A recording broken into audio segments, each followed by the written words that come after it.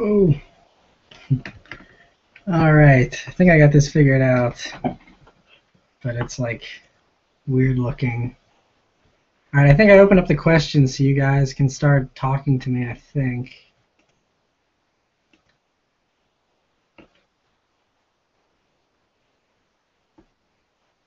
Oh, this is so weird. I'm trying to figure all this out. Sorry, guys. Bear with me.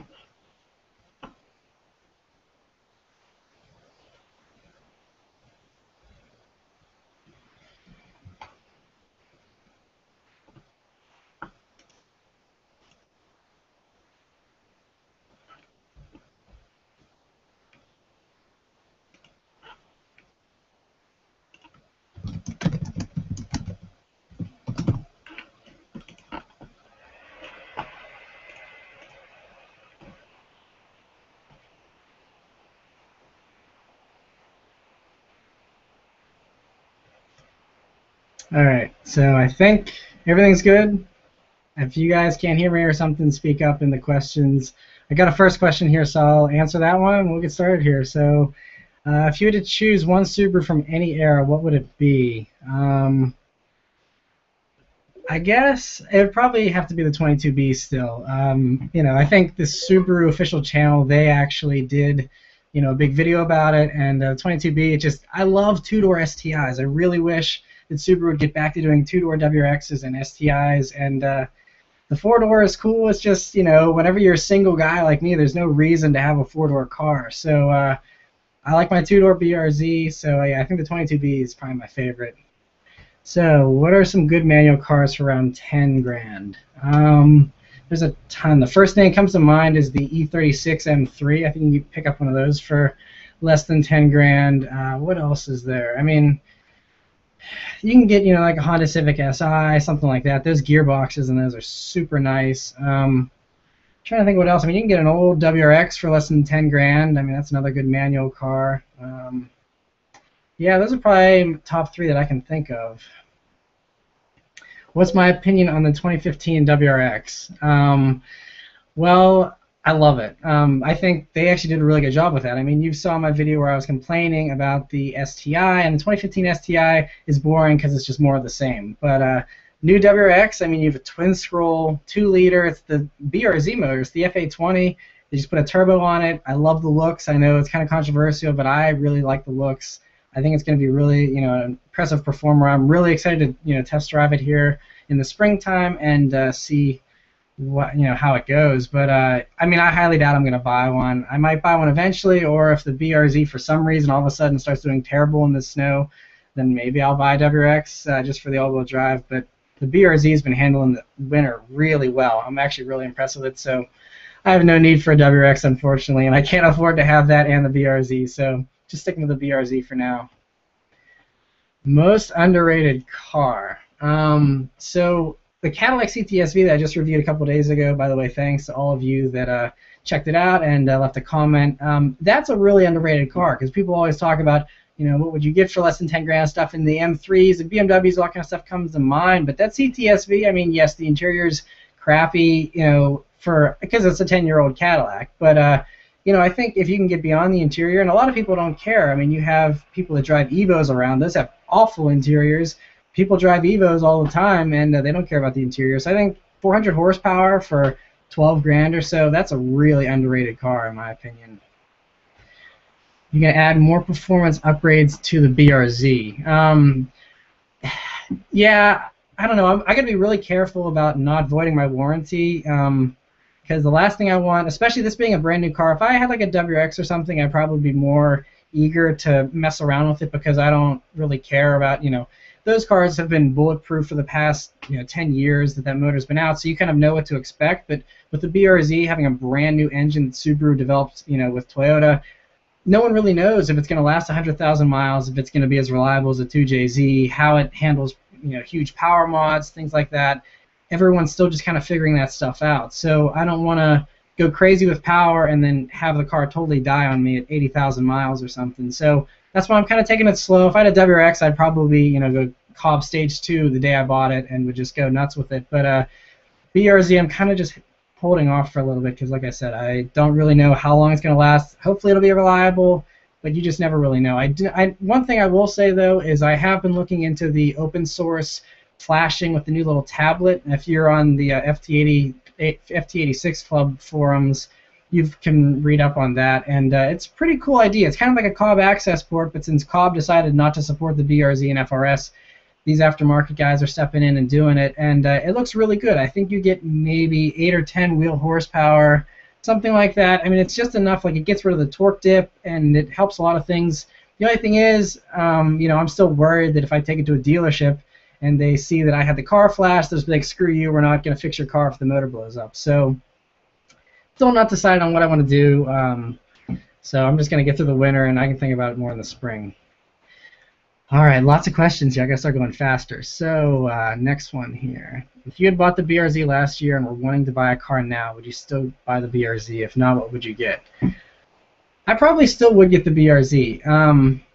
Given my financial situation right now, there's a lot of really cool, expensive cars that have come out in the past year and a half, but I'd still buy a BRZ. I plan to own the BRZ probably forever, close to it. I mean, I really love it, and even if I do grow out of it someday, I mean, people are saying it's going to be a future classic, especially the Subaru, since they're making a lot less of the Subaru than they are of the Scion.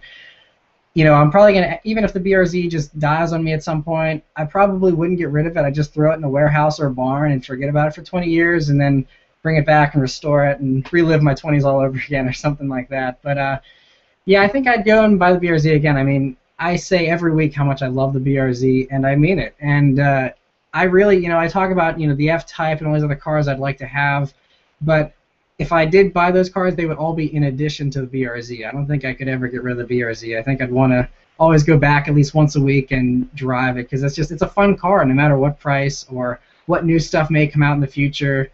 The BRZ, just the way it is, it's kind of timeless, I think. So, yeah. Ever going to change your name to BRZ Fan? Well, if you follow me on Instagram, my Instagram handle is BRZ Fan. YouTube doesn't allow you to change handles, so I'm stuck with the Subaruwrxfan name. I don't mind it, though. I think BRZ Fan's already taken anyway, but yeah, Subaruwrxfan's kind of like my brand now. I'm just kind of sticking with it, and even if I'm driving around in a Lamborghini in 5 or 10 years, I'll still have a WRXFan license plate on the back of it, which should be pretty funny. So, yeah, hopefully that'll happen. But all right, next question here. If I'm trying to learn manual for the first time, should I buy a cheap car to learn on and then buy a decent car, or should I learn on a decent car? I mean, you do beat on a car a lot when you first learn to drive manual. I mean, you're going to be stalling it, the clutch will be smoking, you'll be able to smell it. Doing hill starts is always a hideous experience. I had learned to drive manual transmission on an old work truck when I worked at a car dealership, and so I just beat the crap out of that thing. But whenever I bought the Legacy GT, I still hadn't really mastered driving on hills because I would just drive around the shop in the truck, and so I just kind of got basic street driving down, but I never learned how to start on hills. So the first day I picked up my Legacy GT, my first car that I ever bought, because my first car was a 97 Impreza, but that was given to me by my parents as a cheap little first car to get started with. But the Legacy GT, first car I ever bought, brand new, had just detailed it, and my buddy's like, dude, you have to go and learn on a hill, because you can't be stuck in traffic on a hill and then end up hitting someone. So I took out my brand new Legacy GT. It was 1 year old, but took it out on this hill and just roasted the clutch over and over and over again until I learned how to do a hill start half decently. So that's painful. If you can get over the pain of doing that to your brand new baby, then go for it. Honestly, though, I would just buy a $500 piece of crap. Learn how to shift, do that, or better yet, use someone else's car if they're cool enough with it. And that way you'll be good to go, and that way you don't have to beat on your own car that much. What field of work is your day job? I know I always kind of avoided this question in the past, but since we're in a Q&A here, I'll answer. So my day job, I mean, the reason why, me and a few other YouTubers, we don't always tell people right off the bat what we do, because you shouldn't try and copy anyone else, and everyone has their own gifts and talents, and I can't do things as well as some of you can, and there's certain things that I can maybe do better than some of you. It's just we all have different skill sets, and so I don't think you should follow anyone's path to success. There's no book that you can just read and, okay, this is how I'm going to be successful. Everyone has a different way of doing it and going about it. But what I do right now, I went to school for financial planning, Virginia Tech. I got a bachelor's degree in that. But I did an internship and some other stuff, and kind of just realized it wasn't for me. And I loved filming cars. I love filming just anything in general. And so I'm actually doing videography right now. I do freelance videography stuff. I've worked for news stations in the past, off and on. I've filmed some of the Miss USA pageants, which isn't a bad job, filming beautiful girls all weekend. That's kind of fun too. So I do that kind of stuff, and YouTube does provide me a little bit of income. So you know, I do some stuff. You know, I make some money from YouTube as well. So all those things combined, I do a whole bunch of stuff. I also do some other stuff on the side. I've been an extra in some movies and a TV show as well. So things like that. Just I do all kinds of stuff. I don't like being limited to just one 9 to 5. So yep, that's what I do. What is the best overall car you've ever driven? That's really hard. You know, I think one of the best cars, if we're talking like performance and everything else, I would probably have to say the McLaren MP4 12C. A lot of you guys probably don't know because I didn't make a video about it, I didn't announce it, but I got to test drive a 12C, a coupe, about a year ago, and I've driven, you know, you've seen the review on the Lamborghini that I did, and I drove Ferrari Scuderia a couple years ago, and those supercars all have really long noses, and they're kind of hard to drive. The McLaren, the seating position is so perfect. It's very easy to drive. It pulls so hard. The only other thing that I've ever felt that pulls as hard as that pulls harder than the McLaren was the twin turbo guard or Superleggera that Dr. M3 used to have. I got to ride in that once, and that was 1,050 wheel horsepower. That is the most explosive performance I've ever experienced, but I was just riding. But driving, the McLaren is the second fastest feeling car, at least to me, that I've ever been in, and driving it, it was just, it handled amazingly. I mean, everything about it was spot on. I think they really nailed that car. So congrats to Shmi for getting one. That's awesome. I'd love to have one eventually. But so yeah, I think that's probably the best car I've ever driven. Why did you buy a BRZ and not an STI? Well, I've mentioned this in the past, but I'll just briefly recap. So basically, I have no need for 4 doors. I have no need for all-wheel drive. You know, I put snow tires on the BRZ.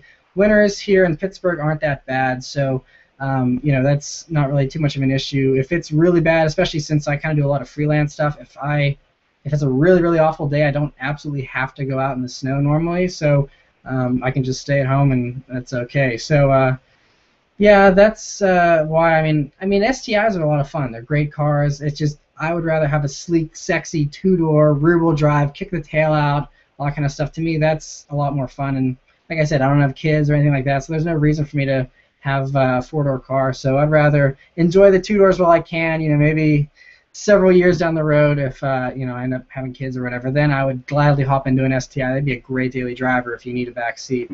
But yeah, that's why I have the BRZ. Alright, just to add to learning manual. Honestly, I bought my first manual car without knowing how. Start on the driveway and practice engaging the clutch without gas. Practice reversing, go back and forth, then drive around at low speed. It really helps. Yeah, that's really true. Yeah, just getting a feel, because, well, the tricky thing is every car has a different catch point, you know, for the clutch, so every car is different. I mean, that's something, you know, whenever I've been reviewing all these different cars, is you kind of, everyone feels a little different with the way the clutch application is. So just doing that in any new car that you're driving, really, you know, manual transmission, just getting a feel for where the catch point is so you're not bucking it and being really rough with the clutch and stuff like that. Definitely good advice. Alright, next one. Bro, love watching your videos. So what is the fastest car under 12K? Well, that's ETSV. Again, that you can get one of those for around 12 grand if you're not scared of high miles.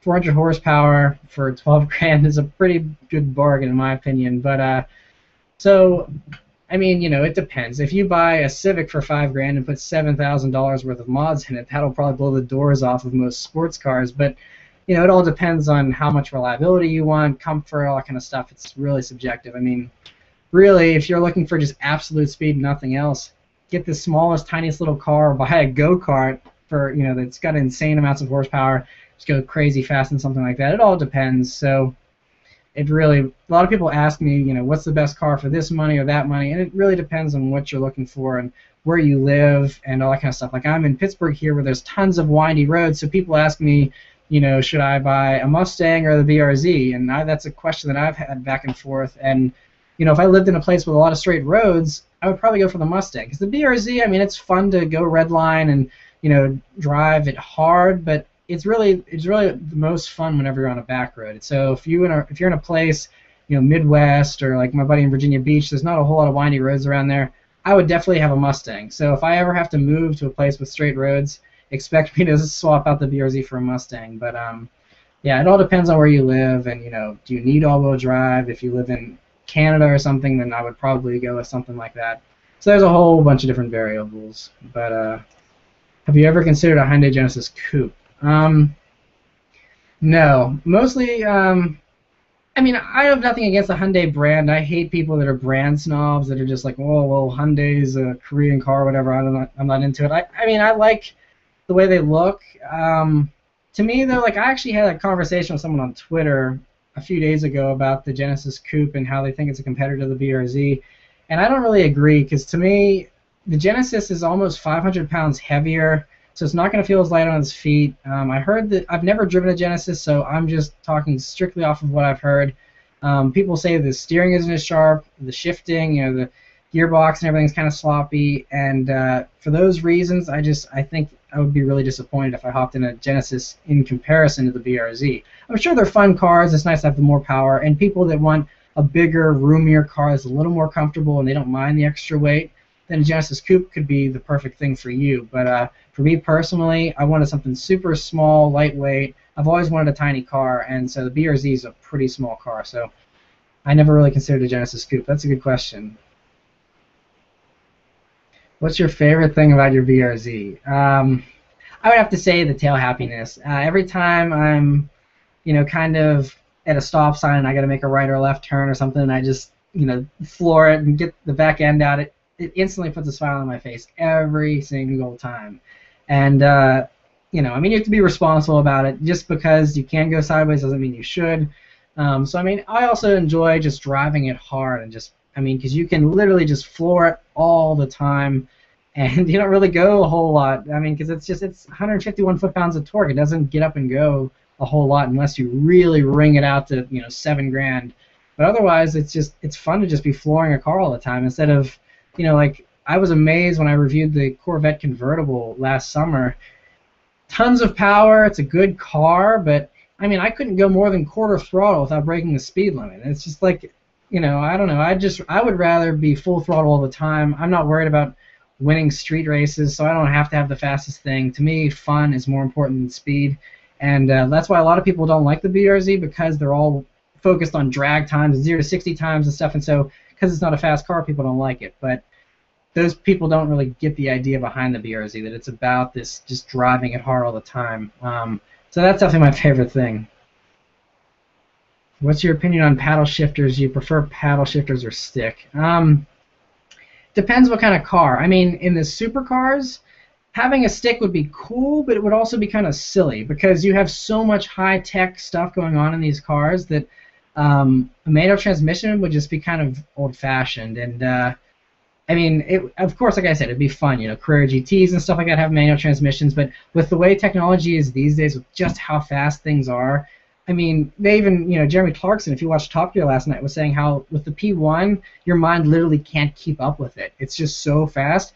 And I mean, even Chris Harris, whenever he was talking about the GT3, he was saying how it's just so quick that if he didn't have PDK, he thinks he would have too much to do. And he's an epic driver, as you know. So I think, the manual transmission is best suited for lower speed cars like the BRZ that kind of stand for these old-fashioned ideals of small engine, low power, that kind of stuff. You're not trying to go super fast in a straight line, so you can take twice as long to shift it yourself and do all that stuff. But for the supercars, I think that the paddle shifter is definitely the best way to go. All right, next car purchase.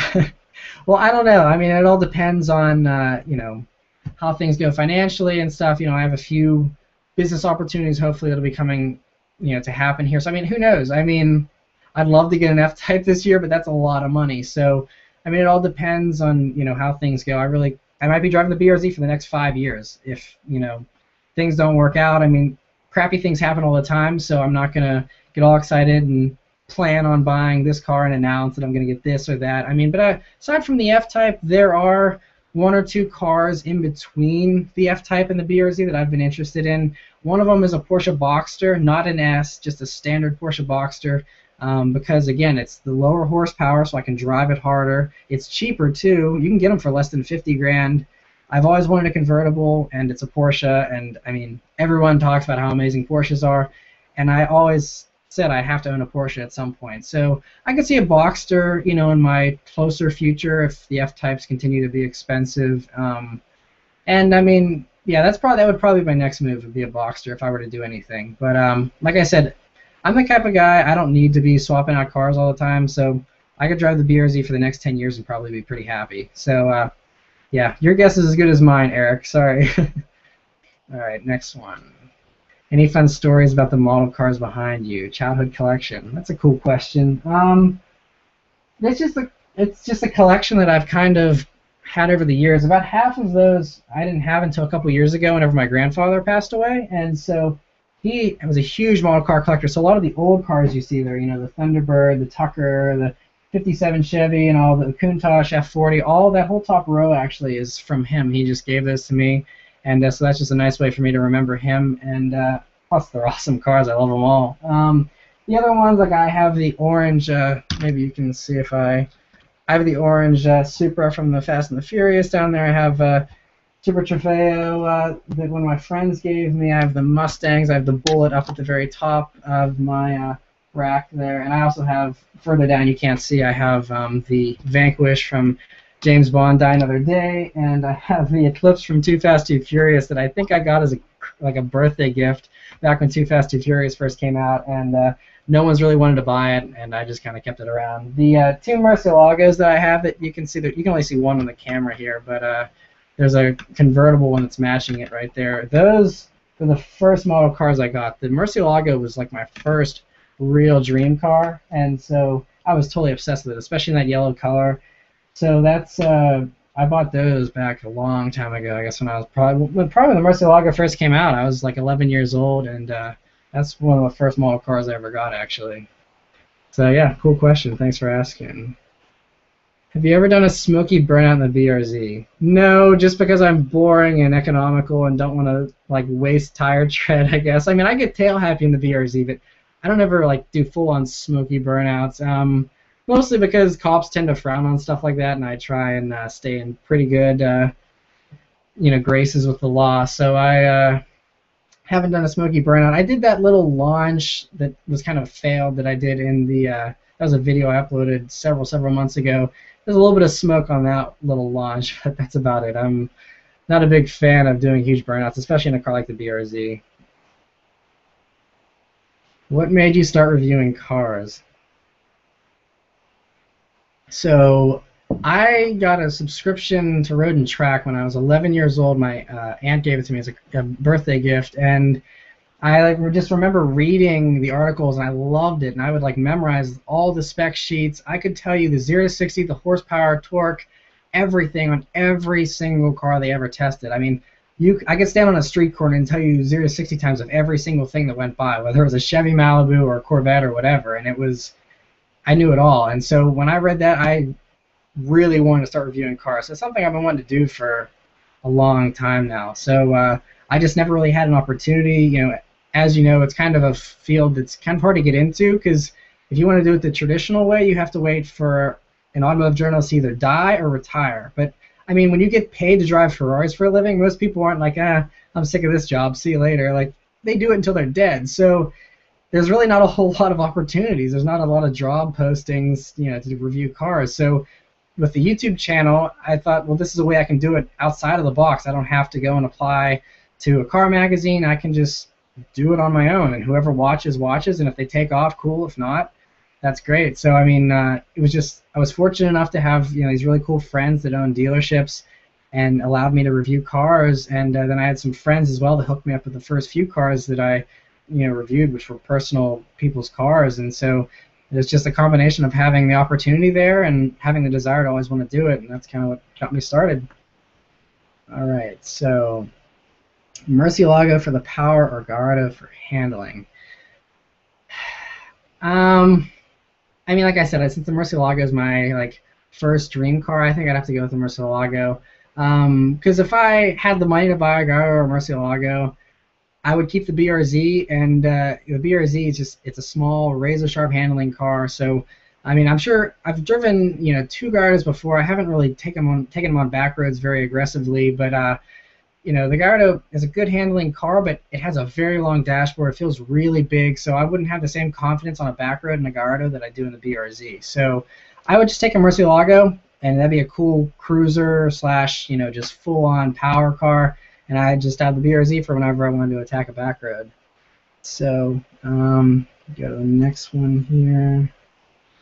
For a year-round daily driver that still has some good speed and handling, what's your suggestion for around 25 grand? Well, I would suggest a lightly used BRZ, or if you can go 1 or 2 grand more, get a brand new BRZ or get an FRS. I think they're just under 25. So, I mean, I love it. Like, that's why I constantly go on every single week and gush about it, because I truly think for 25 grand, that is the best, I would just say the most fun car that you can buy. I mean, there's more comfortable cars, there's more practical cars, but if you just want a good handling car, I would get a BRZ. I mean, it's not fast, so you said good speed in your question. So if you want something with good speed and handling, I'd say buy a used STI.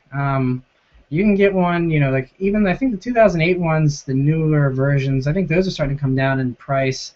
You can get a 2006 for around 20 grand all day, I think. So I would say an STI. I mean, they're pretty reliable. I mean, yeah, they have ringland failure every once in a while and things like that. If you're worried about that, then just go with the normal WRX instead. I think those don't have that issue. And you can get a really nice WRX for 25 grand, almost brand new. So, I mean, I'm a Subaruwrxfan fan, so yeah, that's my answer. What college did you go to? I went to Virginia Tech. I went there for 4 years in Blacksburg, Virginia.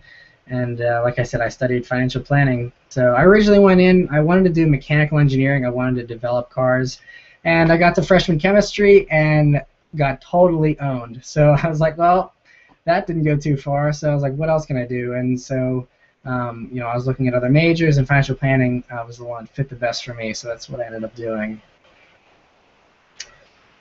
Do you have future plans for live streams? Yeah, as long as you guys want to keep seeing them, we can do them. I don't know how often, but you guys can just kind of let me know, whenever. I guess we can do a debrief here in the next weekly update. You guys can give your impressions, or you can go on and comment on the Facebook page or whatever. And as long as we get good feedback, I mean, we're getting lots of questions here. 165 viewers, it says right now. So I mean, that's awesome. So yeah, as often as you guys want to see them, we can do this. I mean, all I'm doing is sitting here, at my desk, just talking to you guys. This is great. So, yeah, we can definitely do some more in the future. Next question. I have a 2003 WRX, but believe it or not, I kind of miss rear-wheel drive. Do you enjoy your BRZ that much? If you were in my shoes, would you go to a BRZ? I mean, a 2003 WRX is a lot, cheaper. So if you can afford a BRZ, if you miss rear-wheel drive, I would go for it. I mean, the only thing is you're probably going to miss the turbo sensation. I know whenever I had the Legacy GT for a good almost a year. I'd say maybe like 9 months or so after I bought the BRZ, and I had the two cars at the same time for a while there because I was going to use the Legacy as a winter beater. But then whenever I kept hearing how the BRZ is fine in the wintertime, then I decided just to sell the Legacy. There's no reason to keep it because it just sat around all summer anyway. So, but anyway, I mean, I did enjoy hopping into the Legacy and getting on that turbo every once in a while, because the BRZ, it's just very linear power delivery, and you have to rev the crap out of it to get power out of it. Whereas the Legacy, you can keep it under 4 grand all day and fly. So, I mean, like I said, if you really miss rear-wheel drive that much and you can afford it, then I'd go for it. If you don't like it, you can always sell it. That's the thing, people really get nervous about car purchases, and it is a big purchase, but if you don't like it, you can always sell it and buy something else. It's not the end of the world. I mean, as long as you got a good deal on it, you're not going to lose, a whole lot of money. I mean, you maybe lose $500, $1,000 or something, but that's part of the fun. It's just trying stuff out. If you don't like it, swap to something else, and it's just all part of the adventure. What car are you most excited for in the next couple of years? The FT1, the Toyota FT1. That thing, I love that thing at Detroit. Seeing that thing in person, I'm really curious about how they're going to price it, because I'd love to see it, under 100 grand, so it's somewhat attainable. But if they do it as like a baby LFA and charge 200 grand for it or something, then that's going to really be kind of crappy. But if they can make it a performance bargain and own the GTRs and stuff like that, that would be amazing because it looks so sweet. And I mean, Toyota seems like they really want to get into performance now. They're the ones spearheading the GT86 and FRS, development. Subaru's just like whatever. They made the car and they're done. They're like, forget this. But Toyota wants to keep doing all this stuff. They want the convertible and everything. So I'm hoping Toyota, steps their game up and just starts, spitting out sports cars left and right like they used to. So the FT1, I mean, that thing has incredible promise. So that is definitely the car I'm most excited for in the next few years. Have you checked out Mighty Car Mods? I don't think that I think I might have gone on their page once or twice. I don't know if there was just, I don't know, I didn't really see anything that I could use. I don't know, I haven't really gone on, I can't really remember, so I'm not really sure about that. Forced induction or naturally aspirated? All depends, it's personal preference. Me, personally, see, I don't know, it's kind of tough. Like I said, both are fun. I've really grown to appreciate the BRZ's high revving nature. I love, having a high red line and that screaming exhaust and all that kind of stuff. That's a lot of fun because the Legacy did get a little boring sometimes because you couldn't really go full throttle unless you had space because it was a quick car. I mean, Road and Track, because I had the Spec B, Road and Track, I think they tested the 2006 Spec B as getting a 5.1 seconds 0 to 60, which it's pretty quick. I mean, that thing pulled hard all the way up to its top speed, which I reached once. But that was, of course, on closed public road or closed private roads. I mean, Freudian slip, closed private roads, and yeah. But no, Legacy pulled hard, and I love that. Whereas BRZ, it doesn't pull hard unless you get it over, $5 or $6 grand. I mean, it's like the S2000, the Honda S2000 in that regard, and those are it's really a toss-up. It's really hard to decide. I would say right now, obviously, since I'm driving a BRZ, NA for me, and that's why so many people say turbo the BRZ or supercharge it or whatever, and I don't want to because the throttle response is just so sharp and everything that I definitely want to stick with having a car that's very responsive. If you have turbos, I mean, yes, if you do a small turbo and you do it right and you tune it, you won't really have a whole lot of lag and you won't have a high threshold, so you can, I guess have stability in corners, but I'm just worried that, like these guys that put these 2JZ swaps in their BRZs and FRSs. If you go like half throttle mid-corner with one of those things and the turbo spools up, I mean, you're just going to get wheel spin and go straight into a tree. So I'm not a big fan of these crazy turbo BRZs and stuff. To me, they're just kind of silly, and people that need that much power in a BRZ, I think, are missing the point. It could use more power. I'd say 250 tops, maybe 300, but I think that'd really be pushing it. I wouldn't do any more than 300. I think any more than that, it just ruins the car. But yeah, so I'd say for now, NA. Alright, so what is your favorite classic car and why? Personally, my favorite has to be the 57 Chevy Bel Air. I hate picking favorites. I don't know. I mean, I would probably, if I had to pick one, it would be the 1968 Mustang Fastback, the Bullet car from the Steve McQueen movie Bullet, dark Highland green, totally debadged and just very stealthy looking. That is probably my favorite classic car because I saw that car chase when I was like 7 or 8 and was mesmerized. And ever since then, I mean, that's part of why I have this huge love for the Mustang, and that's why I have a model of it here. That's the only model I built out of all of these. It was like a kit. I put it together and built it myself, and yeah, I mean, I love the lines of the 68 and the 67s are the same roof line. Just that fastback. It's a beautiful design. So that's probably my favorite classic. But the 57 Bel Air is a beautiful car too. I love the 50s cars with the two-toning, the fins, and all that stuff. Hopefully I'll have a classic car here in the not too distant future. That's probably actually going to be my next car purchase before I buy a sports car. I'll probably keep the BRZ for my daily driver and aggressive driving car, but I'd love to just get, because you can buy a really nice classic car for less than 15 grand. So buy something super cheap just as a nice little weekend car. I think that'd be great. So yeah, I love classic cars. All right, next question here by Jack. I see your comments all the time, so I appreciate that. So love your videos. I watch them religiously. I'm young, high school. How do you get into the car culture the way you have? Well, honestly, when I was in high school, I got into the car culture by just going to Sheetz. There's Wawa's, any of those like gas station slash food places. There's all kinds of guys hanging out there. Recently, I've noticed that it's a lot of tool bags that hang out at this kind of places. But I mean, that's the way you can kind of get into the car culture there. And I mean, it's just a different crowd. Generally, they're a little more immature. They do burnouts in the parking lot, and the cops always show up and crash the parties and stuff like that. But you can just go like car shows. Cars and Coffee is open to anyone. Things like that. It's a cool way to get into car culture. Also, I mean, like I worked at a car dealership, and so you learn little things about racing and stuff that way. So, if you want to get into it that way, I know like even the racetrack up here we have locally called Beaver Run, you can pay, I think it's like $5 and just get in and observe, and you can just walk around the dock and the pits and the staging areas and all that kind of stuff and just kind of check everything out, talk to the owners, ask them questions, just watch the way they're swapping tires and all that kind of stuff. And I mean that's a great way too, just making connections and I mean basically just go wherever there's car enthusiasts. I mean that's one thing about the car community is for the most part everyone's pretty friendly. They're always eager to help out someone new and stuff. So and I mean you can also go online. Like I know Subaru has like monthly meets here in Pittsburgh, and there's all over the country you can go. There's like a wing night or something where you all go and grab some hot wings or something and just talk cars in the parking lot. And there's stuff like that you can do too. Just anytime you see a car show, just start talking to people. That's a great way to get involved. All right, so I have a lot of questions queuing up here. I gotta go faster. Sorry. So S2000s have such a high resale value. Would you get an S2000 for around 15 grand or BMWs, Mercs, Lexuses? Well, again, that's totally different. The S2000 is razor sharp, light, tiny. BMWs, I mean, depending on what year you get, they're not super heavy, but I mean, they're heavier.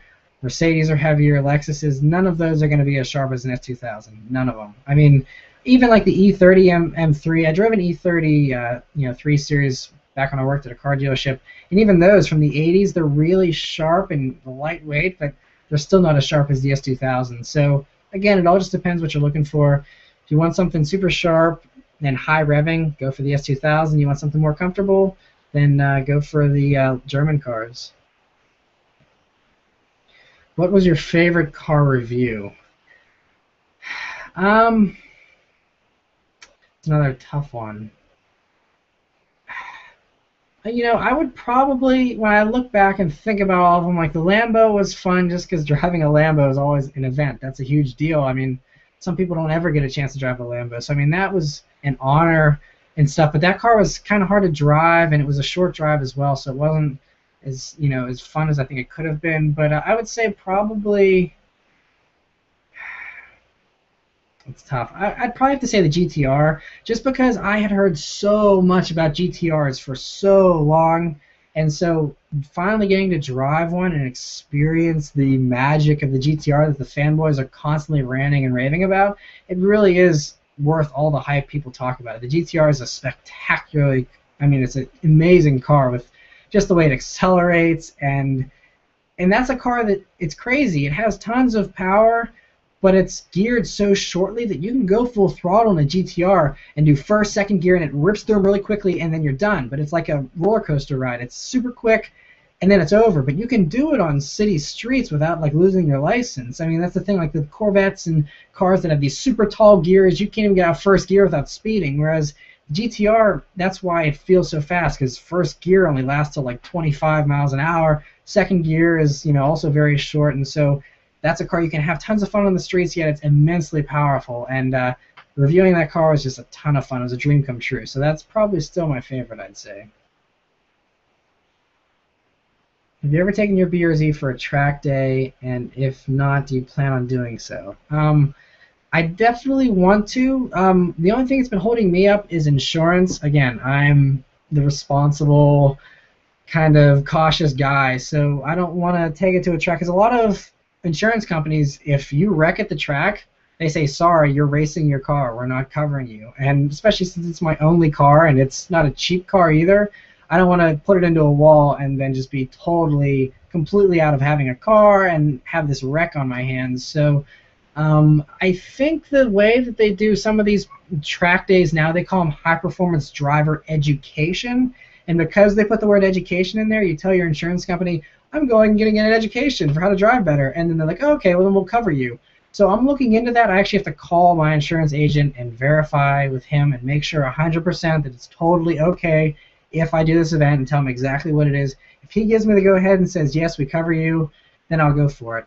They do have track day insurance that you can purchase at a lot of racetracks, but that costs normally about as much as the track day. I think like for one of these high-performance driving events, it's like between 150 and 250. I can't remember exactly, and the insurance is like 250 too. So it's like double the price.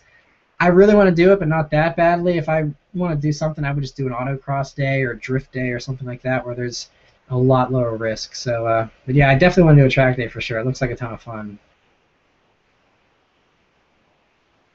A buddy of mine has an FRS and it has a squeaky noise, he says, in the fuel pump. He says it's apparently an issue with most BRZ and FRSs. Does yours do it? Yeah, actually, I noticed it today when I was running errands. Mine does it off and on. It's funny, now that I have the exhaust system on, I hear it a lot less, but you definitely do hear it. Maybe I'm not like super picky or super, uptight about that kind of stuff. I don't really care. I mean, yeah, it like makes a little noise. People have called it crickets. It's these crickets that you hear, and it sounds like a hot summer day, in the evening when the sun's going down, you hear these crickets. That's basically what's going on under your hood, is it sounds like crickets. But there's really no way to fix it. Some people have said that you can swap out fuel pumps. The dealership will replace your fuel pump, and that'll fix it. But most people that take it in, they say that even after a new fuel pump, it still does it. I think part of the problem is they engineer the car in Japan, and in Japan they have higher quality gasoline. And I've heard that if you put really high quality, like high octane gas in it and tune it for it, or if you do slightly higher octane, that the car runs way better, and you don't have the idle issue, you don't have the crickets. So I think the fuel pump just isn't, they didn't R&D it enough for crappy American gas. That's, I think, where the problem is. That's why you swap fuel pumps, it's still going to do it, because it's just an issue with the gasoline and the way they develop the fuel pumps. So I don't know, I know some people swap for aftermarket fuel pumps. I'd be curious to see if they've had the issues afterwards. I'm sure they wouldn't. So I mean, you could swap fuel pumps, otherwise there's no way to really get rid of it. And like I said, I don't really care. It doesn't bother me that much, and like I said, I hardly even notice it now. After 27,000 miles, it's just kind of like white noise to me, so not a big deal. If you could import any car into the U.S., what would it be and why? R34 Skyline GTR. That's the easiest question of the night so far, Rave Silly. So, yeah, I mean, I've adored those cars. Everyone does, and it sucks that they constantly just are crushing them and stuff, but that's the car, hands down. Have you ever considered doing pickup truck reviews? I know it's a little out of the norm probably, but I know personally I'd love to see some F-150 Ram Silverado reviews. Yeah, I've kind of been putting them on the back burner because there's been always better opportunities to drive these more performance-oriented cars that I know more of you are probably interested in seeing, since this is a performance car channel. But I mean, I do, if I get to a point where I've reviewed all the cool cars at the dealerships I work with and I don't have any other connections to review anything else, then I'll move on to the trucks. If a lot of people really want to see me do a truck, then I will do one of those as a priority. I know the main dealership I work with, Harrison Auto Sales, they have several trucks. I think they have an F-150, they have a Ram, not sure about a Silverado. But I mean, I could review one of those tomorrow if I absolutely really wanted to. Like I said, it's just not been a high priority for me. But again, I do whatever you guys want to see. So, I mean, because you guys are the ones watching the videos. So if you want to see truck reviews, let me know. If you can get a lot of people on board for it, then I'll absolutely do one. That'll be the next one that I do. But, yeah, it just depends. Like I said, most people are probably more interested in the performance cars. That's why I kind of have been trying to do those. But, I mean, I wouldn't mind doing trucks. Like I said, there's just been better opportunities. How hard was it to install your header back exhaust? It's a little tricky. I helped install it, but I'm not the best with installing large parts like that. I installed my intake on my own, but the exhaust, I had a buddy of mine, Kinger124, I think is his YouTube handle. He helped me do the install, and that was really nice of him.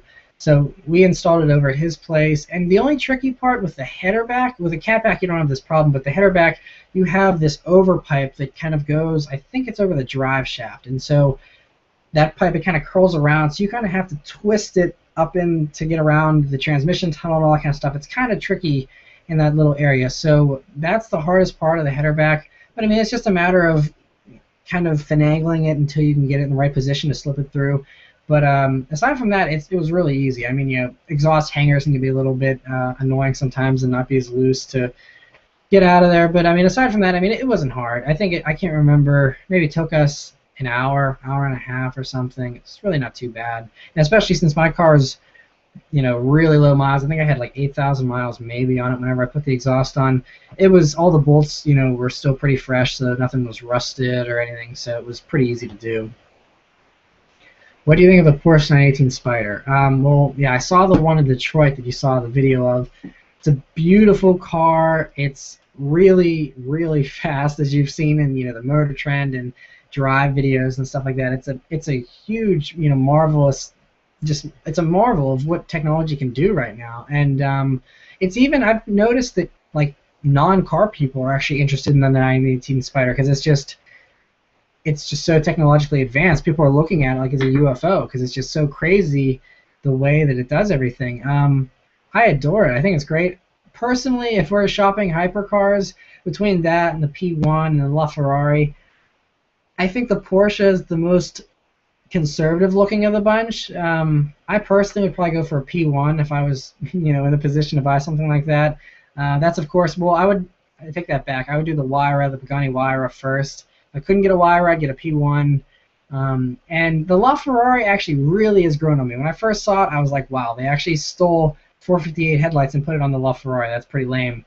But now that I've kind of heard it more and seen, you know, them in action and stuff, I think I'd actually take the LaFerrari over the 918 too. I mean, the 918 is an amazing car. I would love to have all of them, but if I had to only have one, I don't think the Porsche would be my first pick. And there's a question that I'll delete. Always a hater or two in the bunch. Favorite Top Gear presenter? I think Jeremy Clarkson. I think I can. It's funny. I can kind of relate to James May a little bit more, but I think I kind of have personality traits of all three of them. So that's why they're such a great combo. But I think Jeremy Clarkson. He's just, all of his comparisons and the way that he does things is just all hilarious. And most expensive car Harrison Auto Sales has ever had. I think they had an Aventador at one point that they were selling on their site. That was probably the most expensive.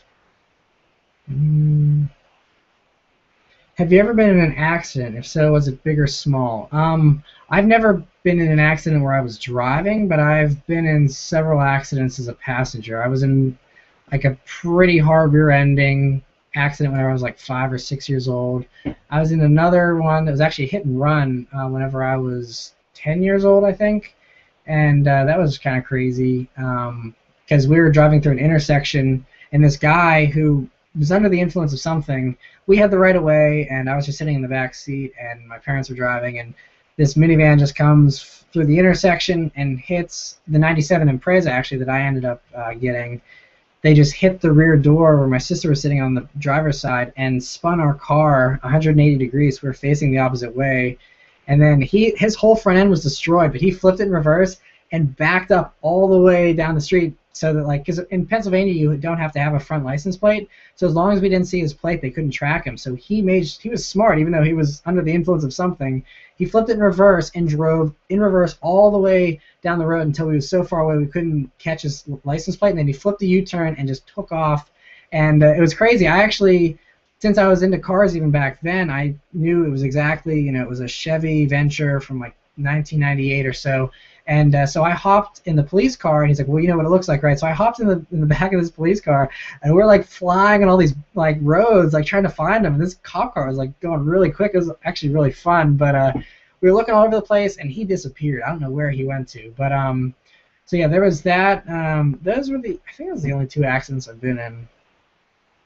Yeah, I mean, there was like minor stuff. Like I was on a school bus once, and we got backed into by an 18-wheeler, but I was like 3 miles an hour, so hardly even worth mentioning. But yeah, good question there. What's your favorite music to drive to? Well, it depends what kind of like driving mood I'm in. If I'm like want to drive fast and spiritedly, then EDM. I have Sirius satellite radio in the BRZ, and so I listen to BPM a lot, and so I always put that on normally if I'm driving. I have also, I have my iPod here. I have an iPhone, and so I have a huge music collection on there, so I can always just pick and choose. I have playlists, and so I got AC/DC or EDM. I mean, there's all kinds of stuff. So anything to get me pumped up. If I want to just chill and relax, I actually like jazz and classical and oldies and stuff like that. So if I'm just cruising, I want to chill out, I'll put on some of that stuff. So I have a very diverse music collection. What do you think of the GT500? If you ever are in Arizona, I have one you can review. Well, thank you. That would be a lot of fun, depending on what year your GT500 is. I mean, they're all fun, but 2013s, I mean, 662 horsepower for 50 grand. Trust me, I mean, I've thought about that many times. It's very tempting. It's such a sweet car. But I love it. I mean, I love the GT500, and if I come to Arizona, I'll definitely be hitting you up because I want to review a GT500 bad. I mean, any Mustang I can review, I want to review. I love Mustangs. Have you ever done real karting, like 80 mile per hour racing karts? They have their series and stuff. I do it. Very fun. I haven't. I know the Pittsburgh Cars and Coffee group. They had a few karting events last year, and they look like a lot of fun. A little pricey, and I think timing didn't work out or something, so I missed it. I kind of actually was planning on probably going, but it just didn't work out. I'd like to try and do a karting event this year for sure, because I mean, it looks like a ton of fun. Do you lift, bruh? Yeah, I lift, bruh. I lift. I go to the gym about 4 times a week now. Haven't been going. I wasn't going for a while, but about 2 months ago I started going again. I'm a pretty small guy, so I mean, don't expect me to turn into Arnold Schwarzenegger. But yeah, I've been lifting, so hopefully I'll get in better shape here in the near future. Um, you can meet one racing driver. Who would it be? I don't know if you're talking about alive or if I could do like alive or dead, I would pick Steve McQueen just because he's like an awesome guy. I mean, or Paul Walker because he also did some racing. They're probably one of those guys. If you're talking about guys that actually just do it as their only career, I don't know. I mean, I don't really follow a ton of organized racing. Like I don't. I mean, I catch F1 every once in a while. I don't really follow NASCAR. Although I did go to a NASCAR race once. I got pit passes and that was pretty fun. But haven't really been following racing a whole lot. So I mean, Art and Senna would be amazing too. I mean, again, he's another one that's passed away. I guess if you're talking people that are alive, I would probably have to say probably Lewis Hamilton. He seems pretty cool. So I'd probably go with him. Michael Schumacher would be another awesome one if he wasn't in his terrible state that he's in right now. He seems really cool too. Or the Stig. Actually, yeah, I raced that. I would like to meet the Stig. So yeah, there's my answer.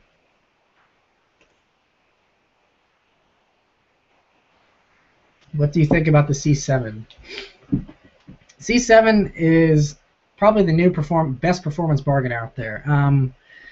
I don't think you can find a better way to spend 55, 60 grand than a C7. I mean, you could argue a used GTR, but C7 having a brand new 2015 car, really nice interior, very high tech. I mean, I love the digital, dash on them and all that kind of stuff. I think it's amazing. I really, really want to drive one.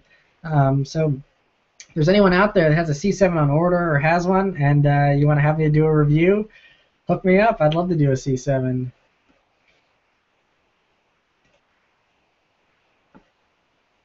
Oh, nice. More follow-up on the GT500 2013. It pulls hard. Yeah, I bet it does. That thing would be nuts. I mean, I don't know. I mean, I'm sure. I mean, they hook up okay, but I feel like that much power. If it's not, if you don't have sticky tires, it's not super hot. I'm sure it'd probably be kind of hard to put the power down. But once you get it rolling, that thing got to be a monster. Man, I need to find a way to go to Arizona. Have you ever tried to get on Top Gear UK?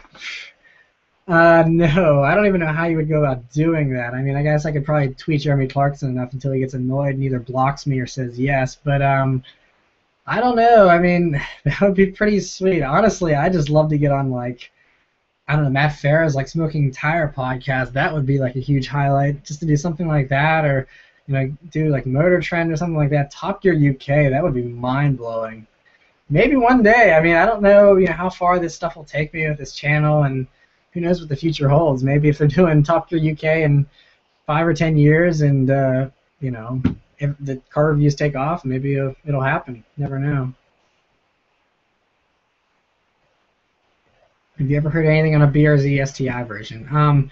Yeah, they actually did a concept BRZ STI. I posted a video of it on my Subaruwrxfan Facebook page a couple days ago, and it's a beautiful car. I really hope they make it. They have the BRZ TS that has STI badges on it, and that got a lot of people confused because Subaru was teasing these STI badges in the BRZ, and everyone was like, oh yes, they're finally making an STI version, but really they didn't. It was just basically a handling package. It had the rims that I want, and they're just the black STI rims. It had suspension components, different gauges, different seats, spoiler, and stuff like that. Nothing to actually make the car go faster in a straight line, which I think, the car handles great on its own. It just needs 20 or 30 more horsepower, and I think it'd be perfect. So, hoping they do an STI version here, but like I said, with the way Subaru is kind of dragging their feet about trying to do a convertible version, obviously if they keep it a hardtop for the STI, they wouldn't have any of the issues that they have with the convertible, but Subaru just doesn't seem very into the BRZ to me anymore. I don't know if it's, I could be totally wrong, but from all the reports I've been reading, the WRX press release for the 2015 WRX, they're like saying, oh, it has sharper turning than the BRZ, and pick any other car, but don't diss your own car. I don't know, that's just, when I read that, I was like, wow, I don't know, maybe Subaru doesn't like the BRZ or something, so I don't know. I'd love to hear from a Subaru representative. I've been trying to contact them to kind of do some car reviews, but I'd love to get some clarity on the issue. Okay, next comment here. After seeing your review, I'm thinking about buying a Honda Civic Si. Before I was looking at the Mitsubishi Lancer GT, what would you think would be the better buy? I would say, again, it all depends on what you want. So, the Lancer GT, I don't know if you're talking about the Rally Yard version that's turbo. If you're talking about the normal Lancer GT, I think that's basically just a normal Lancer that has like a spoiler and a ground effects kit. If I'm wrong and it actually has more performance, then I don't know. I think the Civic Si though is really, it's so much sharper. The Lancer, the Evo was really sharp, but I haven't driven a normal Lancer in a long time. I only drove one once for like 5 minutes, so I can't really judge the Lancer.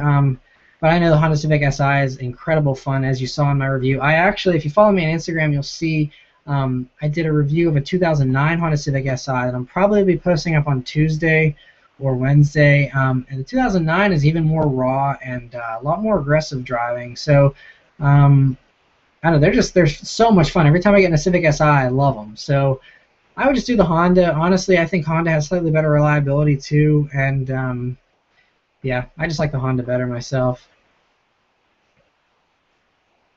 What do you do for a living? Well, this one I answered at the very beginning, but I can answer it again for those of you that are just joining us.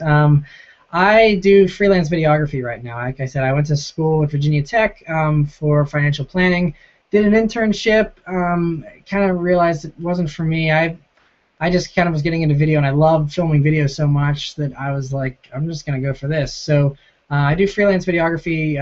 I've worked for a news station a little bit. I've filmed some of the Miss USA pageants this past fall. If you followed me on Instagram, once again, you saw some of the pics of me traveling. I actually posted up one picture of the two girls that won for Miss Teen and Miss USA for West Virginia. I posted a picture of them whenever they won. So I do the Miss USA pageants, which isn't a bad gig, filming beautiful girls. But so I do that, and then YouTube is, as you guys have probably figured out, I upload a video almost every day or every other day. The car review videos, that takes me an entire day to film that. I normally drive the cars for about 5 or 6 hours, put almost 100 miles on them to really give you guys a good idea and get some thorough impressions of what it's like instead of just a quick test drive. So that plus all the filming I do, those fancy intro scenes you see and all that kind of stuff, that normally takes about an hour or two to film all that stuff. So, filming the car review takes a day, and then editing it takes about 8 to 12 hours. So, doing a car review once a week is a 2-day job just doing that on its own. Plus all the other videos I edit, those I can throw together fairly quickly as long as I don't get too fancy with music and stuff. But so that is another one of my. I have a bunch of little part-time jobs. I do movie extra stuff. Anytime a movie comes into town, I've done 3 movies I think so far, and then I've done a TV show. So I'll do stuff like that too, and kind of got into acting a little bit there. I took some classes for a little bit, but yeah. So that's most. I just do a little bit of everything really. Are you single? Yes, I am single. I am single. I've been single for most of my life. I'm yeah, just loving it, enjoying it. I'm not opposed. I mean, I'd like to have a girlfriend, but I'm not going to force anything. If I haven't met the right person, then I'm just going to have fun in the meantime. So yeah. My friend said he saw you once at Cheesecake Factory, but he didn't say anything. Has anyone ever recognized you? Yeah, actually, it's kind of funny. Whenever I go to the Pittsburgh Cars and Coffee meets this past year, almost every weekend, someone would come up and say hello. I actually had a few guys with a WRX that drove like from 3 hours away because they heard about the meets, I think, through my videos.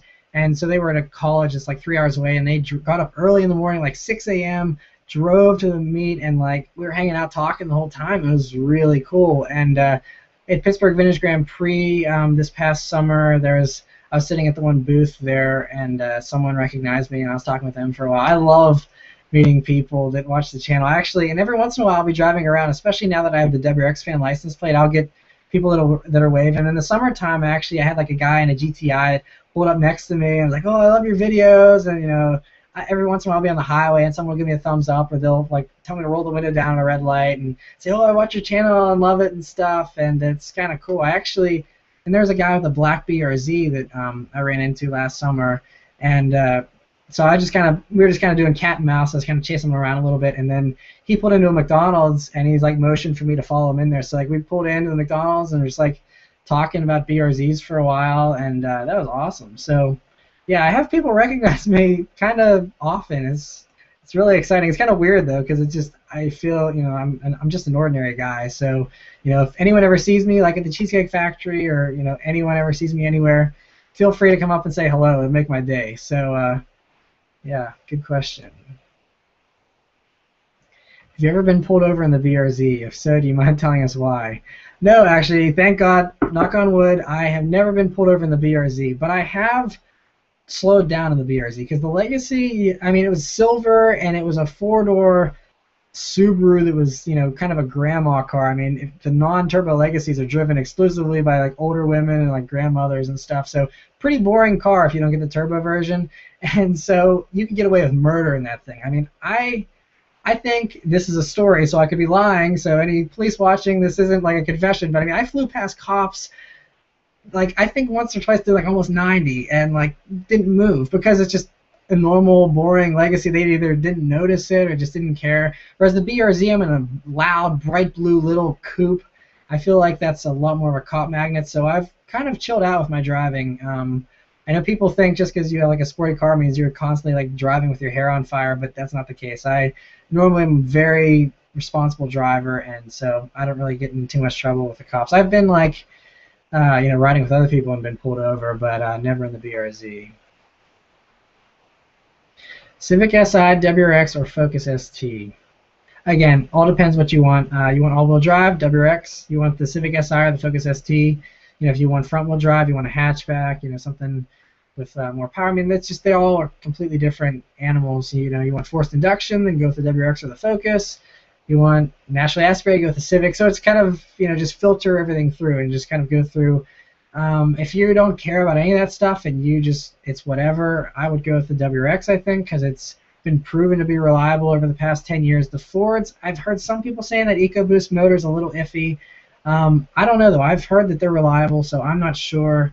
I can't knock the Focus ST's reliability. Civic Si, it's awesome, but whenever you have an 8,000 RPM redline, I mean, you can only drive it at 8,000 RPMs for so long before something's going to blow up just because it's 8,000 RPMs. So honestly, I think the WRX, I mean, yeah, you got to replace turbos in the WRX normally by 120,000 or 140,000 miles. That's not that big of a deal, though. I mean, because there's so many WRXs out there, swapping out, for a used other turbo, it's not that big of a deal. So, yeah, I would probably say the WRX, just because you can go anywhere in the snow, looks great, in my opinion, and Yeah, it's very reliable. 2015 WRX or 2015 BRZ, which one would you buy? BRZ. Like I mentioned earlier, I love the 2015 WRX. I think it's a huge improvement. I love that they have the new twin scroll. You know, it's a turbocharged version of the BRZ motor, the FA20, and it looks like it handles really well. The looks and everything I love, but I just have no need for all-wheel drive or four doors. You know, I normally have maybe one passenger tops. There's very, very few circumstances where I have more than one passenger in the car. And in those cases, the back seats in the BRZ are okay for a temporary squeeze every once in a while. Definitely wouldn't make a habit out of it, but yeah. So I'd definitely do the BRZ for sure. If I needed all-wheel drive, if I lived in a really rough climate, or if I needed four doors for various reasons, then I would definitely do the WRX7 in a heartbeat. I love them. Any thoughts on the 90s MR2? I like them. It was funny. It's actually one of the first sports cars I ever saw. My neighbor, whenever I was really young, had one that he bought brand new, bright red, and he would spend every weekend washing and waxing it. And that was my first idea of what a cool car was, before I was even into cars or even knew anything about cars, was seeing that MR2, you know. And so I love those cars. Personally, I mean, they're great. I always, again, I'm a responsible, sensible, boring person, so I want something that's safe. A 90s MR2 to me sounds like a death trap. I mean, just because it's a tiny little car from the 90s, no side airbags, and it just has two front airbags and that's it. It's a tiny little car. Doesn't have the technology of the modern cars, so I wouldn't drive a 90s MR2 myself. I'd love to review one, temporarily, but I would never own one, I don't think, except for maybe a weekend car or something. But wouldn't daily drive one, but I do like them. My first car is a 2001 Toyota MR2 Spider. What do you think about it? Well, I kind of killed two birds with one stone with that one. The 2001 ones, the Spiders, are pretty cool cars. It's awesome. I mean, mid-engine car that's really cheap, really reliable. They kind of look a little bit exotic too. I know whenever they first came out with the Spider, they actually had the option for that F1 transmission. That was back whenever Ferrari was just first introducing them. So for a Toyota to have paddle shifters, I mean, they're absolutely rubbish. They were terrible, but the paddle shifters, to have that as an option in 2001 was huge. So I mean, I thought they were really cool. So turning 16 in July, nice. So that's a pretty awesome first starter car too. Have fun with that. Just, again, tiny little car, not a ton of safety features, so just take it easy, be safe. But yeah, that's a great car. Have fun.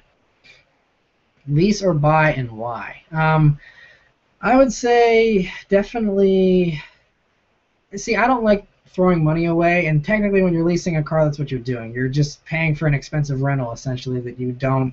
You spend this much, all this X amount of dollars, and after the 2 or 3 year lease term or whatever, you have nothing. You have no equity built. You just turn in the car, and you're back to square one. Whereas, the Legacy, I bought that and financed it, and after, I mean, I did a 5-year loan on it, but after 5 years, I paid it off, and then I had $15,000 because I had that car just sitting there. It was worth $15,000, and I sold it for around that, and that was just cash in my pocket because I had worked and paid it off. And I mean, yeah, it's cheaper to lease something, and if you find yourself driving, because normally leases have pretty low mileage limits, so if you don't drive a whole lot, you want something nicer than you could afford, because it's cheaper to lease than to buy. Sometimes a lot cheaper depending on the lease specials, but if you can go for buying, I would definitely buy, just because it's smarter from a financial standpoint, and there's my financial planner background coming in. But yeah, I would buy. Have you ever driven a Fiat 500 at Barth? What do you think about it? I actually did test drive one. Me and my buddy were curious about them I think it was maybe 2 months ago now, and I posted an Instagram picture about it. It was a white one with red stripes on the bottom, and I was a little disappointed. I mean, it has personality for days. It's very fun, but it's so top-heavy. I felt like I was driving a pickup truck because it just leans left and right all the time in every corner you go in. I was terrified pushing that thing in corners. I mean, and the shift linkage is really long, and the clutch pedal is really rubbery, and the seating position is really high, so you feel like you're driving a UPS truck. It's really bizarre because the shifter's up high, and you have the pedals really low, and they're really weirdly positioned, and your seat's up really high. So I felt like I was just driving a delivery truck. It was fun. It sounded amazing. It was quick. I mean, it was spinning tires left and right. I mean, it was fun in that regard, but I mean, I think I'm just spoiled in the BRZ. To me, the Abarth handled like crap. So it's unfortunate because I love Fiat as a brand. I like the marketing, Charlie Sheen, and all that kind of stuff. I think it's hilarious, but I would never own one. What's your opinion on the Equus 770? Yeah, that's that weird new muscle car that they like blended all three of the famous muscle cars into one design and then charged like how much they went for it, like 100 grand or something. Not a big fan of it. I don't like the way it looks. It just looks like a Frankenstein kind of car to me, and they should have picked one style and stuck with it instead of like, oh hey, we like the taillights from the Mustang, we like the headlights from the Camaro, and just like I don't know, just to me it's just a little. And then it has like this super plush interior, but it's like if you're buying a muscle car, you don't want a Lamborghini interior. You want a basic raw interior. So the fact that they're decking it out like a Bentley, just I don't know. I mean, I don't know. I've never driven one. I saw it briefly at Detroit. Honestly, I had no interest in it, so that's why I didn't film it when I was in Detroit. And I didn't bother to take a closer look. That might be closed-minded of me. I just had no real interest in it. Might be a promising car. I don't know if anyone's going to review it here, Motor Trend or anyone like that, but not a big fan of it. What do you think of front-wheel drives? It's a matter of personal preference, you know. I mean, even like the Civic Si that I just reviewed, that I'll be posting the video here on Tuesday or Wednesday. Just that and the Focus ST, you have torque steer, you have that whole thing, which is fun. I mean, because you're kind of fighting with the steering wheel because you have all the power going through the front wheels, but it's all personal preference. There's nothing bad about front-wheel drive, in my opinion. I just think rear-wheel drive is more fun, being able to just kick the back end out whenever you want. And if you don't want rear-wheel drive, then I would go with all-wheel drive because it's mostly front-wheel drive most of the time, but whenever you need a little bit of power in the back, you have it, and it goes better in the snow than front-wheel drive. So, for me, I'd either have something rear-wheel drive or all-wheel drive, but I don't really see any front-wheel drive cars in my future. Supra or R34? R34. Supra's a great car, but especially those turbo motors, the way people boost those things. I mean, if you had a stock one, maybe it would be balanced okay. But I mean, I've just seen way too many Supras wrapped around telephone poles. They seem like really edgy and hard to control cars. Again, never driven one. I have no idea what I'm talking about. That's just the impressions I've got of the Supra. The R34, on the other hand, is a handling legend. I love the motor, the sound, the looks. Absolutely R34. If you owned a Mustang GT, what would you do to it? Well, again, like you saw with the BRZ, I don't do a ton to my cars, modifications-wise. I mean, I'll be doing some stuff here in the spring. As you know, if you watched the weekly update from 2 weeks ago, I ordered a front lip that is on back order and will be coming here sometime this month. And I'll be installing that in the spring once it's warmer. But if I had a Mustang GT, honestly, I'd probably just do the Borla. The S-Type catback is my favorite sound for those. I do the Borla S-Type or the Roush. I mean, like, that dude in blue, his sounds amazing. So I do either the Roush or the Borla S-Type catback. I would probably... Honestly, I mean, Mustangs are so fast, to me, there's no reason to have more power. So I'd probably just do an exhaust and be done with it. I'd probably do, like, maybe the rear quarter window louvers, so it looks like the fastbacks. That's probably about it. Maybe torque thruster wheels if it didn't have them already. I wouldn't do a whole lot if I had a Mustang. They're pretty perfect the way they are, in my opinion. FRS all the way, brah. Again, personal preference. I like the more luxurious features of the BRZ. The FRS monogram, though, now has all those features.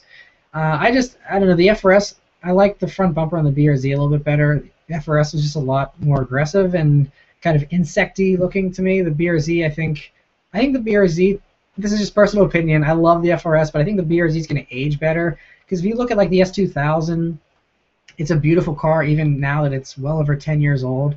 Still beautiful, and I think the FRS is just a little too modern looking, that 10 years from now, I think the BRZ is going to be the more classic looking car because it's more conservative. But anyway, I'm off on a tangent. You didn't even ask about that, but yeah. I love my BRZ. What do you think of the new Ford Fiestas? I love them. I haven't driven one, but I mean, from everything I've been hearing about them, the ST is great. I've haven't really had too much experience with a standard Fiesta. Just another Econobox to me.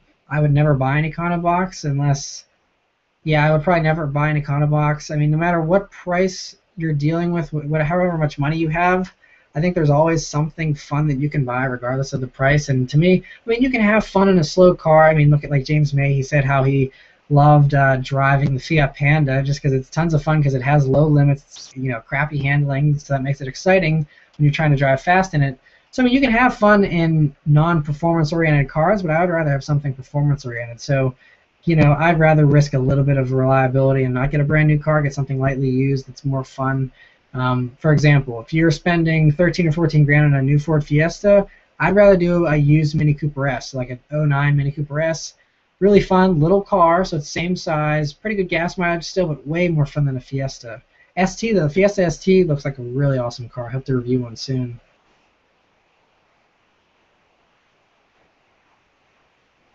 What would you buy, Mustang, Camaro, or Challenger? Mustang, definitely Mustang. I love the Challenger though. That'd be my second choice. You know, I reviewed the Challenger. You can check out that V6 Challenger review that I did. Really like the Challenger, but Mustang for sure. I've never been a huge Chevy guy. Nothing against them personally. I don't know. I didn't like the looks of the Camaro a whole lot. I didn't like the way it felt, the interior. And I don't know if you guys have noticed, another little random tangent. If you're here in America and you noticed all the Chevrolet cars, whenever you like put them in park and get out of the car, they put the reverse lights on, which freaks me out every time I'm in a parking lot because I'll like see this guy like pull in like a Chevy Tahoe or Malibu or whatever, and they're like stopped, and then next thing I know they hop in out of the car and the reverse lights are on. I'm like, holy crap, their car's gonna roll away. But no, it's just another Chevy that has the reverse lights on every time you get out of the car. That is the most idiotic design. I don't know why they're like, hey, we should put the reverse lights on every time you get out of the car. I don't know what motivation there is for that. Yeah, just little things like that Chevy does. I'm just not a Chevy fan myself, but they're good. I mean, engineering-wise and stuff, they're impressive. Just not my cup of tea. What are the first 3 mods you would do to a new car? I don't even know if you need to do 3. Honestly, exhaust. I mean, unless it's a car that would look stupid with an exhaust system on it, you know, like a, I don't know, Mercedes or something that's supposed to be classy.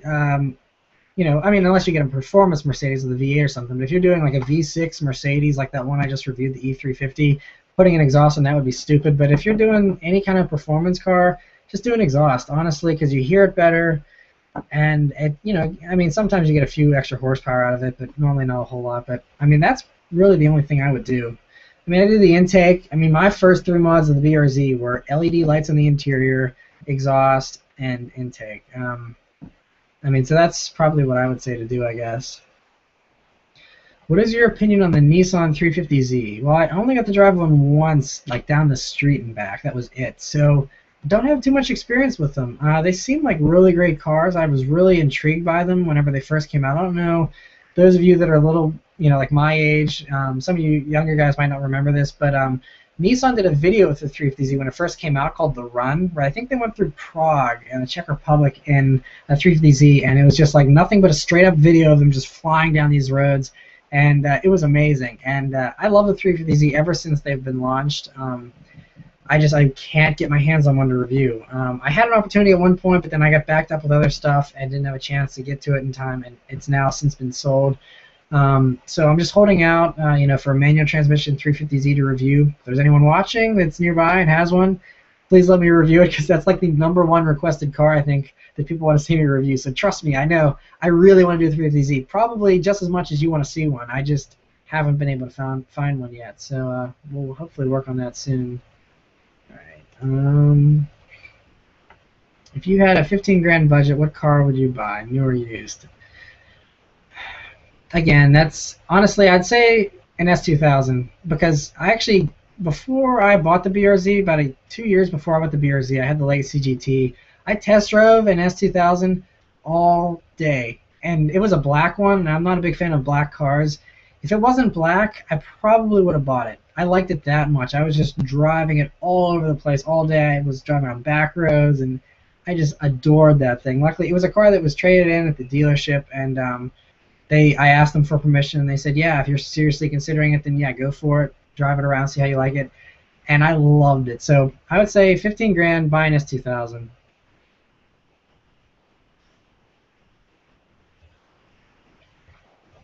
Would you ever drive a Mini Cooper S, specifically a 2010, specifically a Camden Edition? Oh, this is my buddy. Nice, nice way to troll. On a short 3-hour-ish trip, such as from Pensacola, Florida to North New Orleans. What's up, Jason? Yeah, actually, I would, and we did just that, and it was fine, actually. Yeah, I was sitting in the back of a Mini Cooper S for a good while there, and it's a pretty comfortable car. It looks small, but very comfortable. Love love the Mini Cooper S. Good question. Favorite TV show? Well, I'd say probably Top Gear. Aside from Top Gear, my favorite show is Mad Men. As many of you know, once again, if you follow me on Instagram, I like old things and classic cars and vintage stuff, and so Mad Men being set in the 60s and John Hamm just being a boss as Don Draper, I love Mad Men. So that's my other favorite show. Have you ever been stuck in the snow with the BRZ? Well, actually, the past 2 times I filmed those snow fun videos for you guys, that was really deep snow, by the way. Like, later on in the video, we were sliding so much that we plowed a lot of the snow out of the way, but it was pretty deep there for a while. And there was 1 or 2 times where, in the BRZ, the way you get it out of snow, in case anyone's watching and hasn't gotten stuck yet in their car, you have to turn everything off, actually, to get it out of the snow, because the traction control will limit you, and at least with the tires I have on there, I have the Dunlop Winter Sport M3s. If you just let the tires keep spinning, eventually they do get traction and get you up and going. So it's just a matter of just essentially doing a burnout until you get traction. So there was 2 or 3 times there where I was in that super deep snow and it got stuck and I wasn't going anywhere. But I just literally just did a burnout in the snow essentially until it started moving and got it going. So yeah, it's been close. And then, I mean, there's been a few times I've been caught out in a snowstorm, and I was on a hill, and I was really nervous, and so, I was hoping I wouldn't, like, slide backwards or get stuck on the hill, because it's hard to get started on a hill whenever you have rear-wheel drive. That's the one thing about all-wheel drive. You get better, startup. And so I was close to getting stuck, but luckily, again, you just let it spin and spin and spin. I probably looked like a retard whenever I was driving. But to the rest of the traffic around me. But I got up and going. It was okay. It just was a little sideways. The car, even though the BRZ has a limited slip, if you're stuck, especially on a hill, it'll definitely want to swing sideways, and you kind of have to just counter steer to keep it going in a straight line. It just wiggles around until it gets going. But okay. Best advice for college student being impatient to buy a new car. Oh man, dude, I'm impatient too. So I feel your pain. I hate waiting for anything. I mean, I would say, see, I feel bad test driving cars if I'm not serious about buying stuff, but if you're legitimately considering some stuff that you might not buy for a couple years, but if you're genuinely interested in the car, you can tell the salesman that. I mean, if you're honest with them, normally, as long as they're not super uptight, they'll let you test drive stuff, even if you don't have cash in hand. So I would just go and test drive the stuff that you're even remotely considering. Me and my buddy with the Mini, we went and test drove, like a Civic Si several years ago, and we test drove a Mustang GT, like a 2009 one back when those were brand new, and stuff like that. And so, I mean, I just go up to a salesman and say, hey, I'm a few years away from buying a car, but I'm in college. I'm going to have a good, steady-paying job here in a couple years, so I'm legitimately looking. I'm not just joyriding. I'd like to test drive this car. Most of them will say yeah, and that would kind of tide you over, I think, because you look at stuff on paper and you're like, oh, this would be a lot of fun, or Chris Harris says this is going to be like an awesome car, but everything suits everyone differently. So just because Chris Harris likes it doesn't mean you will. So I would definitely say go out and test drive stuff and start eliminating things so that you'll be ready to go. So by the time you can buy that car and you have the money, you instantly don't have to test drive, don't have to think about it. You've already made up your mind, and boom, you're just good to go, and just slap the cash down on the table and walk out with your car. So yeah, that's my advice. Unrelated question, but have you played Flappy Bird? No, I refuse to give into any of these dumb iPhone games. I mean, I'm sure they're fun, but it's just like crack. Like, people just get hooked on it, and then there's zombies that can't stop playing, and I hated Farmville back when that was a thing, and Flappy Bird. I've never played Angry Birds. I've never done any of that stuff. I'm just not into mobile games, I guess. I've played like Xbox and stuff like that, but not a big gamer on my phone. What is your opinion on the G Coupes? I think they're really awesome cars. I mean, again, they're a heavier car, but especially, the G35 was based on the 350Z, so it has all that amazing engineering. It's just heavier, more comfortable. But they seem like great cars. I've never driven one ever, actually. I've never even ridden in one, so I have no experience with them. But I mean, they seem pretty cool to me. So yeah. What is your favorite vehicle exterior color? It depends on the car. If it's a Subaru, definitely the World Rally Blue. Obviously, that's what I bought. But most of the time, I would say white. I think if you put white on just about any car, it looks awesome. And I think it's the most popular color in America right now, anyway. So I mean, a lot of people agree that it's a good color. I just like white cars. I think it looks really clean. You put black wheels on them, looks awesome in my opinion. What do you think of rebuild title cars? It depends. It's totally, I mean, that's kind of iffy. I mean, you might be getting a great deal if it's something minor. I still believe that once a car's been hit, it's never the same, especially if it's a hard hit.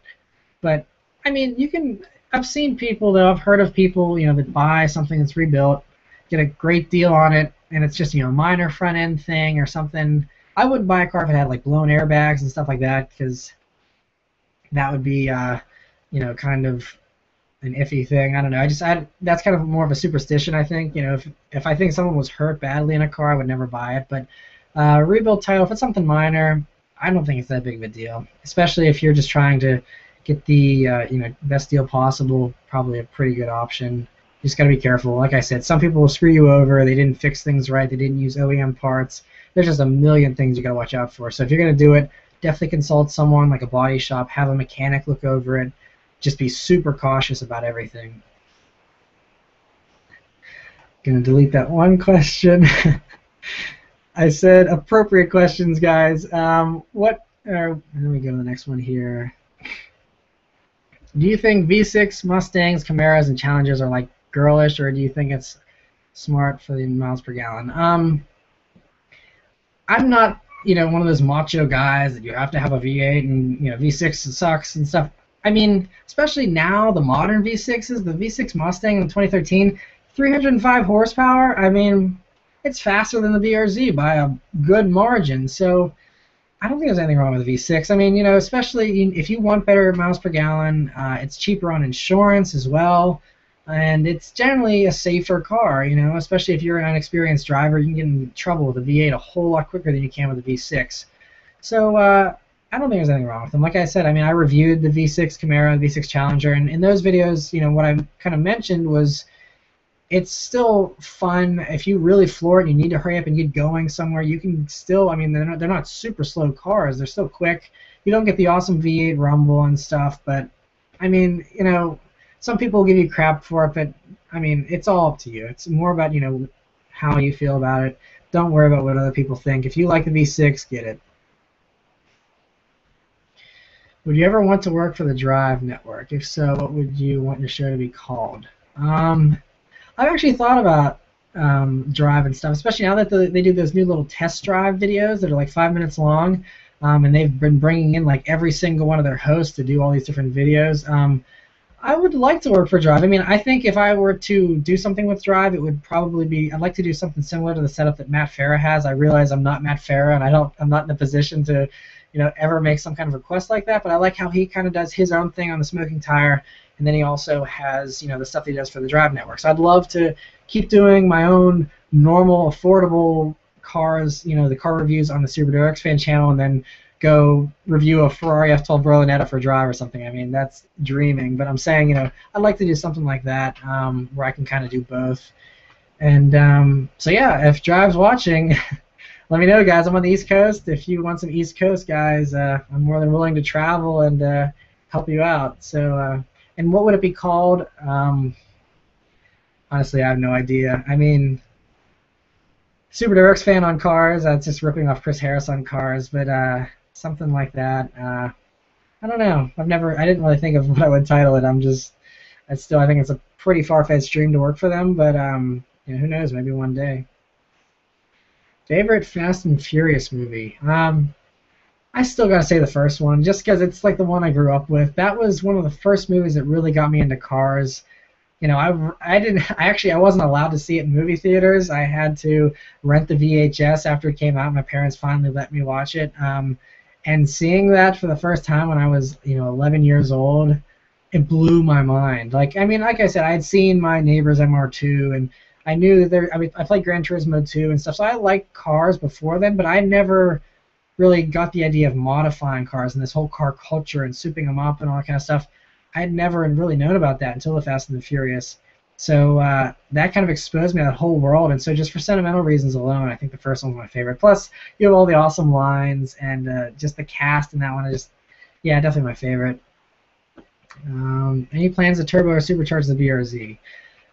Like I mentioned earlier, not a big fan of forced induction on the car. I think turbos, you could do it right so that you don't get turbo lag too much and you don't have a super high boost threshold, but I don't like the idea of a turbo spooling up on me when I'm mid-corner and putting me sideways into a tree.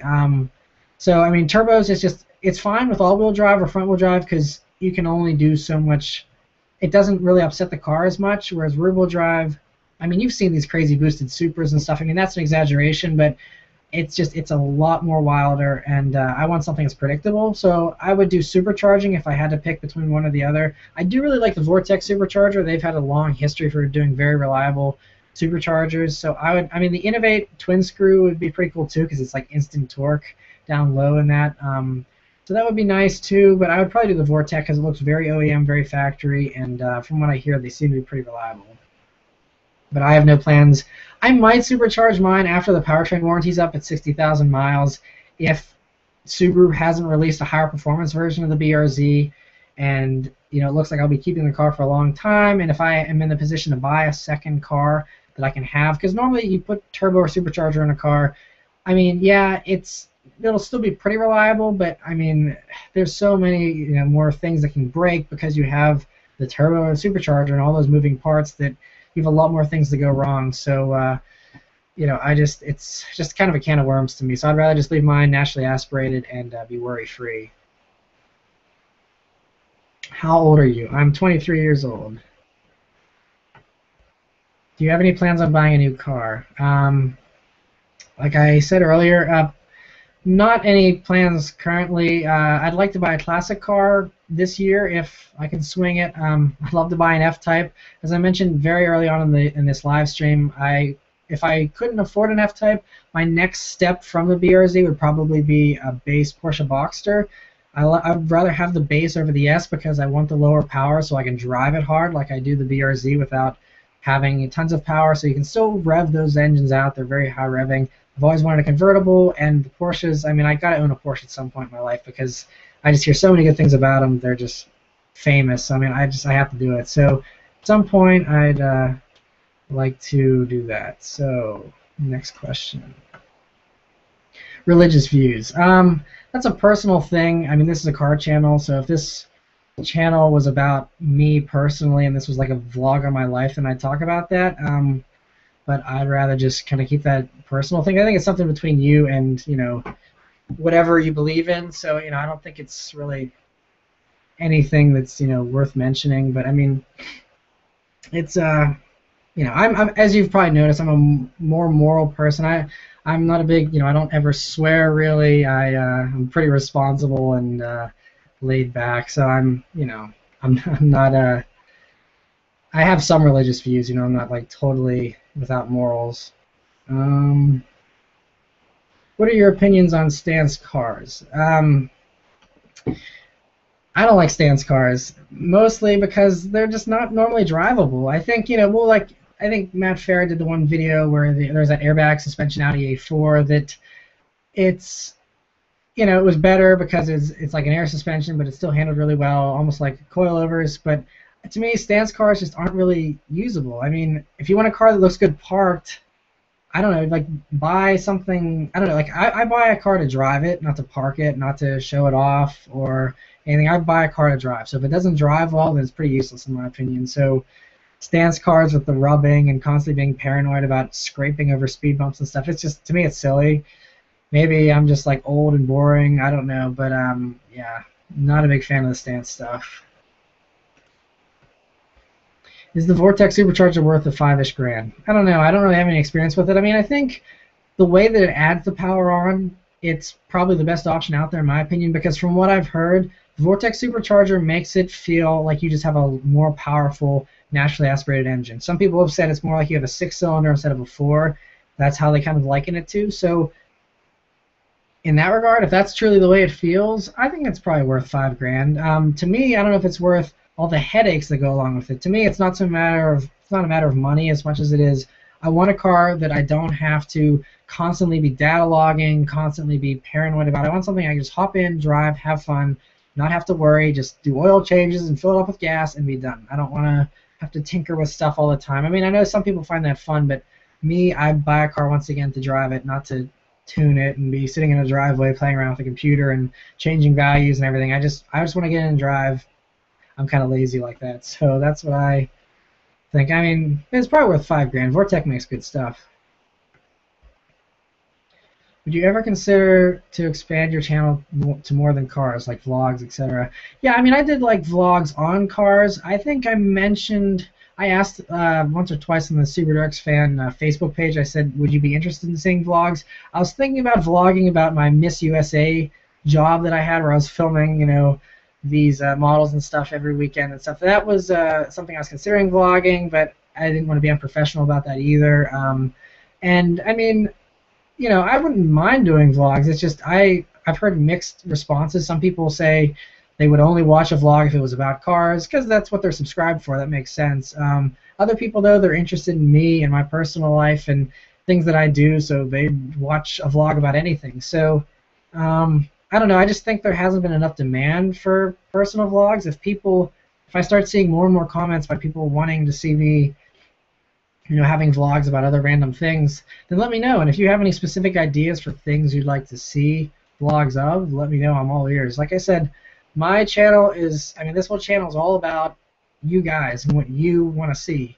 So if you want to see reviews of pickup trucks, if you want to see reviews of tricycles, if you want whatever you want to see, I'm here because I want to do videos you guys want to watch. So it's whatever you guys want to see, I'll do. What is your favorite truck? Ford F-150 Raptor. They're just awesome. Is this your full-time job? Like I said earlier, I have a bunch of different jobs I do. This is one of them. I wouldn't really consider this a job. I started this channel as a hobby, and it's always been something I've done for fun. And even if I can't make money off of it anymore, I'll still continue to do it just for fun. Probably not as often, because this is one of the things that I do, and so because I do make money on the YouTube channel, it gives me time, so I don't have to have a full-time 9-to-5 going into the office kind of job. I can do this, I can do the other freelance videography stuff that I do, and kind of balance both. So I wouldn't be able to do as many videos if I had a normal full-time job, because as I mentioned earlier, I spend about 5 or 6 hours reviewing a car and then filming and everything. It takes a whole day to just get the footage for the car review, and then it takes me another 8 to 12 hours to normally edit a car review. So that's a 2-day job for each car review that I upload. So like I said, it takes a lot of time. I don't think I'd be able to do as much if I had a full-time job. If you could trade cars with David for a month, would you? That's an interesting idea. Yeah, as long as it wasn't in the wintertime, because I've heard you can get around okay in a Mustang GT with snow tires on it in the snow, but I don't think it'd be as good as the BRZ. So if it was summertime and I knew I'd be able to get the BRZ back, yeah, I'd trade cars with them for a month. That'd be fun. Lamborghini or Ferrari? I like both. It's tough. They're very different in personality. Obviously Ferrari's a rear-wheel drive, Lamborghini is all-wheel drive, so they're safer cars, I guess you could say. The Lamborghinis have a lot more of a different sound to them than the Ferraris. They both have their strengths. I like to have one of each, I guess. So, would you consider getting and/or building a drift track car apart from your BRZ? I actually was kind of interested in getting into drifting, not track driving so much. I do want to do track days in the BRZ. Someone asked that earlier. I'd like to do it. I'm just kind of making sure that my insurance company would cover it, because I don't want to wreck my only car that's not cheap and have a wreck on my hands if it's not covered. So I want to make sure it's covered under insurance before I do a track day. But a separate dedicated drift or track car, that'd be fun. Like I said, I'd first rather have like a classic car and maybe like a cruiser comfortable kind of car and things like that. There's a few other cars I'd buy before I bought a dedicated drift or track car, but if I won the lottery or something, yeah, I'd definitely like, have a drift car, have a track car, stuff like that for sure. But I think there's a few other cars I'd rather have right now before I do that. Plus, I mean, like I said, I can take the BRZ to the track and I can take it and do drift events. So I would have no problem doing that as long as it's covered, under insurance. So I would just stick with the BRZ for that stuff. Favorite muscle car is the Mustang, definitely. That's pretty easy for me to say. Excited for the new Need for Speed movie.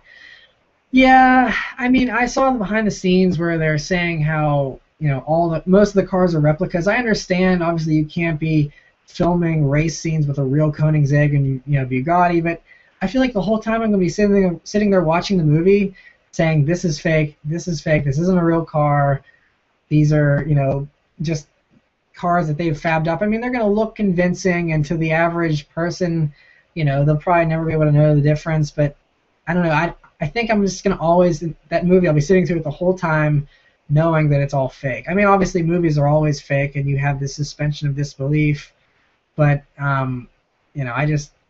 I prefer more realistic. Like, that's one of the reasons why I love, like, the chase in the Bullet movie, 1968, and even some of the Fast and Furious movies, like Too Fast, Too Furious. Paul Walker actually did drift that R34 Skyline at the finish line there at that first race. Like, he actually did that. That is what makes me go, wow, that's sick. He's in a real R34.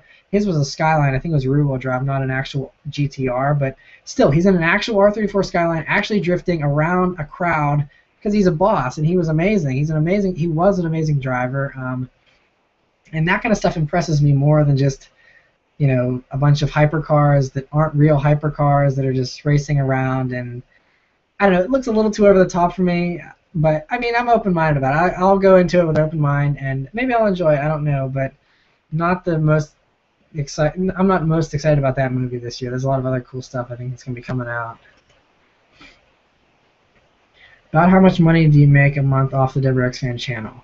I'm actually not allowed to say that because YouTube and Google AdSense is, they run the ads, and there's actually in the contract you're not allowed to say how much you make off of it. You're not allowed to, say any of that kind of stuff or really talk about ads at all. So I'm actually not allowed to say. Sorry about that. What's your opinion on the 370Z?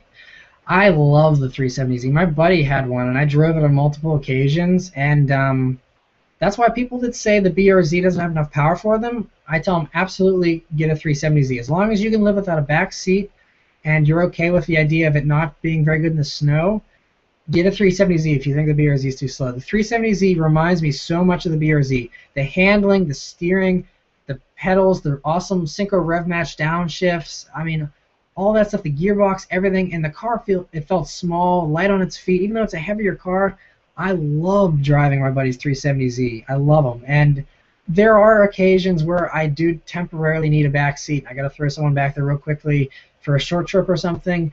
So that's why that, plus the idea of having the better snow capabilities of the BRZ. Plus, it's a Subaru. I'm a Subaruwrx fan, so I was naturally inclined to like the BRZ before it was even announced. Those things are all why I bought a BRZ over a 370Z, but if someone like banned me from owning a BRZ or an FRS, I'd probably do a 370Z for sure. So I love them. What's your favorite spot to mount GoPros? I don't know. I only have one GoPro. It's actually just the Hero 2. It's one of the older ones, so I don't get too fancy with the GoPro stuff. It's really cool. I like the different angles you can do. Favorite spot, probably just on the back bumper. Get the exhaust, like on that Chrysler 300 SRT8 and the WRXs and all that stuff. Getting that sound straight from the exhaust pipe there, definitely the best spot, I think. What is your thoughts on motorcycles, preferably sport, and would you ever consider getting one? A friend of mine, he is in the medical field, and he calls them donor-cycles because it's just, to me, they're, again, I'm a safe, responsible kind of person, and the idea of hitting a pothole the wrong way and ending up in the bushes doesn't appeal to me. So they're a lot of fun. They're cool. If you want to look, like a tough guy, they're amazing. I think there's, I mean, they're awesome. I mean, where else can you go 0 to 60 in 2.5 seconds for less than 10 grand? That's the only way you can do it is on a street bike. You get a used Hayabusa or something. You want to go fast and you don't care about your safety. That is by far the best bang for your buck. I would personally never own a motorcycle. I don't think, just because I said like it's not so much that I don't trust myself. I just don't trust other drivers. I've heard horror stories of other drivers just cutting people off and hitting bikers and all kinds of crazy stuff like that. It's kind of sad that it spoils it for people like me who are worried about the safety of it. But if I was like in an I Am Legend situation where I was on a deserted island by myself, then I would probably get a street bike and ride around for every once in a while. But I wouldn't mind having like a dirt bike or something at some point, just riding off road. That way I don't have to worry about traffic. But that's, again, like I said, there's lots of other stuff I'd rather buy before I bought a motorcycle. But yeah, like I said, I'd consider a dirt bike. Would you rather have a 350Z or a 370Z? Definitely a 370, just because it's newer. I don't know. I like newer cars that have the more luxurious features and stuff. The 350Z, I mean, I sat in one a couple of times. I mean, they're nice, but it's just interior's kind of cheap. And the 370Z, they made a huge step up in the interior qualities, and like I said, I like the way the 370Z drives a lot.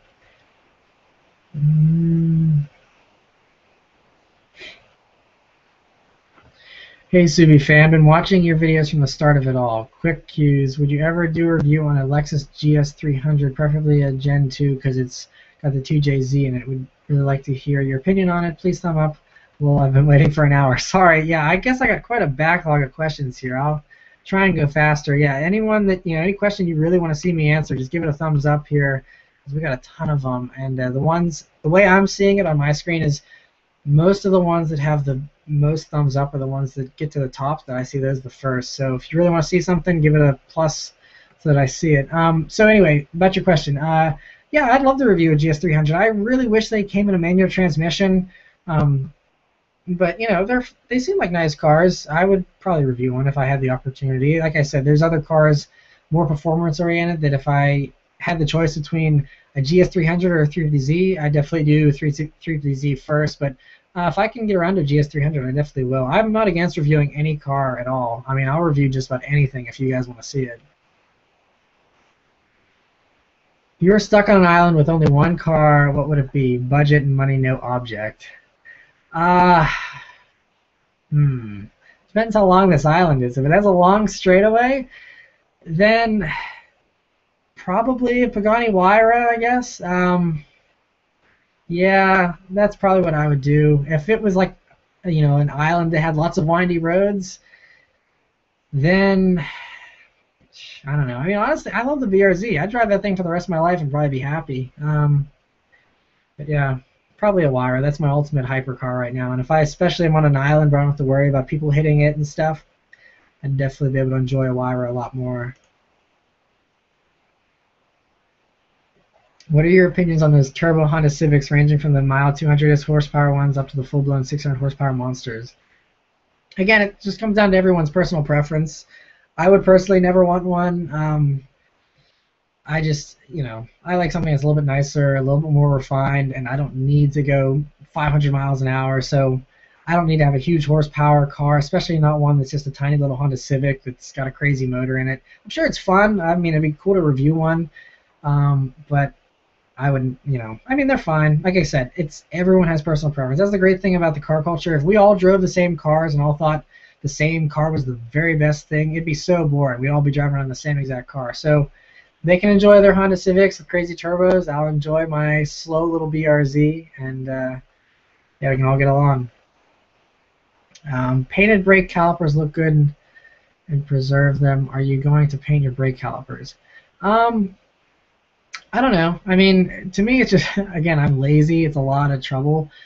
So I mean, because you gotta take them off, you gotta paint them, you gotta like have it sit all day so that the paint cures properly. You gotta clean them really well because brakes get really dirty. So just cleaning them enough to the point where paint would stick well enough, I think might be kind of a pain. But I mean, yeah, I'd probably, I don't know. It's not high on my list of stuff. There's a lot of stuff I want to do with the BRZ. Painting the brake calipers doesn't do anything to help performance. I'd rather swap performance pads on before I painted them. It does. I mean, you're right though. I mean, it does look good and it preserves the finish and stuff. Just not high on my priority list. Like I said, I'll probably either be trading up to a newer, performance version of the BRZ if they ever come out with that, or I'll be swapping cars in a few years. I probably, and I'll just put the BRZ away somewhere. So, not trying to preserve the brakes a whole lot. I'll just buy new calipers if I have to. If you had 15K, what would you buy aside from an S2000? Oh, you guys are getting tough. Right now, I mean, if I had 15 grand and I could keep the BRZ, you can buy some really cool 60s Mustangs with V8s and everything for 15 grand that are in pretty decent shape. So me, like, I think there's one dealership in North Carolina actually that has like a steel blue 1966 Mustang GT coupe, the manual, 4-speed manual, 289 V8, 15 grand. That's what I would buy. But if you want something for a daily driver, I don't know. I love the Mini Cooper S. Like my buddies that I reviewed, I love Mini Cooper S's. I love how small and nimble they are. So I'd probably go for Mini Cooper S. Plus, it's British and well, it's technically German, but it's a British brand and they're just awesome cars. Tons of personality. So I'd probably do a Mini Cooper S. Why didn't you end up plasti dipping your rims? Well, I couldn't see. I don't have a whole lot of space in the garage that I have here to do that kind of stuff. So I was gonna do it over a buddy's house. We couldn't find a date that worked, and it just, was something that I kind of kept getting held up with it. So like the main reason I wanted to plasti dip them was because I wanted to protect them with all the salt and debris and stuff from the wintertime. If in the springtime, I detail and polish them up real nice and they look awful, then I'll definitely plasti dip them to cover over the way they look, or I'll just buy new rims. I mean, the plasti dipping looks good, but honestly, I love the stock rims. I love the way they look from the factory, so I don't really have a huge motivation to hurry up and go and plasti dip them. But like I said, if they look really bad in the spring and I can't get rims for whatever reason, then I'll probably end up plasti dipping them then. I'm looking for my first car. I want a manual, and what car do you think is a good first car? Again, that's a very, very wide question. I'd have to know way more about your personal preferences. I get this question a lot. People send me messages on Facebook and Twitter and on the YouTube, email stuff. I get this question all the time, and I answer the same one in a very similar way. It just all depends what you want. Where do you live? Do you live in a place with bad snow? Do you want front-wheel drive, rear-wheel drive, all-wheel drive? Do you want good gas mileage, bad gas mileage, reliable, unreliable, 2 doors, 4 doors? I mean, there are so many good options regardless of what your answer is to any of those questions. So it all just depends on what it is that you're looking for personally. Because like I said, everyone has different tastes. Just because I love the WRX and I think it's a pretty good buy for anyone doesn't mean that you would like it. A lot of people don't like the WRXs, and there's nothing wrong with that. So it all just depends on your personality. Why do you have to end your Cadillac CTS-V review early? I don't know if I'm like at liberty to say. It's nothing bad. The car, was running awesome. The cameras were fine. There wasn't anything bad that happened, on my part. There was just stuff out of my control, I guess I should say, that happened that prevented me from being able to finish the review. And so we just decided, I'll be able to, do it okay and just do the voiceover like I did. And I think it still turned out okay. But we just decided that it was in the best interest of the review and stuff in the circumstances, given what we had, that we should just call it quits there for the day. Would you rather have a 370Z or a Mitsubishi Evo 10? I love the Evo 10, but once again, I like 2-door rear-wheel drive cars right now, so I would definitely do the 370Z. Is the STI really worth the extra money over the WRX? Depends what year you're talking about. For example, the 2015 WRX, I would definitely do that over the 2015 STI for the reasons I've mentioned in my previous videos. You're talking about some of the older ones, 2006, stuff like that. Like I would do like the ones that had the 2-liter, the WRX motors from 2002 to 2005, I believe, had the 2-liter. Those ones I would upgrade to an STI to get the 2.5. Just better drivability around town and stuff like that. And it's just, I think the STI would be a better performing car. I love the one that's my most famous review so far, is the 2004 STI. I love those. But once you get to the 2006 WRXs with the 2.5-liter motor, Honestly, I mean, you save money just getting a basic WRX over the STI. Again, I'm not the kind of guy that has to have the fastest car on the block, so I'd be fine with the WRX, saving the money and just having fun. They're very easy to modify. If you want more power later on, just you can do that. I just do a WRX, honestly. I'm gonna scroll down because there's a few of these highly voted comments that aren't getting up to the top. Favorite car commercial during the Super Bowl? I think the Maserati one. I totally didn't expect that. I had no idea what the heck they were advertising, and then boom, it just comes on with this waiting to strike kind of theme. That was awesome. I had no idea. I don't think anyone had any idea that Maserati was planning on doing a Super Bowl commercial. At least I didn't see anyone report about it early. And so that was probably definitely my favorite. And plus the Ghibli just sounded awesome. I love Maserati. So that was definitely my favorite. I'm going to scroll through here, find some more of these comments that are highly voted. Wow, there's tons of them. Sorry to keep all you guys waiting.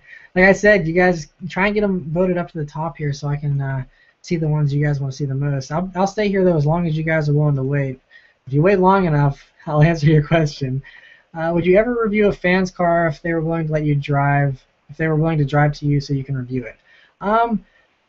Yeah, I'm a little more cautious about people's personal cars just because I know me personally, I hardly let anyone drive my BRZ, and I feel a lot more paranoid driving people's personal cars. I mean, obviously, the dealership cars I'm very careful with too. That's why you guys don't see me sliding around corners and going super fast. I do full throttle and like first and second gear, and that's it, because they aren't my cars. None of them are mine. And even the ones in the dealership, it's still, I'm very appreciative to my friends for allowing me to take their cars from their lot all day, get them dirty, drive them around, put 100 miles on them, and then bring them back. That's super nice. Like, hardly anyone will let you do that kind of stuff. So the fact that they do that, and so if a fan wanted to, drive to me, I guess that'd be okay as long as they didn't drive too far. I'd feel bad. I don't want something I think one or two people from New Jersey, which is like a 7 or 8 hour drive from me, said they'd do that drive, tell me review it and stuff. And I feel bad. I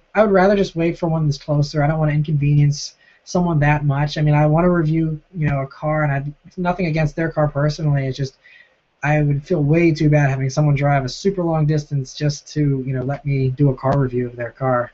But like I said, whenever I'm going to try and start, I'm hopefully going to be traveling more this year, and I'm going to try and let you guys know of my travel. So some of you that aren't in the Pittsburgh area, if I'm in town for something and I have free time, try and set something up so I can come to you hopefully and do some of these car reviews. And if there's any people out there that are really wealthy and really want to see me do a review of whatever it is that they have, I know like Saab Kyle, he's offered to go just about anywhere if you cover his travel costs, and I'm the same way. If someone wants to cover my travel costs, obviously I'd have to have a pretty good idea of who you are. I'm not just going to fly somewhere, someone I have no idea who you are. But if I've gotten to know someone for a little bit and they want to fly me somewhere to do a car review, I'd definitely do it. But I'm always weird about doing people's personal cars. It's just I'm really paranoid. Did you pass your road test on your first try, and what did you take it with, and what transmission? I did pass it on my first time. I was obsessed with getting my driver's license. Because any 16-year-old guy that's into cars, that is the #1 priority. So I went and got my permit as soon as I possibly could. I passed the written test the first time, and I studied the written test book for weeks and weeks and just memorized that thing. And so I aced the written test, and then I actually went and took driver's ed, which will actually lower your insurance costs. So I did that for that reason as well. But I took driver's ed whenever I had my permit, and so I was super well prepared. So I went in. As any of you that have taken it know, the hardest part is parallel parking. So it's just practicing that enough. The driving part is pretty easy, and so yeah, I passed the first time pretty easily. I took it in my first car, which was my parents' car they gave to me. It was a 1997 Subaru Outback Sport, and it was an automatic transmission. So not the easiest car. It was the wagon version, so it was kind of long, but it wasn't too hard to parallel park. Okay, please thumbs up. Glad it finally got my attention here. I'm a drummer in a band. We travel a bit. Is it a horrible idea to buy an FRS like my dad tells me? I don't know. I guess drum sets kind of vary in size. I really have no idea. I think the trunk opening in the BRZ is pretty small. If you are the only person that could possibly transport your drum set, then I would probably tell you no, because I don't think you're going to be able to fit the biggest. I'm not a musician, so I'm sorry for being a total noob about this, but the biggest, largest parts, the huge foot. I'm going to sound like an idiot, but all that crap, I don't think it's going to fit in the BRZ. The opening is just too small. It's hard even squeezing it. I mean, they made it so you can just barely squeeze a wheel and tire through that opening and slide them in one by one. You can fold the seats down, but the problem is the front seats don't slide forward enough to have a large opening, so you can't even put it in through the side. Yeah, dude, I don't think you'll be able to fit a drum set in the FRS. I would try and talk one of my buddies into, kind of transporting it for me, or if you know that you're going to be traveling and it's within your means, I would just rent a little U-Haul truck or rent a pickup truck for a weekend and just do it that way. I would hate to, I'd hate to miss out on all the fun of having an FRS just because you need to throw a drum set in a few times a year. If you travel a lot, then obviously that's a different thing. But if it's only a few times, I would try and find a way to swing, having someone else, transport it or just rent something. Has a review car ever died on you? No. I had one or two that gave me a few funny lights that went away after I drove it a little bit more. I never had anyone die on me. I normally, like I said, I review mostly newer cars, and you don't normally have too many issues with those. 10K budget. I want a fun car with something still usable for carrying my child. What would you suggest? Well, it depends how much of a pain, or like how much of a pain it would be for you to have a two-door car. Because a lot of two-door cars, like the Mini Cooper S, which you can get for under 10 grand, you could, conceivably put it. I mean, the car seat fits in that fine in the back seat. I think you could do that. The way you still have a fun, safe, cool little car to drive around in. Especially if you have a child, I would definitely stick with something newer just for safety alone. I would not buy anything without side curtain airbags, anything like that. So 10 grand limits you a lot on what you can buy if you want something pretty new and pretty safe. That's a tough one. You could buy something German that doesn't have a bunch of airbags because they're built pretty solidly. 10K budget, that's tough. I can see why you have a dilemma there. I don't know, you kind of got me stumped. I mean, I would say probably a WRX. Again, because it's 4 doors, very safe, very fun. You can get them for under 10 grand. It goes anywhere in the snow. Yeah, WRX, that's the default answer anyway. But no, WRX would be probably the best fit, I think. What was your favorite car from the entire Fast and Furious franchise?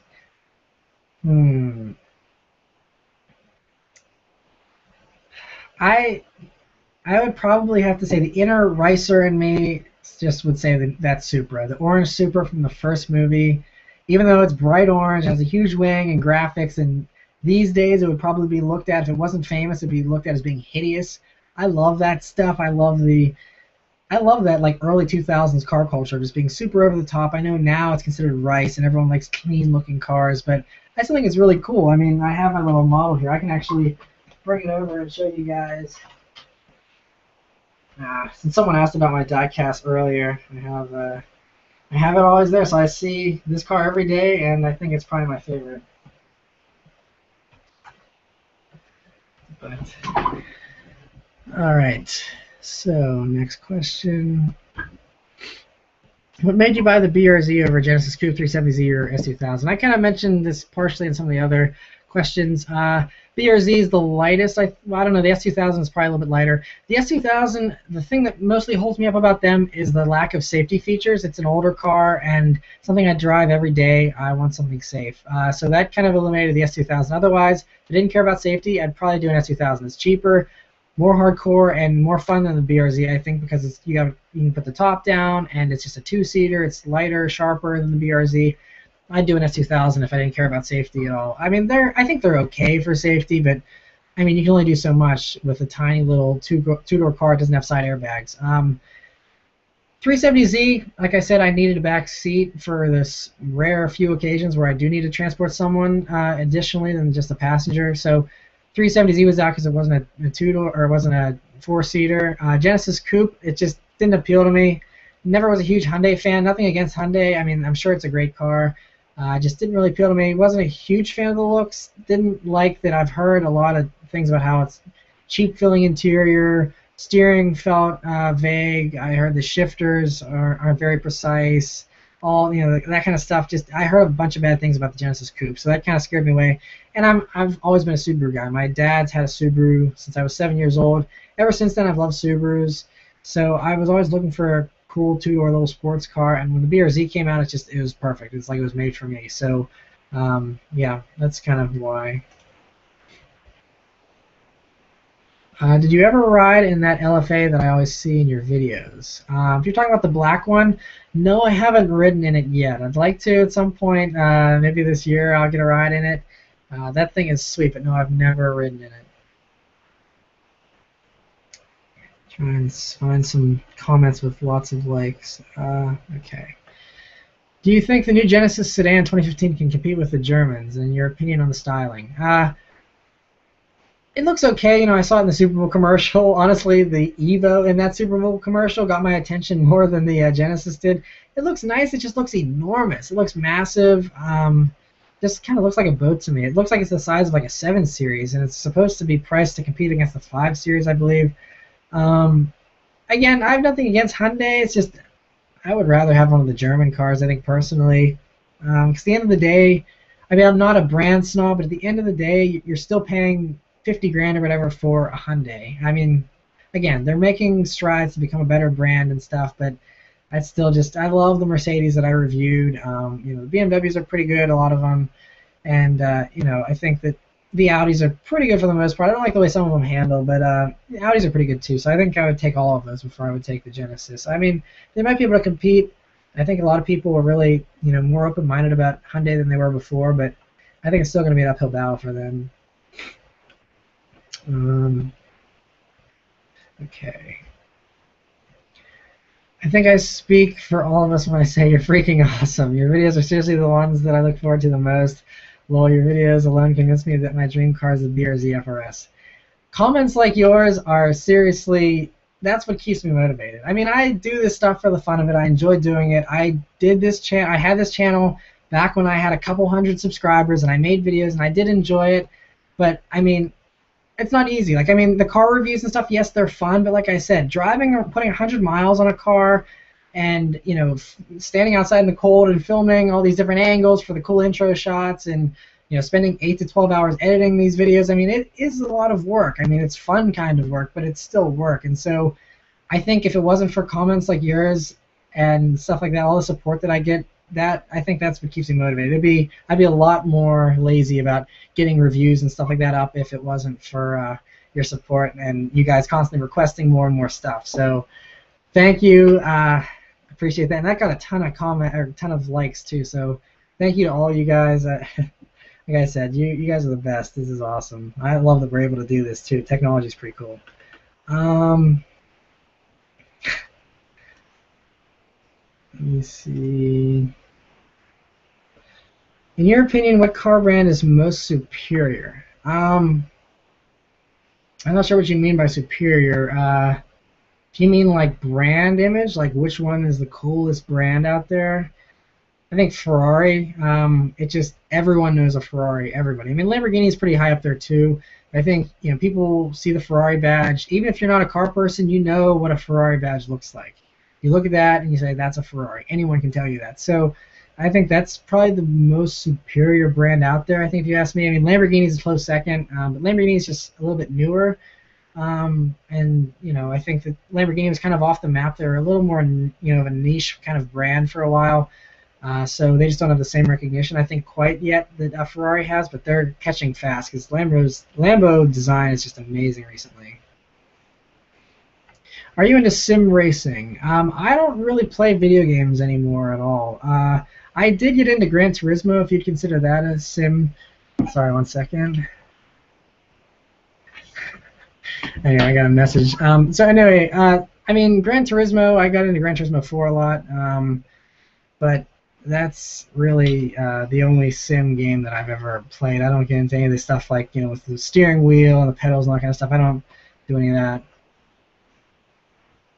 What are your plans for the 50th weekly update on your channel? I don't know. I've kind of been debating because 52 weeks would be a year, so that's like the year anniversaries with the 52nd one. So I was thinking about doing something big for maybe the 52nd. 50th, I might do something cool too. Honestly, I don't know. There's really not a whole lot that I can think of to do. There's a few. I have a few ideas for things I want to do for weekly updates. One thing is I think I finally found a way to fix the taillight condensation, which this is another little tangent, but I'll make it quick. My taillight on the driver's side, it's been getting condensation in it bad, like quickly.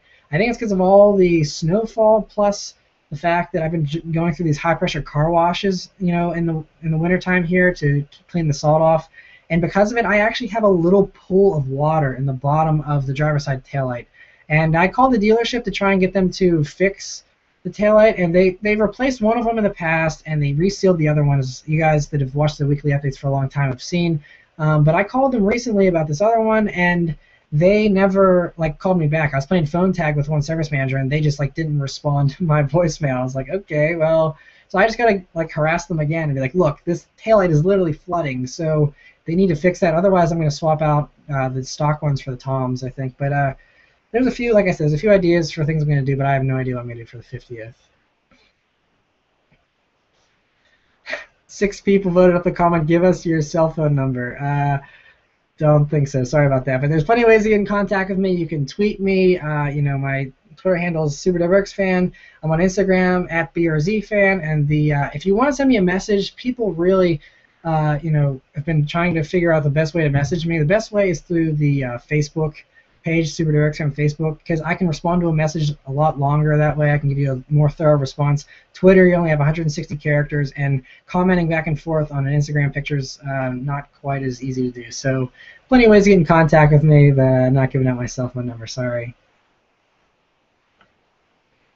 Should Beaver get deported? I don't know. People, obviously, yes, the things he's doing I don't approve of, but I don't think he's that much different than most other teenagers that are his age. I think the fact that he's famous and rich means that his mistakes are done in Lamborghinis instead of Honda Civics, and he's just got a ton more money, so that might have gone to his head a little bit. But I don't know about deporting him. He might be a menace to his neighbors and stuff like that, but I have nothing against the guy. I know the popular thing to do is hate Bieber. I don't like hating anyone. I just want to get along with everybody. So I don't know if he should be deported. This got voted up a lot, so I'll answer it again. How do you make money? Sorry if it's been asked, just got here. No problem. Thanks for joining. I make money a lot of different ways. YouTube is one of them, but I'm a freelance videographer, so I do stuff that way. Whenever movies come into town here in Pittsburgh or TV shows, I'm an extra in those. So if you have a very sharp eye, you can spot me in the background of a few movies and a TV show that'll be coming out here in a couple of weeks. So I do stuff like that. I do a bunch of things here and there. I went to school for financial planning, got a 4-year degree from Virginia Tech. Decided I didn't want to do that though. Cars were my passion. Doing car reviews was my passion. So ultimately, I'd like that to become my only career, just reviewing cars. But YouTube doesn't pay nearly enough for that to be my only thing right now. So that's why I do other stuff on the side. So yeah. Can we hear some police encounter stories? That got a lot of votes, but I have a ton of questions to ask, so I don't want to get into detail with a long story if everyone else wants their questions asked. Yeah, we can wait a little bit on that one. I know it got a lot of thumbs up, but I don't have a ton of police encounter stories. There's one story from whenever I was in high school. That was a close call, and I got really lucky. But like I said, I don't want to spend a ton of time answering that, as everyone has a lot of other questions. But if it starts thinning out and I start getting caught up on questions, then ask it again, and I'll definitely be willing to talk.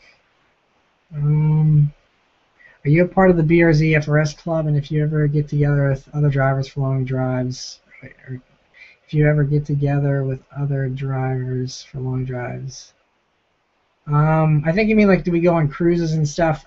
Yeah, we had one meet last year. If you look up on my channel, last year in March, there was the first Pittsburgh BRZ FRS owners meet. There was maybe 7 or 8 of us that showed up. We didn't go for a drive. We just kind of hung out in the parking lot and talked. It was a pretty cool group of guys, but I haven't been on the forums enough to be keeping up on it. I think everyone's been pretty busy. It's kind of hard to get guys together, but Never went on a drive with other BRZ or FRS owners, but I'd like to. Any hybrid that you would buy? Well, it depends. I mean, if I had unlimited money, absolutely, I'd buy one of the hypercars, that have these hybrids. Um, but as far as normal affordable hybrids, not really. No, there's nothing. There's nothing. Within under 50 grand that I'm interested in hybrid wise. There's way too many awesome normal gasoline powered cars to enjoy that I don't think I'd want to get a hybrid right now. What movies have you been an extra in? I was wondering if someone's going to ask that. I was in Abduction. That was the first one. That's a Taylor Lautner movie. That's actually my best screen time so far. I might find a way to post a picture of that up. I took like a screen capture. I was sitting next to Taylor Lautner in that scene. I was like bored in like a high school classroom, like sitting there while the teachers like annoying us and stuff. That was kind of funny. So I was in Abduction. I was in The Perks of Being a Wallflower, but I didn't get any screen time in that. I filmed for Sadie Hawkins' dance scene in that, but my shot didn't get on camera. But hey, I still got paid anyway. And then I was in Foxcatcher, which is a Steve Carell, Channing Tatum, and Mark Ruffalo movie that's not out yet. Looks really good though. I was just in the stands cheering for that one. And then I was in the most recent one was The Fault in Our Stars, which is coming out here in June. I did 2 different scenes in that, and I think you'll be able to see me pretty well.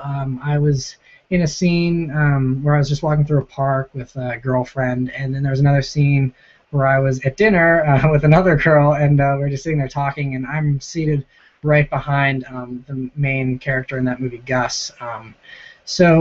Yeah, those are the movies I was in. I was in a TV show as well called Those Who Kill. I filmed 2 episodes of that. That doesn't come out for another couple weeks, I think. There's a trailer. If you go on YouTube and check it out, you can see a trailer. It's pretty spooky looking. And so I was in that, and that was really cool because I worked with one of my favorite directors. I'm not at liberty, I think, to say who that is just yet, but that was pretty cool. So, yeah, those are all the things I've done extra work for. Nice comment. Say Brandon Walker is freaking awesome. My friend and I had a bet. Brandon Walker is freaking awesome. Boom. There you go. Hope you won that bet. That's funny.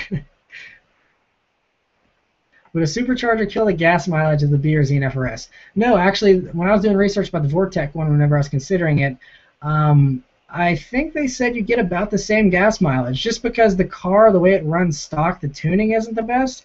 And so when you retune the car and just keep it naturally aspirated, you actually get better gas mileage, I think, even though you get more power. And with a supercharger, I think, it does drain a little bit more, but it puts you back to where you would have been if you were stock, I think. So I don't think it does kill the gas mileage. Obviously, if you're driving it hard, then that's going to kill the gas mileage because you'll be making more power. But I don't think it's really too bad on your gas mileage. What has been the most difficult part with starting up this channel? Have dealerships been opposed to letting you review their cars? Well, the channel I started, back in 2006 actually, and I didn't really start doing videos consistently until I think around 2009. So back then I was just going to car shows, filming cars, things like that. As far as the reviews go, yeah, it's been really hard. No one. These used car dealerships, they're a little more lenient because, well, first off, they're owned by my friends, which helps. But also, used cars have a bunch of miles on them anyway, so they don't care if you go and put 100 miles on them for your car review. But new car dealerships, absolutely not. And even with their used inventory, most places, they don't want you putting miles on anything. And so the few that I've asked have said, no way. Like, they laughed at me like I was crazy. And, the challenging thing for me, because I've been wanting to get press cars, and haven't really gotten anywhere. I didn't really get any responses from any of the people I emailed except for Ford. Ford was really cool, and they said the only thing is their policy for their insurance says that you have to be 25 to review cars. But the Ford guy said as soon as I'm 25, he's like, I'd love to work with you and hook you up with some stuff. So hopefully, I'm 23 right now, like I said, so I'll be 24 in July. So in a year and a half or so, hopefully I can start getting press cars from Ford, and maybe that'll convince other car companies to give me, some press cars as well, so I can start reviewing the brand new stuff like Drive and Motor Trend. Because I've seen, I don't want to knock any other car channels, but I've seen car channels that get way less views and they have way less subscribers, and they're getting press cars left and right, and their reviews have hardly any views, they have hardly any subscribers, and they're getting press cars. So I think it's just a matter of my age. I'm just too young to get press cars, and so hopefully, like I said, if the channel keeps growing, they're going to want to give me press cars because they're going to want to see the exposure and stuff like that, hopefully. So it's just a matter of time. But that's the hardest thing, is aside from these two dealerships that are awesome and help me out, it's really hard to get people to let you drive cars. And I mean, that's understandable, but it's just tough for me. Hey Matt, what's your education/auto background info? I think you're from Virginia Tech, right? Yep, yeah, like I said, actually I'm drinking out of a Virginia Tech coffee mug right now. I did go to Virginia Tech, got a 4-year bachelor's degree. I answered this a few times, I'll be quick. Background info, I mean, yeah, education, like I said, I have a 4-year degree. Auto background, I had a 1997 Subaru Impreza Outback Sport that was given to me by my parents as my first car. I bought a Legacy GT Spec B 2006. That was my second car. You can see videos of that if you go way back on my channel. And then I have the BRZ. So I've only owned 3 cars in my life so far.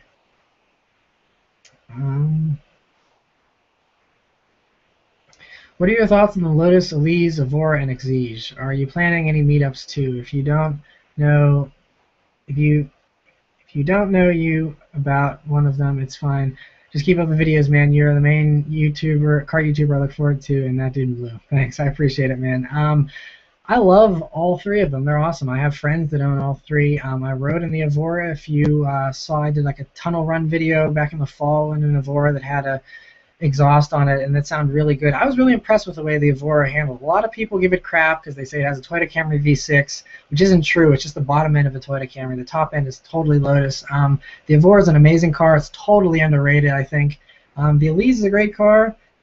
Just, I actually considered buying an Elise before the BRZ, but again, it's just like tiny little tin can, no safety features whatsoever. I would not want to daily drive a Lotus Elise just for the safety issues on it, not having any safety. And once again, I'm a sensible car buyer. I want something that's safe, and that's why the BRZ is great with having all the airbags and stuff. Planning any meetups? That all depends, once again, on what you guys want. If I hear enough people that say they want to meet up, then I can definitely do one. I know YouTube has like the big YouTube conferences where big YouTubers meet up, but that's like the big YouTubers that have like well over 100,000 subscribers, and they're more like the vloggers and people like that. But I could do something like that. I think there's one in Florida this spring. So I mean, if you guys we're gonna go to that, I can meet up with you at one of those or something. But I have no plans. But if you really want to see something, just let me know. I missed this comment till now. Got 17 thumbs up. Dude, you're awesome. Keep making videos. Thank you. Thank you so much. Seriously, you guys don't know how much it means to me, especially every once in a while. Like you saw it if you watched weekly update number 20 or something. I had a few rough times this past fall, and your comments, they meant more to me than you guys know. So I mean, truly, I thank you, appreciate you. It's crazy. Some people think it's nuts, but I still get an email for every single comment on every single video that I have. I have over 700 videos.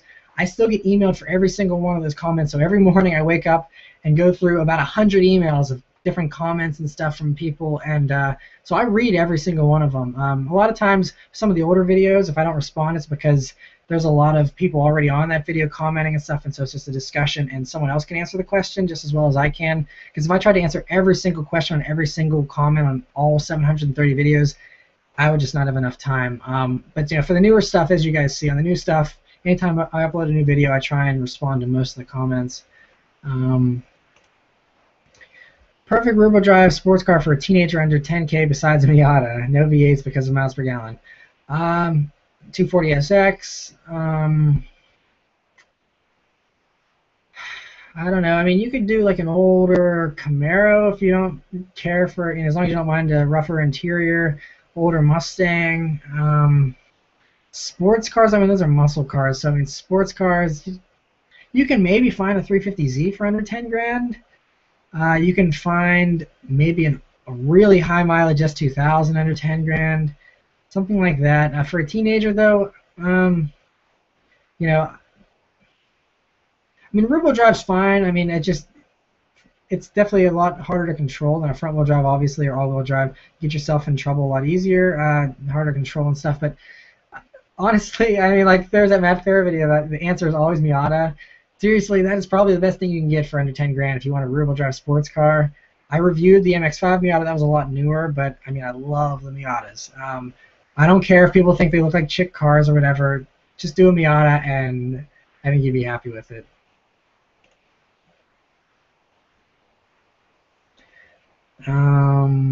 Someone has a video link here. I'm gonna keep answering questions. If you want to send me that video link later on, or send me that in a message, I can check it out. I don't know. He is at 31 seconds in the video. If you can expound on what you're talking about, that'd be helpful. Do you watch Mighty Car Mod? Someone asked me this earlier on. I don't. I think I checked it out once or twice because a few of you said I should check it out. I think I checked it out. I don't know if I didn't see anything of interest to me, or like I said, I'm not big into modifying cars, so I think if that's what it's about, I mean, like I said, I just do a few things with VRZ. Mostly I just drive it and enjoy it. Do you have a radar detector? Ever gotten a speeding ticket? I did get a speeding ticket once. Don't have a radar detector. To me, it's kind of a pain, and I think if you're an observant enough driver and you just watch for brake lights and you kind of scan the road, I've been able to pick out most cops pretty quickly. I mean, obviously, I'm not going to be as good as a radar detector, but I mean, a lot of the times they're not using radar, or if you're on a deserted highway where there's no one else for them to shoot radar at before you, you're in the middle of the night or something, radar detector's not really going to help you if they're not shooting radar at anyone else. So I just keep a good eye out. I did get a speeding ticket once for doing 81 and a 65 through West Virginia. It was a blind corner on. It was a highway, but it was kind of a winding highway, and the cop was just coming around the other corner, and he had a perfect opportunity. There was like a perfectly paved turnaround point, so he like immediately flipped on his lights, and he was just driving in the oncoming way, just passing by me. But I guess he had radar on his trunk or something.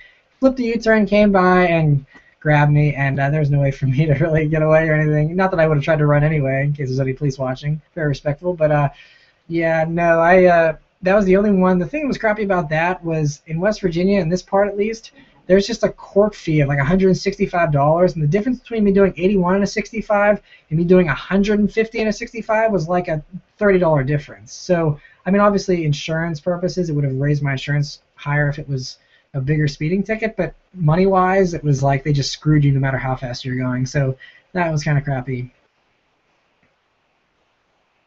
What do you enjoy doing in your free time outside of the automotive world? I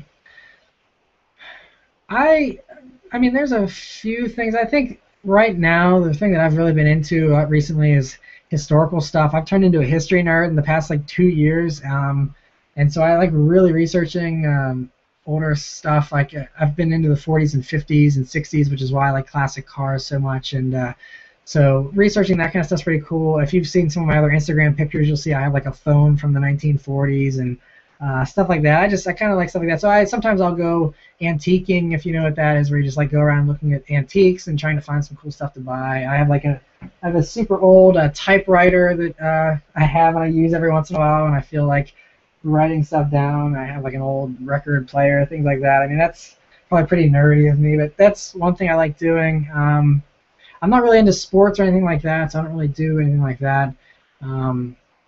Yeah, I mean, honestly, cars are probably the biggest thing. Like I said, I really like being an extra in movies. I've really into doing that. It's so much fun. I do that even if they didn't pay me to do it. Just a ton of fun to be on a movie set and seeing all the celebrities and the high intensity of that is pretty exciting. So that's something I like doing whenever I get a chance. Do you have a number one fan? I think like if you mean like someone who like comments the most or something. No, I don't really have a number one fan.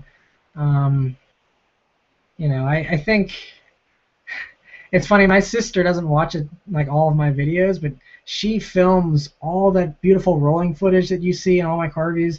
She does all that, and I just like buy her a Starbucks afterwards for it. Like she's like a super, trooper about that. Just being able to, she just helps me out. She'll stand on the side of the road and film me as I'm driving by and stuff like that. And she's obviously, me and her are like best friends. So she's always been my number one fan, I think. And so yeah. Aside from that, I don't have any specific user or anything on here that's my number one fan, I think. Do you own your own house? No, I don't actually. Like I said, I'm 23 years old. I graduated from college a year and a half ago, and so right now I'm actually still living with my parents. I pay them to live here, so I'm not just like living here for free. I pay them rent. But I mean, I'm really close with my family, and so really there's no reason for me to spend tons of money to be all alone in an apartment by myself. I don't have a girlfriend or a wife or anything like that, so there's really no reason for me to get my own place right now, and so.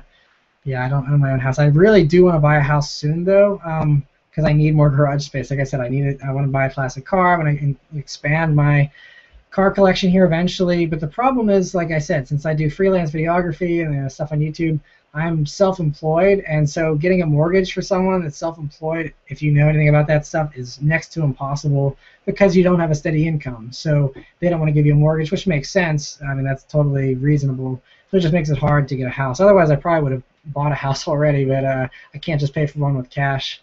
The dude that sent you that link was trying to show you off when you were in abduction. Oh, okay. I was wondering if that's what it was.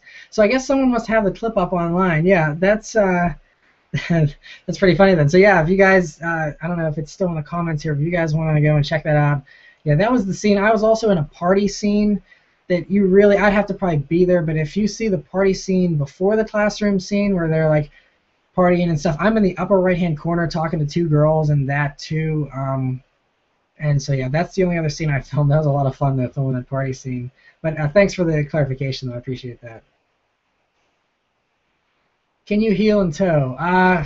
Very badly. I mean, I've been practicing and stuff. The thing is, for me, I normally drive in traffic, and so you don't want to be playing around with heeling and towing and accidentally slip your foot off the brake and rear end somebody. So if I'm in a place where there's no one else around and I, can slow down and stuff safely, then I'll definitely, try and practice my heel and towing a little bit. I think a lot of it though has to do with shoes. Like it's kind of weird, but the Puma driving shoes that I have are probably the worst for heel and towing because there's no heel and they're extremely skinny. So the two ways you heel and tow, obviously you just rotate your ankle, which requires a heel, or you have a wider shoe, and so you can just kind of spread your foot over both pedals if you have pretty wide feet. And so it's kind of hard for me to heel and tow, but I'm still trying to work on it. Who needs a girlfriend when you got a BRZ? Yeah, that's what I keep telling myself. That's funny. Hello. Hi, Nick. How are you? Thanks for watching, man. Have you watched that 800 horsepower Evo Plus video that didn't blue upload? Yes, I did. I watched, I think, all of his videos, really. I might have missed one or two, but I normally try and watch all of them. That was pretty awesome. Never driven anything with more than, I think, probably that CPSV, the 695 horsepower is the most powerful thing I've driven. So yeah, he's got me beat on that one. That's awesome. How old is your sister? Just wondering. Okay, that's fair. She's 16 years old, but let's not get too many more questions about that. Do you plan on doing any exterior mods? Yeah, I bought the front lip that I mentioned 2 weeks ago in my weekly update. I bought a front lip. I'd like to do window tint, and I'd probably like to wrap my roof black, glossy black, if I can find a good wrap shop that doesn't charge an arm and a leg. I would definitely like to do the tint, wrap the roof, and do the front lip all at the same time. The place I bought the front lip off of, they're planning on doing side skirts. They're not skirts so much. I guess you'd call them, I don't know, just like the little, it's kind of like a front lip except for the side parts, like strafes or whatever. Anyway, those side pieces I'd like to buy once they come out with those as well, just to kind of give it a little bit more of a lower appearance. And I mean, springs aren't an exterior mod, but they do affect the way the car looks. I'd like to do either the STI or the Race Comp Engineering yellow springs, and that would lower it less than an inch, but give it a little bit of a better stance. I'm your #1 fan. Well, 6 other people gave that a thumbs up, so I don't know if they're all your friends or if they also think they're the #1 fan. But no, I appreciate all you guys, seriously. Especially, I mean, the people that stand out to me the most are the people that comment on every single video. And I mean, I know like everyone is so annoyed by the people that say first, but seriously, if you're the first person to comment on a video, I mean, it could just be that you're just fortunate enough that you happen to be around whenever I decide to upload it. But, the people that comment, pretty early on all my videos and stuff, those are the ones I know are really always watching, always tuned in, and always, like eager for the next thing. So those are probably the ones that stand out the most. Have you ever test drove the 2013 Chevy Camaro ZL1? How'd you rate it overall from 1 to 5, 5 being the best? I haven't driven one, so I can't really say. Sorry about that. Tell us about your close encounter with the police. Pretty please. I don't know. I have a long list of questions here. I don't want to not answer these questions. Like I said, give me a little bit while longer. If I get caught up on all these, then I can mention it. Because I don't want to just tell it too short and not do the story justice. Next one. Our Mitsubishi Eclipse is reliable. I've heard they burn oil, but you know, I think they're relatively reliable. Like I said, you just gotta watch out for burning oil. High miles on them, a little iffy. Otherwise, I think they're pretty okay. Can you please do a video on how to drift? I really haven't done any organized drifting aside from the stuff in the snow that you've seen. I slide it around in a parking lot once in a rare while. But obviously, I don't always have a camera person to film that kind of stuff, so there's a lot of stuff I do in the VRZ that you guys don't see. But I would not claim to know how to drift. I mean, I can slide it around okay, but doing prolonged drifts and, you know, second, third gear, doing, you know, 60 miles an hour, I don't have any place to do that kind of stuff without paying an entry fee at a drift event to do stuff like that. So don't really have any opportunities to drift it. I'd like to, though, but I couldn't teach you guys if I don't know how to do it. So hopefully I'll get to that point one day and then I can pass that knowledge on to you guys. What are your thoughts on diesel engines? I don't think they're the most exciting engines. They don't sound very good most of the time. They have low red lines, but I mean, as far as if you want something economical, that is the best bet. I mean, you can buy a Volkswagen Jetta, you know, the GDIs or whatever that have the, or no, it's not GDI, it's TDI. The TDIs that have, you know, the turbo diesels, those things get like 55 miles to the gallon, even if you're redlining them all the time. So, I mean, if you want something with good gas mileage, people that are buying hybrids and stuff, just buy a diesel. That way, I mean, you don't have to worry about expensive batteries and heavy weight and stuff. Just do diesel. I think it's way better than all the hybrid stuff out there myself. Let's see. Evo 10 or Evo 9? Or, yeah, Evo 10, Evo 9, which would you get and why? I'm trying to buy me an Evo 10, but also an Evo 9. Evo 10 is more comfortable, and I tend to err on the side of more comfort. I don't want to get beat up every day if I'm driving a car every day. The Evo 9, the clutch was very heavy. I mean, literally, my leg was sore the day after from, like, operating the clutch. Some people might just say I'm a pansy or whatever. It seriously was heavy. You don't want to be driving that car in traffic. I mean, it might have just been that Evo, that clutch, maybe, you know, something weird with that one. I don't know. Evo owners can maybe enlighten me a little bit, but I don't know. The Evo 9 is not my type of car. I would rather do an STI, which is at least a little bit more comfortable, a little bit softer. Evo 10, though, like, you can watch my review. I love that thing. It handled amazing. Good power, amazing seats. Still not the best interior quality, but if you're just worried about going fast, but you still want to be somewhat comfortable, I'd do the Evo 10 for sure. What else do we have? What do you think about Gen 2 Vipers? Honestly, they scare the crap out of me. They're very hard to control. I actually, again, if you go and search on my channel, I rode in a Dodge Viper ACR around VIR, Virginia International Raceway, that a very kind owner let me ride along with him, put on the helmet and did the whole thing. We did, I think, can't remember how many laps, but that was a ride. If you are a very good driver, then, and you can take it to a track, then I would say, you know, probably have fun in a Viper or whatever. But to me, they're very unstable. I think there's plenty of other cars that are safer, that you can have more, they can have just as much, if not more fun in, that don't scare the crap out of you and aren't, you know, very unsafe. Because I've seen Viper wrecks, and they normally, you don't end up well. So again, I like safe cars. I enjoy driving fast, but I'm not going to, you know, drive a car that's going to kill me. So I'd rather just have fun with something a little bit safer. Trying to scroll through here so I don't miss any of these comments down at the bottom. There's so many. I'm sorry, guys, for keeping you waiting. Like I said, try and get someone to thumb these up so that I can answer all these. It's just going to take some time here. Okay, I see the guy. Those of you that want to see me in abduction, this is the comment I'm answering right now. Jump to 31 seconds in, and you'll be able to see me in abduction. So All right. How much do you pay for insurance on the BRZ? It's not really relevant because I've had a lot of people ask me that. If you're wondering if it's expensive to insure, it's about the same. The guy, because when I first got it, I was the first BRZ that my insurance company had actually insured. They had no idea how to price it.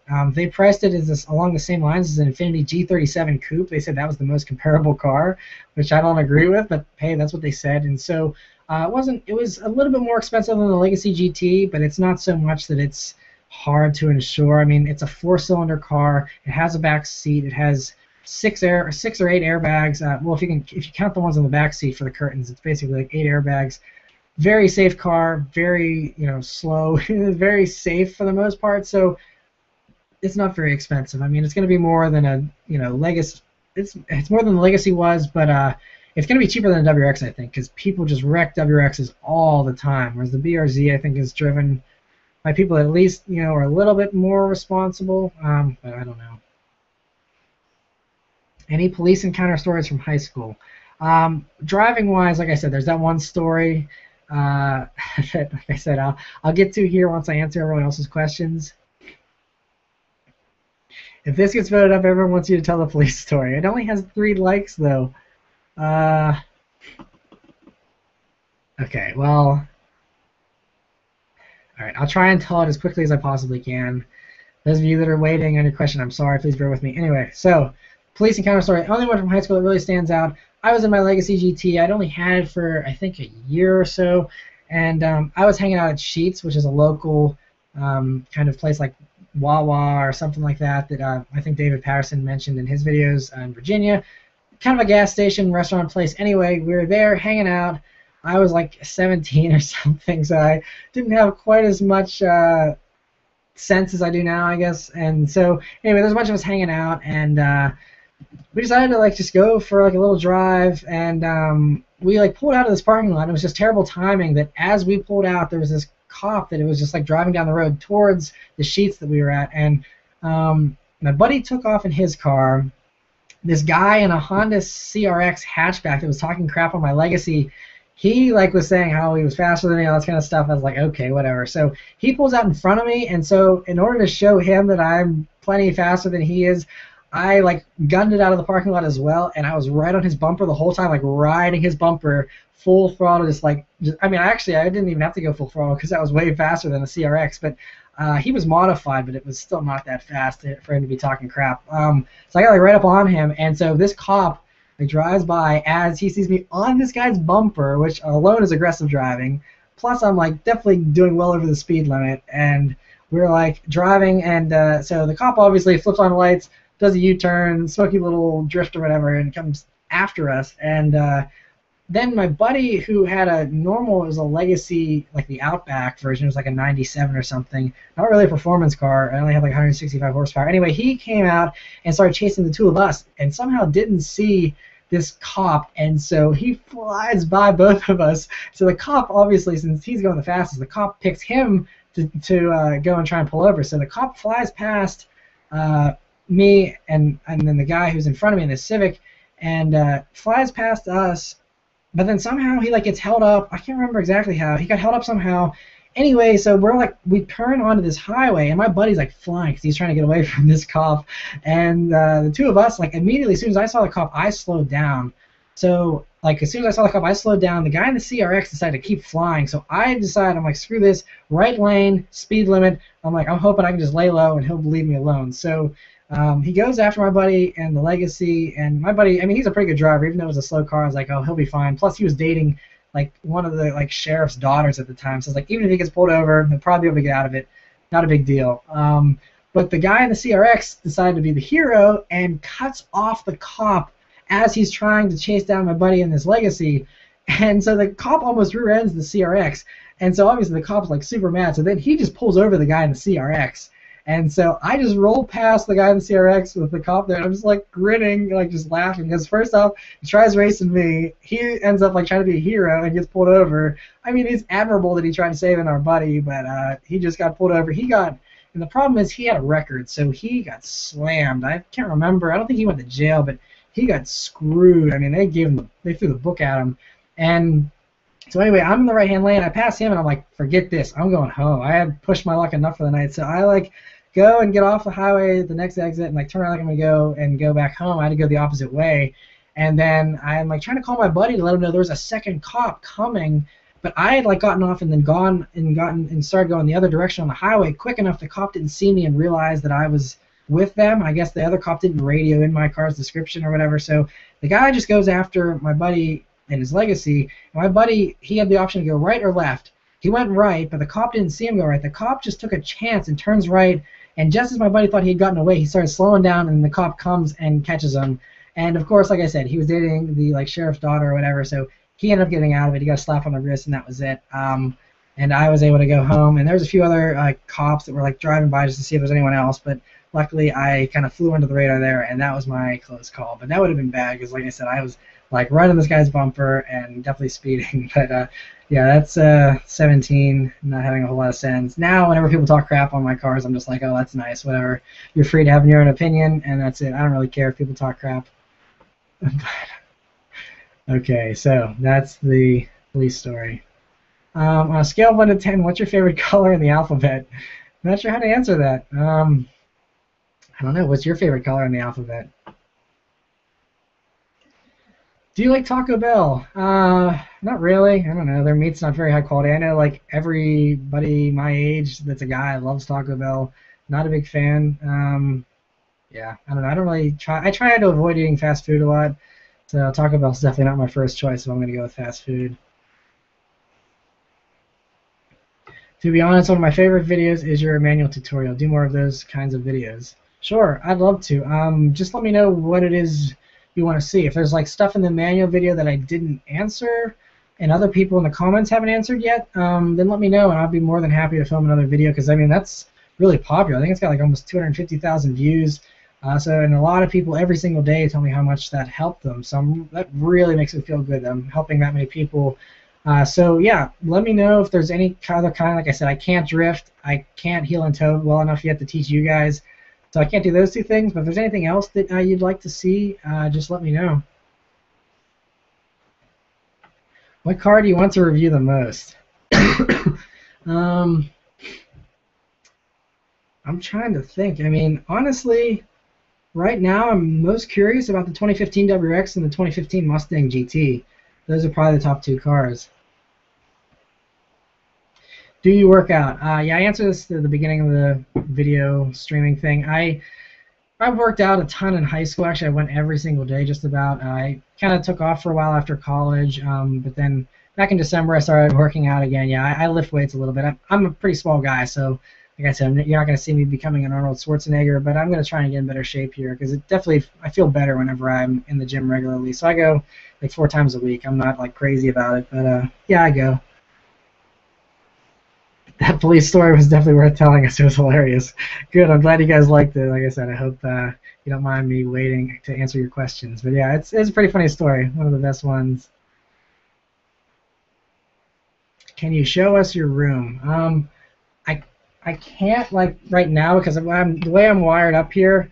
I'm wired to a direct connection, so I have the most stability. So this doesn't go down on me, and so the internet connection's stable. Plus, I'm plugged in, hardwired.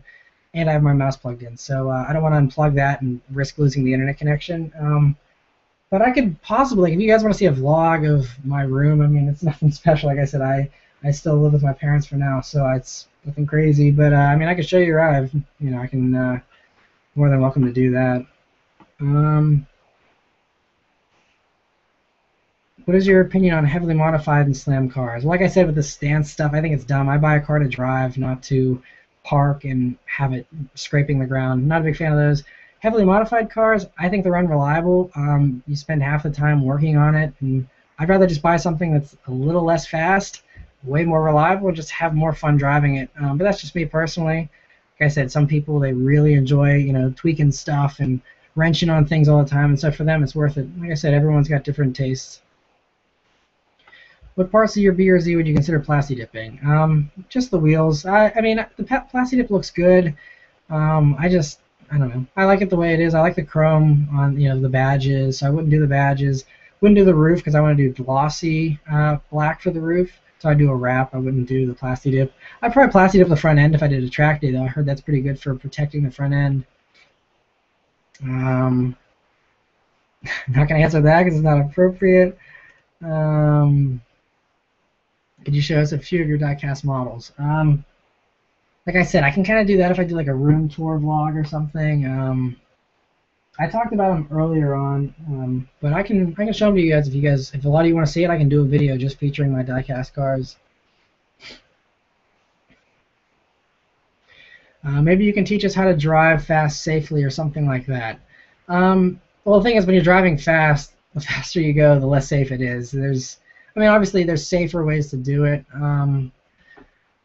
I mean, that's not a bad idea. I can kind of mold that one over a little bit more and see if I can come up with kind of a structure for how I would do a video like that. But yeah, I mean, there are ways you can have fun. I mean, I don't constantly, I wouldn't say I do exactly the speed limit all the time. I mean, I do, drive spiritedly and have fun, but I do it in a very safe manner because I don't think that stuff like that is, worth risking. There's more important things in life than going fast to me, so it's not worth the risk. So yeah, I'll try and think about that.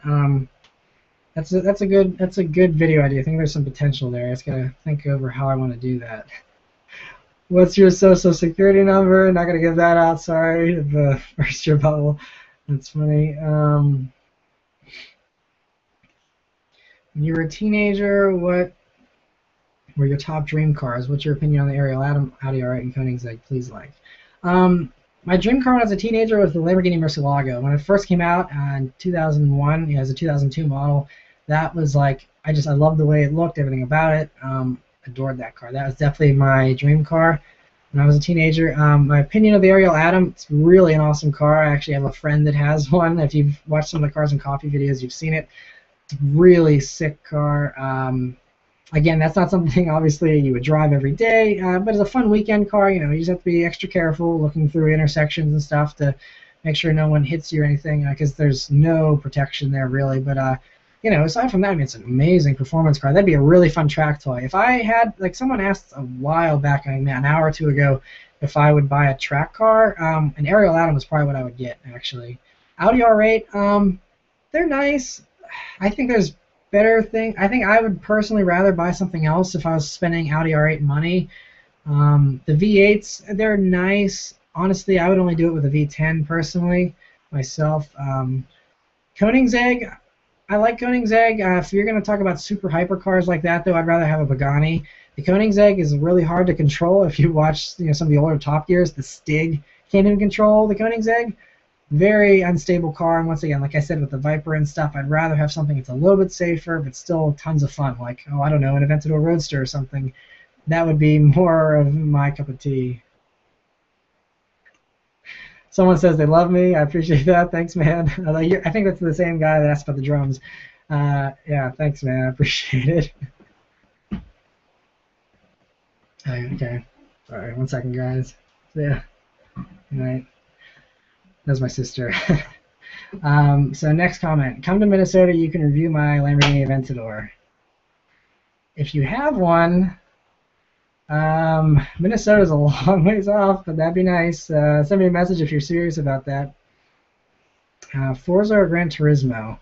I like Forza better. I know Gran Turismo, I mean, I have played all the Gran Turismo games since the very first one.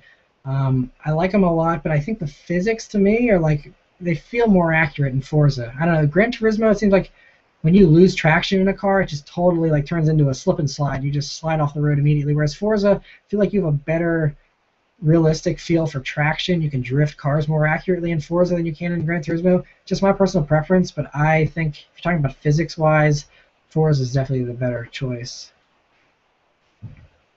Fastest speed you have gone in a car? Of course, on a closed private roadway, I've done, I think, around 150 before. It wasn't in my own car personally, because neither of my cars would do 150, I think. But I was in another car. Underwear size? I don't know. I mean, I wear a small and everything, and so I guess I think that's what I buy for underwear. That's really random. What's your thoughts on Tesla? I love the Tesla. I got to test drive one. If you've seen that video, and I talk about the Tesla a lot in my Tesla test drive. The guy that let me drive it was very friendly to let me drive his $100,000 car. That was really nice of him. They're amazing. I mean, the way the torque surge is, where it doesn't relent. It's electric. It's amazing. So I really like the Tesla. Again, if I had $100,000, would I buy a Tesla? No. There's a lot better cars that I would rather have for 100 grand. But yeah, Teslas are good cars. They're impressive. I think in the future they're definitely going to be even better. Do you douchebag park or park far away with the BRZ?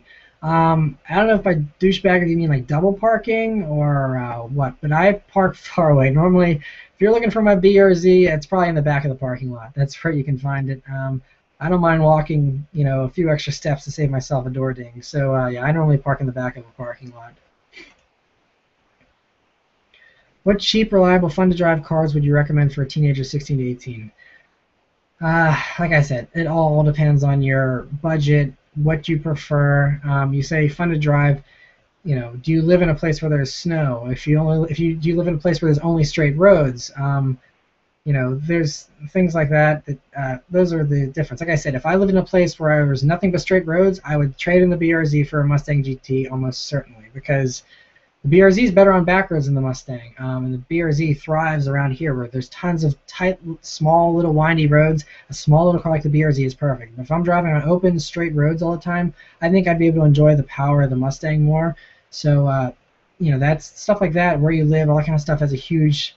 It's hard to give a blanket answer. I know a lot of people just want a big answer. I mean, obviously, a WRX is a good car to anyone, no matter who you are. What you want. I mean, it's 4 doors. It goes anywhere in the snow. Goes anywhere. It's very safe, reliable, great fun, turbo. If you are looking for a blanket answer, it's probably WRX. Go figure. Subaruwrxfan, what do you think is better for a 17 or 18-year-old? Scion FRS, Fiat Abarth, or Focus ST? Do you think that those kinds of cars are good for a first car? Yeah, I would stick with front-wheel drive if you want the most safe car, as far as not having to correct oversteer and things like that. Although the Focus ST, those things with the torque steer, they'll nearly steer themselves off the road. That's a little tip I didn't include in my Focus ST review, but since we're on a live stream here, I'll tell you about that. That Focus ST I reviewed, especially it was a little wet. If you stomped on the gas in that thing and you didn't have both hands on the steering wheel, that thing would steer itself like right onto the shoulder. I mean, you had to really be full hands on deck with that car. Fiat Abarth, like I said, someone asked me earlier what I think about them. I test drove a Fiat Abarth. Had way too much body roll. Felt like I was driving a delivery truck. Didn't like it at all. It's a shame, because I love the way it sounds. I think they're really cool. It's not a good driver's car in my opinion. FRS is good. Like I said, they're not super hard. They're pretty gradual with the way they break away. So I don't think it'd be too hard for a 17-year-old to control. You just have to be more responsible. Just don't power slide around every single corner and turn off traction control and all that kind of stuff. I mean, if you are responsible, you think you can handle rear-wheel drive safely, then go for it. But if you want something you can drive fast and not have to worry as much, I would go with the front-wheel drive cars. Focus ST is a great car. I would actually say Fiesta ST. I think that's even better than the Focus. It's a better value, smaller, and probably maybe even a little faster. I love your excitement when you say, "What's up, guys? Subaruwrxfan here." Thanks. Yeah, I get excited. I mean, like I said, I love making videos for you guys. It's tons of fun, and yeah, that's genuine. I mean, I love it.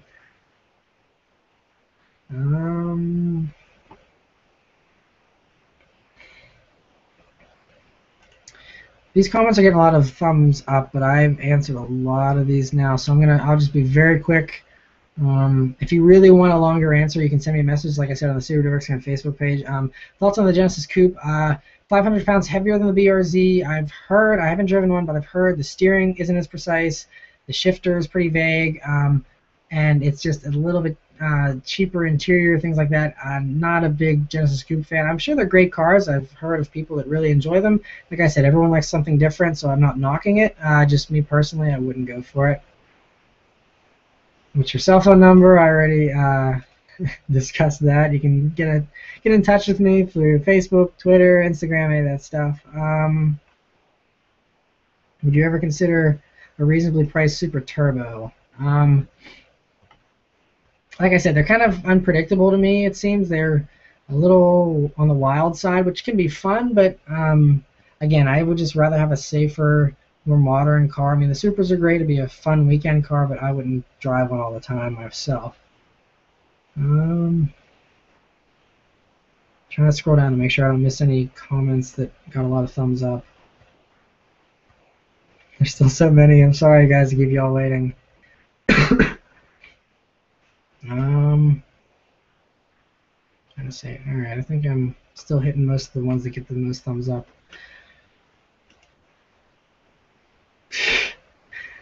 Come to Chicago to be my stepsis. I'm not sure how to take that, but I think I'll pass.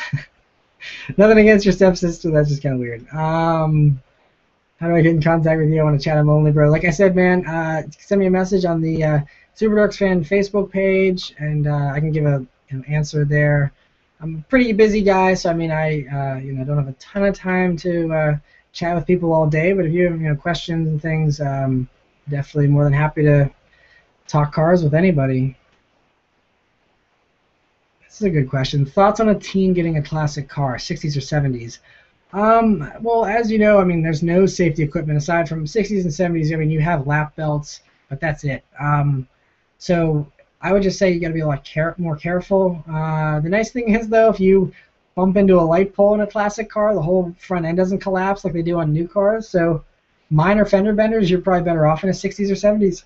So if you're going to make the typical teenage mistakes of, bumping into a parked car or something like that, stuff like that, I'd rather do that in a classic that's not pristine, something you can just bump around a little bit. It's no big deal. Whereas if I were to clip a light pole in the BRZ, it'd be like a catastrophic wreck. Where the classic car is just like, oh, hey, look at that, I knocked over a light pole, see ya, and that's it. So, but I mean, if you get in a bad accident, a classic car, you're going to be in a lot worse shape. So, kind of taking your chances there. I would just definitely be more careful if you're driving a classic. But like I said, I want to get a classic car here. Maybe this year even. I'd really like to, if I can work out, a storage place for it and stuff. I would definitely like to get a classic. I have a 432 horsepower Evo 10. I love it. 16,000 miles is amazing. You should just do a little more power in the BRZ. I promise you, be so much more happy, and it's hard to explain how good it feels.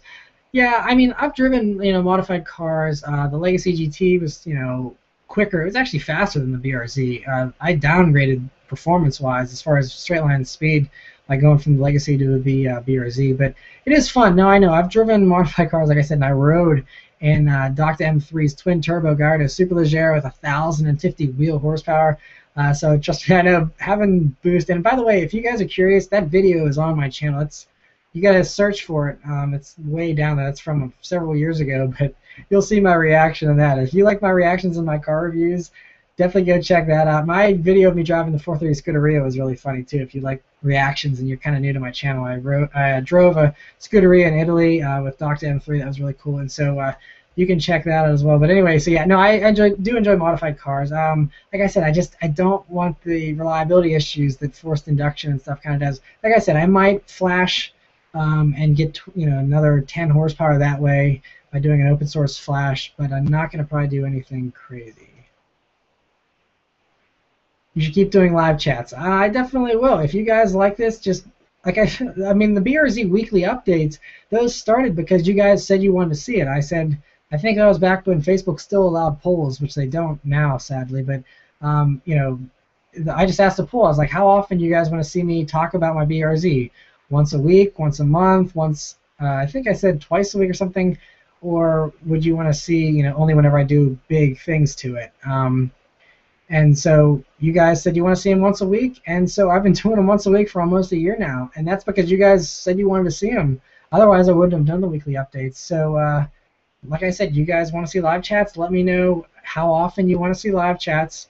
Like either in the video I just uploaded, the CTSV, or any other video. Like the next video I upload, the new one I'll be uploading here in a day or two. Say a comment of how often you want to do live chats. Let me know, or go on the Facebook page. Let me know. And whatever you guys, however often you want to see them, let's do it. This is fun.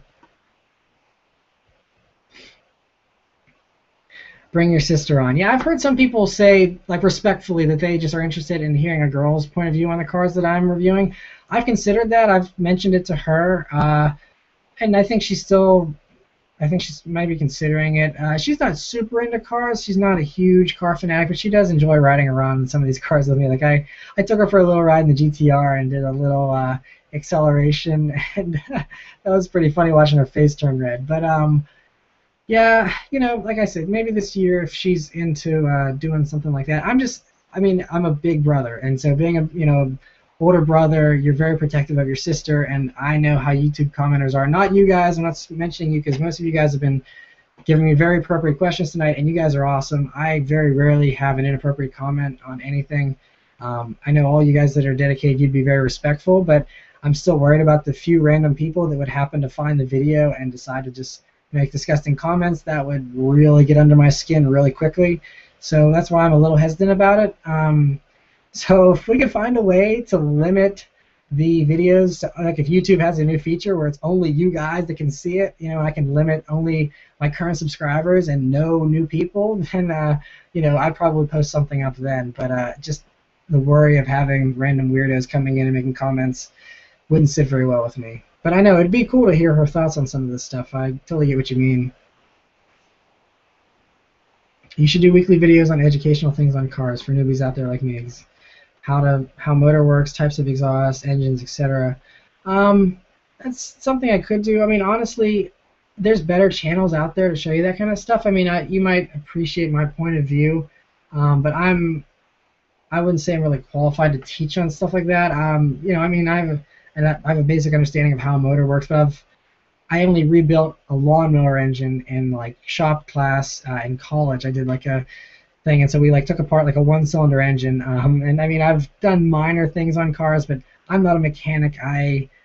If you guys want to see specific videos on like exhaust comparisons or reviewing things, let me know. I'd like to get some more parts, like people that would just like. I'd like to get parts that people would send me to review, and I could send them back. Just put it on my car, see how it is, just so you guys know, even though I might not want it on my car personally.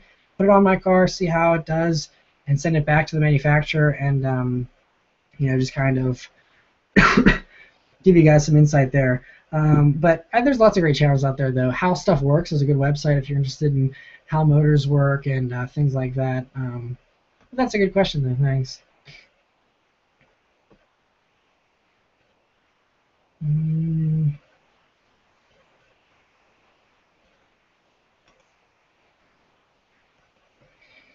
I mean, this question, I get this a lot. So for all of you that are watching, what type of job does Dr. M3 have? That's not my business to say. And like he says, and I fully agree with him, it doesn't really matter what he does. It's like I said early on in this video, I mentioned how it doesn't matter, what I do or what anyone else does. We all have our own skill sets and our own talents and things that we're just naturally better at than other people. And those are the things you should refine and pursue, because you'll be able to do something better than I can or Dr. M3 can, and that's the thing that you should pursue. That's the thing you'll stand out at. That's what will come easiest to you as well. So I know some people are just curious just for the heck of it, but if you're trying to get to those levels of wealth, just do whatever it is you do best, pursue it, or whatever you're interested in the most, go for it.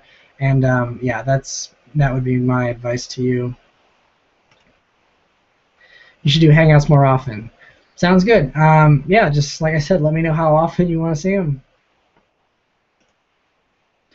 Are you going to do... Oh, no. Okay, got it. Are you going to do a room setup video? Yeah, like I mentioned earlier, if you're interested in seeing a vlog about what my room looks like, I can show you guys. Like I said, it's nothing special, but I can show you my die-cast cars and, stuff like that. Little knickknacks and things that I have. Have you curbed your BRZ yet? And if so, did you cry? You cry inside like everyone else does. I curbed the one wheel on the BRZ once, pulling into a movie theater parking lot. We were like late for a movie, me and my sister, and so I hurried up and pulled in. I pulled into the back where there's a huge curb, of course, and got a little too close to the curb. It wasn't even like a huge hit. It just barely nicked it. It's very tiny.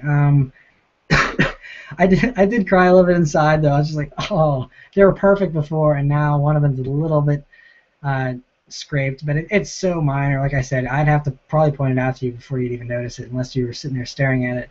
But yeah, just the one time, and that's it. This question got a lot of thumbs up, so I'll address it. Obama or Romney, thumbs up. Well, last time I checked, this isn't 2012, so that debate's over. But I don't like talking politics or things like that on here. This channel's about cars. If you want to hear opinions on politics, there's plenty of other places you can go. What is your dream car? Like I said earlier, the Pagani Huayra is probably my dream car. But the thing is, with the Huayra, it's so rare and so handcrafted that I would be so paranoid. I don't know if I'd be able to fully enjoy it out on the open road where there's other people driving. I think really the perfect dream car for me would be something like a Lamborghini Aventador or a Ferrari F12 Berlinetta, because I mean they're still really high end and they're still rare, but if you get it dinged up or something, it's not the end of the world. With like a Pagani, you actually have to ship the whole car back to the factory to get it worked on and stuff because they want to make sure everything's perfect, everything matches. They do that themselves, whereas the Aventador, you can still just get it fixed. I think Lamborghini still does have a technician like come out or something, but it's not as big of a deal, I think, as a Pagani. So a car that I could just drive and enjoy and not be super paranoid about, I think I'd just rather. I mean, that's good enough for me. A Lamborghini Aventador, that would be sick. So I'd be perfectly happy with that. My favorite part of all your videos is when you say in your super excited voice, "What's up, guys? Subaruwrxfan here." You're the second person to say that now. Thanks. Like I said, I get excited whenever I do these videos, and as you know in the reviews, I don't hide. I don't try and act cool and be like, "Oh yeah, that was fast." I giggle like a little girl every time, and I mean that's just I'm not gonna hold it back. I think that's why a lot of you guys like the review videos. It is what it is. I react the way I react, and if people don't like it, that's fine. That's a good question. Instead of a full convertible, what do you think of a Targa top BRZ FRS? That would be sweet. Not sure how it would work with the body lines of the car, because the roof is a double bubble kind of design and stuff like that. If they could find a way to do a Targa top version of the BRZ, that would be awesome. I would probably buy one if they made something like that. As long as it wasn't crazy priced, totally do that.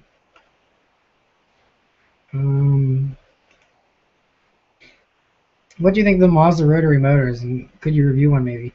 I'd like to review an RX-7 or an RX-8. They're not very reliable though. I mean, they burn oil. After once they get high miles, they just turn into nightmares from what I hear, which is a shame because the RX-8. I remember when Jeremy Clarkson did the original review of the RX-8 like 10 years ago or whatever. He loved it. I mean, the balance and everything. Some people are actually calling the BRZ kind of like a modern day RX-7. And it's a beautiful chassis. I think if you want to own an RX-8 or an RX-7, I mean RX-7 I think it's cooler though because it has the turbo and twin turbo of the RX-7 is really awesome. But in the RX-8 I would just put a more reliable motor in it and enjoy the chassis. The rotary's cool. I drove an RX-8 very briefly once. It's fun to have a 9,000 RPM redline, but there's no torque. I mean you think like the Hondas and the BRZ's bad.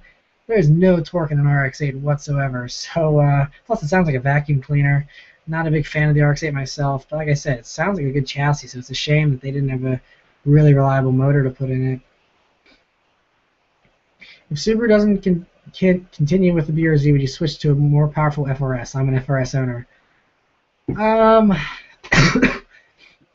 If they offered the more powerful version of the FRS with the monogram package like they do now where you get all the nicer features, then yeah, I probably would. Even if it didn't, if I had to do a bare bones, basic FRS with the more powerful engine, I'd probably go for it. It sounds awful, but I'd probably swap a BRZ front end onto it and swap badges and stuff.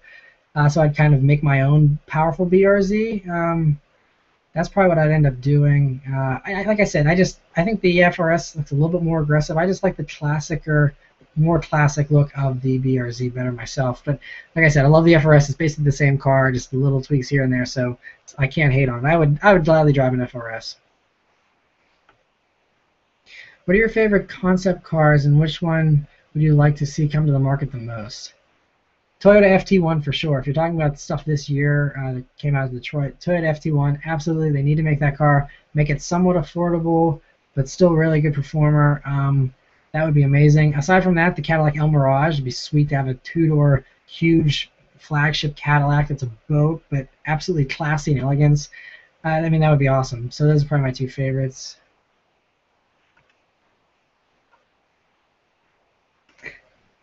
This is important. What hair product do you use? Right now I'm using this stuff. It's this matte finishing wax. Not sure why you're curious, but yeah, I kind of go back and forth between stuff. If you've watched some of my stuff from a while, a while ago, you'll know that I used to spike my hair up in the front and kind of just look. I feel like I wanted something that looked a little bit more grown up, and so this kind of thing's working out for me. I think okay. I'm still never totally sure what I want to do with my hair. Funny question. I've absolutely loved Mustangs since I was 6, but they've become way too common. I'm 19 now. When I was in Hawaii, literally every 4 cars there I saw were Mustangs. What do you think about this, and what is a Ricer to you? Well, as far as the Mustangs go, in Hawaii, if you're talking to probably like a bunch of rental convertibles, which makes sense. I'd rent a convertible Mustang too if I was in Hawaii. But I mean, yeah, they are common cars. That's been something that's kind of held me back a little bit whenever I was considering a Mustang. But it's the same with anything else. People think the BRZ is slow. People think the Miata is a chick car. There's way too many Mustangs. It doesn't matter. If you enjoy the car, go for it. Just because there's a lot of them, that just means that they're really good. Everyone likes them. There's nothing wrong with that. Honestly, that should go to show just how good of a car it is if everyone's driving them around. That's why Corvettes are everywhere. I mean, it's sad because I love the C7, and I mean, yeah, but it's like everyone's gonna have a C7 here pretty soon. So, it's kind of a toss-up. At one point, I would just say just go for it. If you really like the car, you really love Mustangs, just get a Mustang. I mean, you can personalize it, make it your own, so it doesn't look like all the other ones on the street. And yeah, I wouldn't worry about trying to stand out from the crowd or something like that. Just do whatever you enjoy. What can I do to have a collab video with you? Well, I mean, like, if you ever come to, like, I don't know where you're at, TJ, but if you ever come to like a Cars and Coffee meet or ever bump into me anywhere and I'm filming a video, like in my vlogs and stuff, I featured a few of my friends. I mean, I'd be more than happy to give you a shout out, kind of give you some camera time there, stuff like that. I don't know if you do videos. I mean, I normally only collab with people that have other YouTube channels, like that dude in blue. But if you have, some kind of video idea or something you want to collab on, send me a message on the Subaruwrxfan Facebook page or on Twitter or whatever, and we can talk about that some more. But hey, I'm up for collabing with anybody. What's your name? My name's Matt. I mention that every once in a while, but yeah, some of you guys might miss it. Subaruwrxfan, what time do you plan on ending the stream? I don't know. I guess once I catch up on all these comments, there's still tons of questions here that you guys have asked. I don't want to not answer anyone's questions because I know a lot of you guys have been waiting for me to answer these questions for you, and you've been looking forward to this live stream, so I don't want to miss out on anyone's questions here. There are a lot. So I guess if it just gets to the point where it's a ghost town and there's no one else around here, or if I lose my voice, I should probably get a drink here at some point. But can't go super late. I'm gonna actually when I mentioned how I go to the gym pretty early in the morning, so can't be up super late here. But we can keep going as long as the questions keep coming. So it's just a matter of how long do you plan on being in the stream, I guess.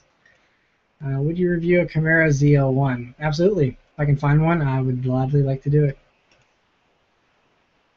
Have you ever come to Atlanta? If not, would you? I actually have a good friend in Atlanta that has an E46 M3, which is a car I know tons of you guys want to see me do a review of. Atlanta's just a long drive, but I definitely want to make it happen. At some point this year, I'll probably do an Atlanta trip. So I definitely plan on doing it. And there's a pretty cool car culture down there from what I hear. I'm kind of thinking about doing maybe like a Tail of the Dragon drive and do some stuff like that and then end up in Atlanta afterwards. So yeah, definitely a possibility. What do you think of Evan Shank's red STI hatch? He's got that stance look with performance and drivability. Any thoughts on that? I've heard the name Evan Shanks. I don't follow him. I think I might have seen one or two of his videos. I didn't see the way his car was set up, so I can't really judge his car. And once again, everyone likes has different preferences. So you're saying that it has the stance look, but it still has performance and drivability. That's cool. I mean, I think the problem with the stance, though, is even if it has performance, drivability, you still don't have any ground clearance. So part of the fun with having an STI, to me, would be driving in the snow, which he probably wouldn't be able to do. And, like I said, I'd rather have a little more ground clearance and stuff. Not a big fan of the stance look myself anyway. But like I said, that's everyone's personal preference. So that's awesome that he's got a pretty sweet car, though. Sounds like it's awesome. Um, you're my favorite YouTuber, and now that you say you will read every comment in the videos, I will absolutely be commenting more. Oh yeah, thanks, man. I mean, yeah, like I said, I definitely try and comment back on everyone.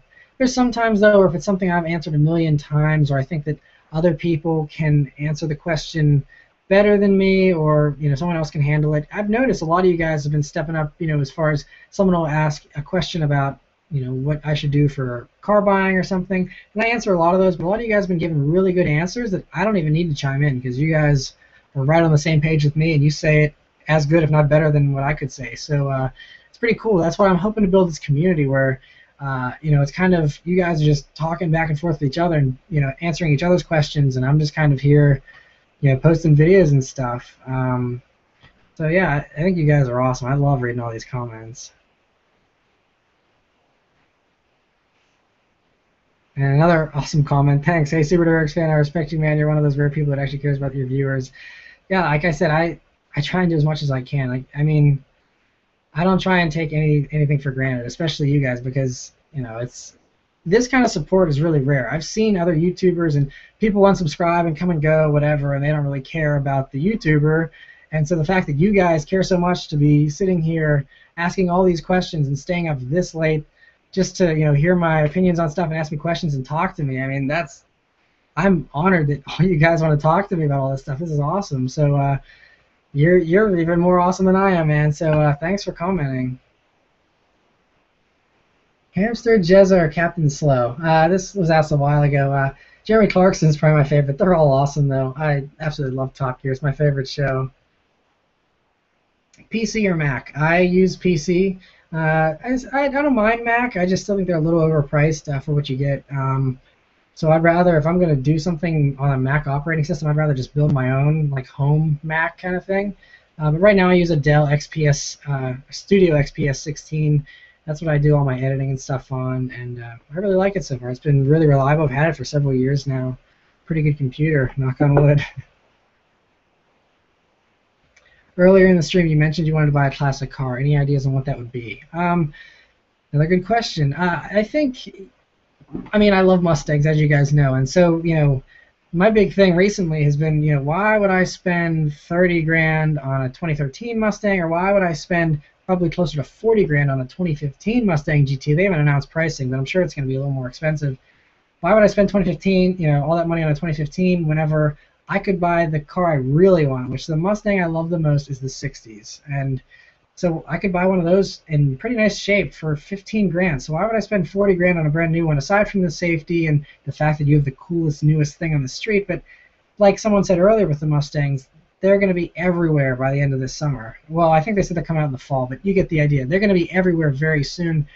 Whereas anytime you see a 60s Mustang, everyone turns and looks normally because you don't see them that often. Even though they're one of the most common classic cars, they're really great. And the thing is, they make so many remanufactured parts, it's very easy to fix them up. It's cheap to do. It's very easy, straightforward. There's a huge community. So I'd probably end up in a 60s Mustang. I do love the cruiser cars too, so if the right car came around from the 40s or 50s, I would probably go for that too. I know my grandfather had a 54 Ford Custom Line V8. I'd love to have one of those one day, just because he had one. He also had a 1950 Mercury Coupe. I'd love to have one of those. Those are pretty expensive though. And so yeah, those are probably the other two that I would like. I'd love one of the other cruisers, two-tone, bench seat, all that kind of stuff. It's great. So that's probably what I would do.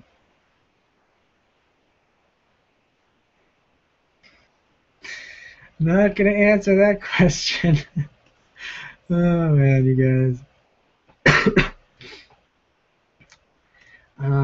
Penguins or Flyers?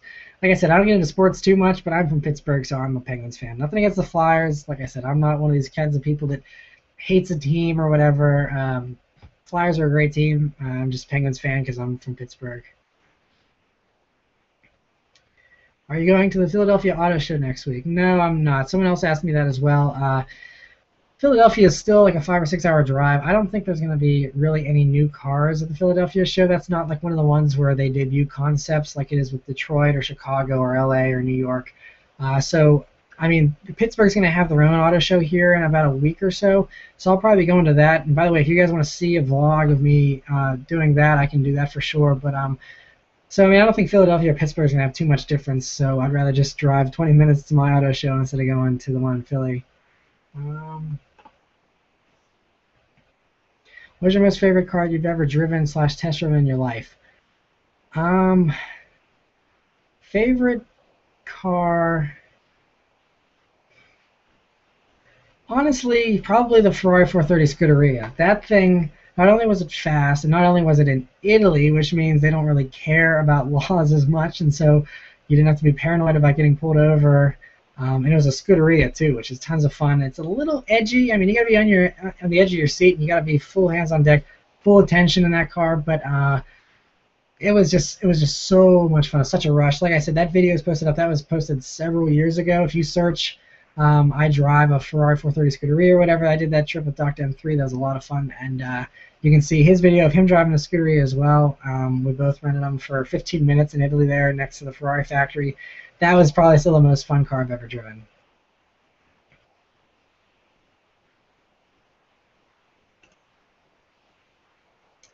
Everyone, please post one on my comments. It's taking a while for me to get up to the top. Sad. I'm sorry. Trying to do even distribution.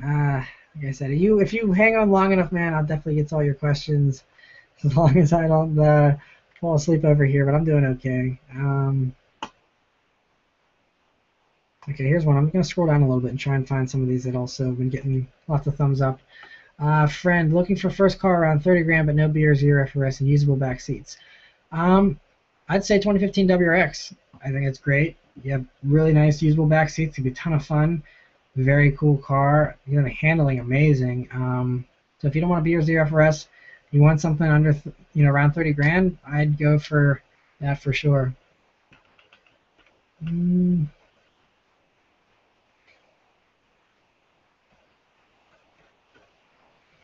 to find some ones down here at the bottom that have some comments. Let me see. Okay, here's one that's got a few. Forester XT review, please. I definitely would like to do an XT. They're just pretty rare, as I'm sure you know, so pretty hard to find one. But if I find one, I will definitely review a Forester XT. I got to drive one once, very briefly. Seemed like a good car, lots of body roll, obviously, it's a Forester, but good power for sure.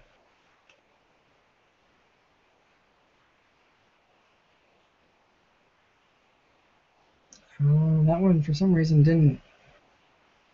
didn't get answered. I don't know what's going on here.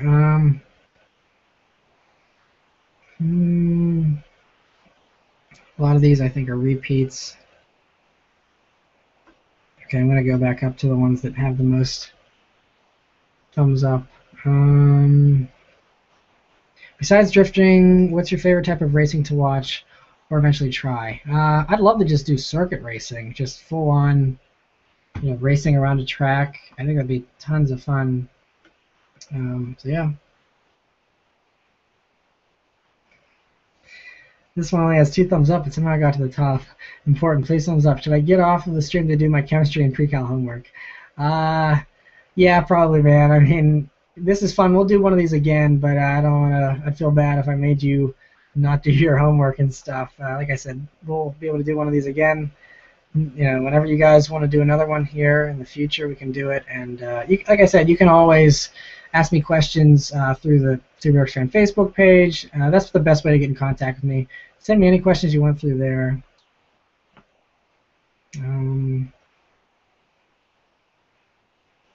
Okay, here's some good questions. Jordan Risco, I've seen you around. You used to do some videos. What do you think of the GTR being a computer-driven car? I mean, I did the review of the GTR, and I kind of mentioned that in my review. Yeah, there's computers there, but like I said, it's still geared very shortly, so it's a lot of fun to drive on the streets.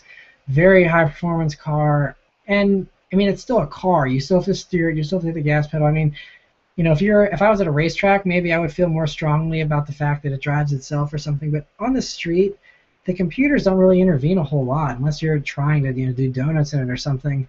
It still felt pretty raw to me, especially in the 2009. It was still a ton of fun. Um, would you consider a 2014 base Cayman? Yeah, I think the Cayman's a great car. Personally, though, like I said, I've been wanting a convertible for a while. So if I'm gonna go with a base Porsche, I would rather do a base Boxster over the Cayman myself.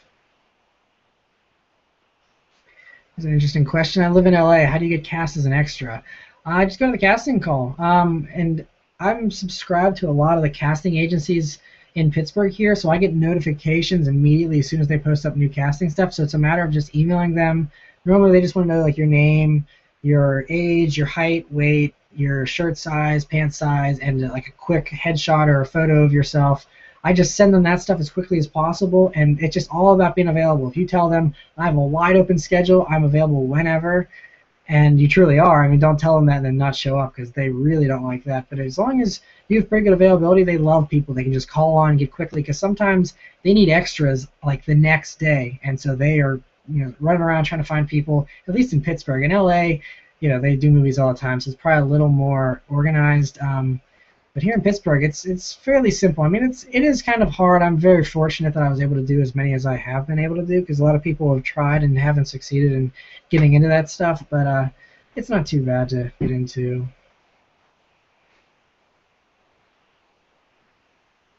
Um, Matt, I'm from San Diego. I will PM you. Everyone go look at car on my channel. Upload so he sees this.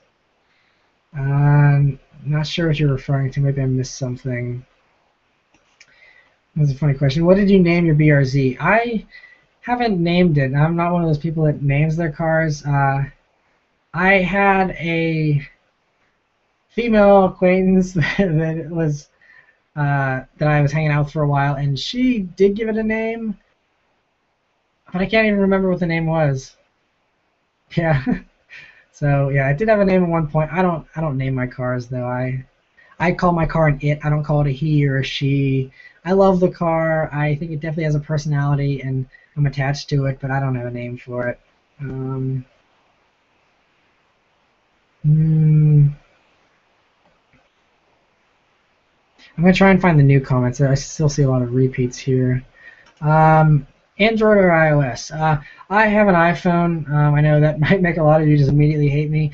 I had an iPhone since 2007 when they first came out with the original iPhone, and I don't know. I mean, I like the Android. I think they're fine. My one buddy that has the Mini Cooper S, back in college, me and him used to go back and forth on Android versus iOS all the time. They're both. I mean, I think they're both great. I think a lot of people don't like iOS because it's closed off and it's kind of a little more limiting the way Apple is, whereas Android's a little more open about stuff, but even they're kind of getting a little closed off now. But I think they're both great. Can't go wrong with either one.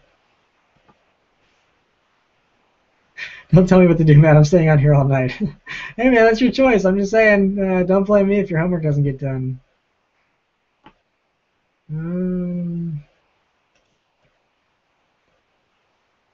Just started watching you and subscribed about 4 months ago. Nice YouTube channel. Love how your face lights up when you feel the power in any car you're in. Yeah, thanks. I'm glad you found the channel and enjoy it. Yeah, I mean, like I said, some of the cars, like when I was in that Lexus hybrid, I mean, I didn't like light up. I was just kind of like, it's not bad, kind of a not bad face. So I mean, that's how you know it's genuine. Like I'm not gonna flip out if it's not exciting. So when you see me flip out, you can trust that is genuinely. I always save whenever I do my car reviews. I never go full throttle on anything until I'm doing that first driving portion. That way, you get my absolute first impression. It's straight off the cuff. I'm not used to the power at all. So I love that because to me I like that, showing you guys that emotion of what the experience and what the emotions are whenever you do go full throttle in a CTSV for the first time or whatever it is that I'm doing. So that's how I do those reactions is I don't go fast in the car. I drive it slow, take it easy until I get on camera and say, let's turn onto this back road and see how it does. And then that's the first time I floor every single car, and I think it's pretty enjoyable to watch as well, so it works out. Any regrets with buying a BRZ? Like I said, every once in a while I go back and forth and say, should I have bought a 2013 Mustang GT? The problem was I I don't think I ever talked about this, but I got really close to buying a 2013 Mustang GT twice. There's actually the first time I test drove a white California Special convertible. Wasn't a huge fan of the car, but I just asked the guy to run numbers on, what he would give me for a trade-in on the BRZ. At that point, the BRZ only had less than 4,000 miles on it, and I was like, hey, what can you do? They offered me like 22 grand for a trade-in whenever I paid like 30 for the car out the door, and they offered me 22, and I had like done like maybe 2 car payments on it so far, so I would have definitely been underwater. I was like, no way, that's crazy. Plus the Mustang was pretty expensive, and they weren't willing to work on that. The second time was this past summer. They had a 2013 Mustang GT whenever there was a 2014s were all on the lot, so it was an old 1-year-old car. It was a demo that had like 700 miles on it or something, and the guy still wanted sticker price for it. I'm like, are you crazy? I was like, I'll consider giving you 5 grand under. That might have been a little low ball, but he was like, oh, absolutely not. He's like, we're not coming down on the price. He's like, I'll let it sit here for another year if I have to. I don't care. It's like, all right, well, that's your choice. But if he would have been, that was a gray one. I loved that car. If you really have followed my Instagram for a long time, I took multiple pictures of that car like a year and a half ago, and loved that thing. If they were willing to work with me on the price and gave me a good trade-in on the BRZ, I probably would have done it. Because they're both great cars. You can't go wrong with either one. There are times where, yes, I wish the BRZ had a little more power, but, like I said, it's not that big of a deal. I'm pretty easygoing when it comes to stuff. Brandon, why didn't you do your homework? Subaruwrxfan. Man, blaming me already. Jeez, it's tough. You guys are rough. Alright, let me see if I can find anything else here that's got a lot of votes. Here's one. Some of these comments are randomly disappearing. I don't know. I selected that one to answer, and then it just disappeared. Someone just asked, how do you feel about Subaru's current designs, I think, something like that. And I love their concept cars, and I like the 2015 WRX, and I like the BRZ, obviously, but I don't know why they keep turning their concept cars into crappy production cars. I really hope this Legacy is going to be debuting next week, I think, in Chicago. I hope it looks somewhat like the car that, they've been making concept versions of, because it just looks amazing. When you floored it in the recent CTSV, I died laughing, TJ. Nice. Man, TJ, your comments are getting lucky with getting all voted to the top here. You must be asking a lot of good questions. Let me see. I think it's just, we've kind of dropped down in viewers here a little bit, so I think it's a bunch of you asking a bunch of questions, which is fine. I'm just going to try and see if there's some people I haven't seen ask something yet and try and answer their questions here.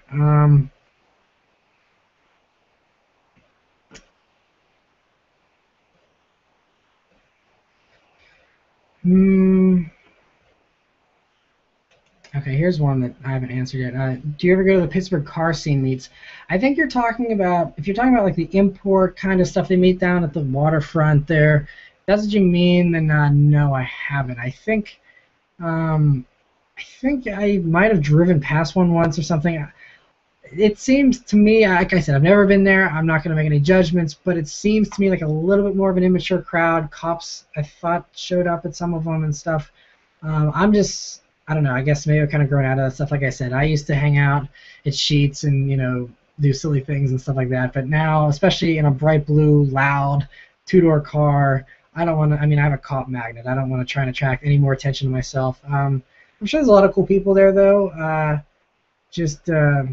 don't know. I've heard some stuff. I don't know. I might give one a try, and we'll see. They actually did a Paul Walker event that I was going to do just for that. So I was going to go to that, but for some reason I think I was out of town that weekend or something, so I missed it. But yeah, I might try and get to something. Here's a question that I'll enjoy answering. If you had to get an F-Type, which one would you get?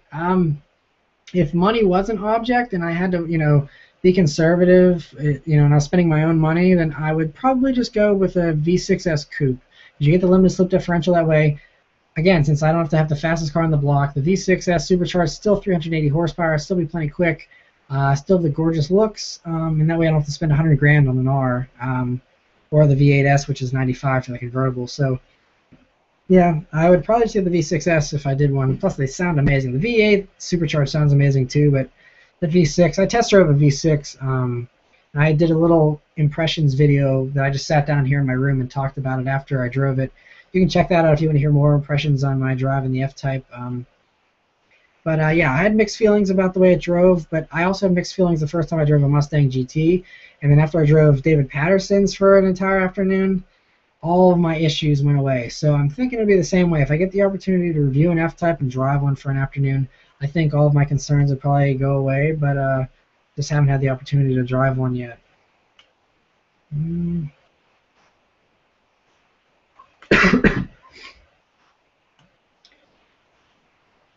In your opinion, what is the most overpriced car on the market? I know everyone loves the Porsches. I don't know if Guido the Getawayer is watching. He's a huge Porsche fan. Even Matt Farrett just on Smoking Tires talking about how the Porsche is worth 150 grand and stuff. But that and the BMWs, it's so easy to just look at the options list and get them way, way expensive. Like, for example, I was curious about the BMW 228i that I sat in at Detroit, and I was like, I'm interested in seeing if one of these would be affordable, maybe step into one instead of the BRZ. And I went and built just a 228, not even an M235, just a standard 228, the slowest model. And just with I didn't go crazy on options, but a car that they advertised as being around 32 grand, I couldn't get it with just the basic options I wanted on it without paying 45 grand. Like, it's $4,000 for a premium package that includes auto-dimming mirrors, power seats, and a bunch of other stuff, like an automatic garage door opener for 4 grand. And it's like stuff like that, but yet it'll have like xenon headlights, which I really want, but I can't get that separate, so I have to buy the premium package. Stuff like that. It's just like, I don't want to pay 4 grand and get all this stuff I don't want. I wish they would do a la carte a little more. They've been getting better with that, but I still feel like they're just very easy to get way overpriced. Yes, a 228 would be amazing if you could actually get one for 35 grand. But you're going to be feeling like you're driving a base car all the time, and I would just rather get something that's a little bit cheaper, that's nicer, like the BRZ, where I have leather and Alcantara and dual zone climate control, which you don't have to pay extra for, and all that kind of stuff, and spend less money. Same with the Porsches. I love the 911. I think it 88 grand, 90 grand, it's a pretty good value. But then whenever you put $150,000 worth of options on, I know you don't have to, but I've tried pricing out like a 911 just for the heck of it to see what I would be able to get one for, and it's still like tons of money for options. I feel like these German cars that have these millions of options, yes, you don't have to get them, but the way they price them and the way they package the options, I just feel like they kind of screw you over on the price. So I think those are a little bit overpriced. I wish they didn't do that as much. Why don't you ever introduce yourself using your name? I don't know. I've kind of been debating what I should do about that. 'Cause some people say I should use my full name and start kind of making a name for myself and all this kind of stuff. But I kind of like just having the Subaruwrxfan username and just have that as my name because, I enjoy having, for example, if I told you guys my last name, I'm sure a ton of you would add me on Facebook and stuff, which is, I don't, I appreciate that, but at the same time, I like keeping Facebook and my phone number and all that kind of stuff kind of private to just my actual friends that I hang out with that are nearby that I can see frequently and all that kind of stuff. So I don't add people on my personal Facebook page or anything like that. So some of you that have found me through my figured out my last name somehow and have added me on Facebook. A lot of you I don't think I added probably anyone that I don't actually know. If you come up and introduce yourself at a meet, I'll probably add you or something. But I just like keeping my Facebook and stuff like that. For just my personal friends that I hang out with on a regular basis and stuff like that. Nothing against you guys. Like I said, I just like having a separate kind of thing between my personal life and the YouTube stuff. Who doesn't love this guy? I don't know, man. You're pretty awesome. So who doesn't like you? I'm sure you're just as awesome, if not even more so. Inline, flat rotary, or V engine configuration. They're all good. Again, depends what kind of characteristics you're looking for. Obviously you want a high revving motor, you get a rotary. You want the unique sound of a flat motor, go with a flat engine. Inline is easy to work on, more reliable generally. V engine is very reliable, more power, more fuel consumption. Just all depends, what you're interested in. Obviously I like flat motors. all the cars that I've owned have had them. But I love V8s, as you know, if you saw the Mustang review. So yeah, that's another good question. When being an extra, do you get to meet any of the big actors? The professional thing to do when you're on a movie set is to not approach them unless they approach you first. Like Taylor Lautner, since I was sitting so close to him, he asked a few of us there at in his general vicinity what's some cool stuff to do in Pittsburgh. So we chimed in and told him some things to do and stuff like that. So I got to talk to him a little bit. But for the most part, you don't talk to them really. It's not very polite because they are working, and so if you're going to be a fanboy or fangirl and sit there and scream and flip out, they normally just throw you off set because you're there to work, they're there to work. It's not a publicity thing. They're not doing this as an appearance. They're there to work, and so I know, like when I worked on Foxcatcher, which is the movie with Channing Tatum in it, all these girls were flipping out, and so many of them actually would go up, even though they were extras and they were told not to. They would go up and hug him and stuff. And luckily, it was only a few of them. And Channing Tatum was a nice guy. He hugged, gave him a hug, and I was like, oh, it's nice to meet you. And he didn't get angry or anything. And he kind of told the bodyguards and stuff to chill out. It's okay. He doesn't mind it. So you'll get lucky, but there's a lot of actors that don't want to be bothered, and that doesn't mean they're mean. They just don't want to, they're in their character and stuff, and they don't want to be distracted. So, no, like I said, I got to talk to Taylor Lautner very briefly, but that's about it. I didn't get to meet Channing Tatum or any of that. I mean, you kind of exchange glances, you kind of nod or whatever, they acknowledge you, but I don't have conversations with any of them. Hello, that'd be cool, though, but, not very professional when you're on set. Will you do some car maintenance tutorials, paint, mechanical, etc.?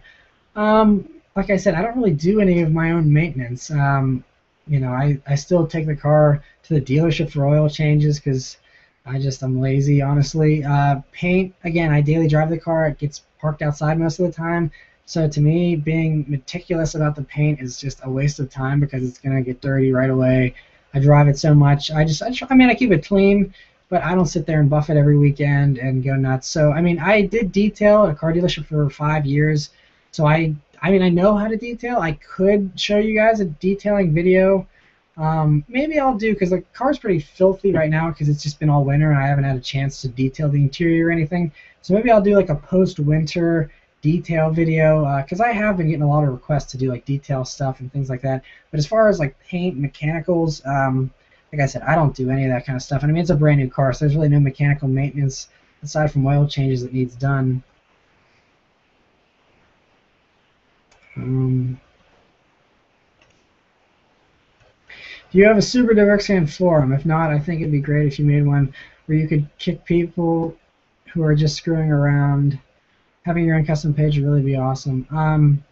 Well, if you mean kick people who are screwing around, if you mean trolls and stuff, I can ban users on the YouTube page. You can go down and ban people that are just being abusive or annoying, or you just feel like banning them for whatever reason. So I can eliminate annoying people if I want to. Normally though, I'm under the impression if you can't stand the heat, get out of the kitchen. So there's hater comments. I normally just let them go. I don't normally respond to them. I just kind of ignore it. I know there was the one video, I did a video 2 years ago when I first got the BRZ called Why I Don't Love My BRZ Yet, and that got a lot of heat because back then I didn't really love the car yet because I hadn't pushed it as much as I should have, and I just kind of was still getting a feel for it, and so I didn't love the car, and I gave my reasons why it wasn't as great to me, and I was considering getting a Mustang instead. And that video, since everyone was so in love with the BRZ when it first came out, people were giving me so much crap. People were finding the video and saying awful things, and that one got really exhausting, so I just disabled comments on that one completely. But that's the only time I've ever done that. As far as the forum, I've seen other YouTubers try and start forums, and they never really go anywhere. Not saying it wouldn't go somewhere if I made one, but that's a lot of work if I'm not sure that a lot of people are going to want to be on a forum. I think the YouTube comments is kind of a forum on its own. Everyone can kind of interact and talk that way. So, I would just say to keep commenting and stuff. If everyone wants to see a forum, I can do it. I used to have a Need for Speed forum. Actually, I used to have a Need for Speed website, and I would do car lists and things like that way back when I was a teenager. I did a forum back then, so I know how to make a forum. I can do one. It just takes a lot of time, but I can do it. Again, if you guys really want to see it, I will make it. See what else we have here. Have you ever tested the 0 to 60 speed in your BRZ? I've tested it in my FRS with 3 passengers at 8.24 seconds. I haven't tested it. Mostly because I just, I know how it feels when I accelerate. I don't really care about the numbers a whole lot. If I did, I wouldn't be driving a BRZ, honestly. There's plenty faster cars for the same money. But yeah, I mean, I'd be curious to, get a time. I haven't actually done it. I think every Monday you should do a live chat. I mean, like I said, if you guys want to see it once a week, I'd be totally up for doing these. As long as we get a good variety of comments. If I keep getting the same questions every single week, week after week, I mean, obviously there'll be new people each week and stuff, but if I keep getting the same comments every week, then maybe I'll cut back on it a little bit. But if we enjoy this stuff and you guys want to keep doing these, then I mean, I could do them once a week. I mean, Monday nights I'm normally pretty free. Obviously, if there was a reason I couldn't, I'd let you guys know. But if you guys somehow, next video comment, say you want to see live chats every week or whatever, we can start doing them every week. That's totally doable. I recently just got my first car, which is a 2000 Toyota Celica GTS. What do you think about this car? I think that's still. I'm trying to think of what generation that is. I think I know what you're talking about. Those are good cars. It's still that 1.8 liter motor, has the VVTi, and pretty good performing car. I think they look cool, especially back in 2000. I remember when I first saw that last style for the Toyota Celica when they first came out. I think it was around like 2000 or 1999. It looked so extreme to me. I was like, wow, there's no way that's a Toyota. It looks so cool. And so yeah, that was I remember that car making an impression on me. They're great cars. They're very reliable. I think it's a pretty good choice. What sort of gear do you use to film your videos? Sorry, I know I already asked your question. No problem, man. As many questions as you want. I use the main thing. Well, okay, for the fancy intro shots that seem to be a little higher quality, those I use my Canon T3i. Works really well for me. I just use the standard basic lens that came with the camera. I have a Sony Handycam that I attach to the windshield. That's how I do the review videos. So that is all on a Sony Handycam, and all the vlogs and stuff you see me, moving a camera around and stuff. Casual stuff I do, that on the Handycam. Like I said, I have the GoPro as well. I recently, actually just a few days ago, bought a slider. I haven't used it in a video yet, so I'll be posting up a review here of a 2009 Civic Si in a couple of days. That wasn't filmed with the slider, but any videos I film from here on out that are review videos, I'm going to start using the slider. Should be getting some pretty nice shots. So yeah, that's it for my gear. I mean, I have a lavalier mic that I use whenever I'm talking outside for the videos. I just record into my iPhone for that. That's how I get the audio for that stuff. And yeah, that's about all my gear.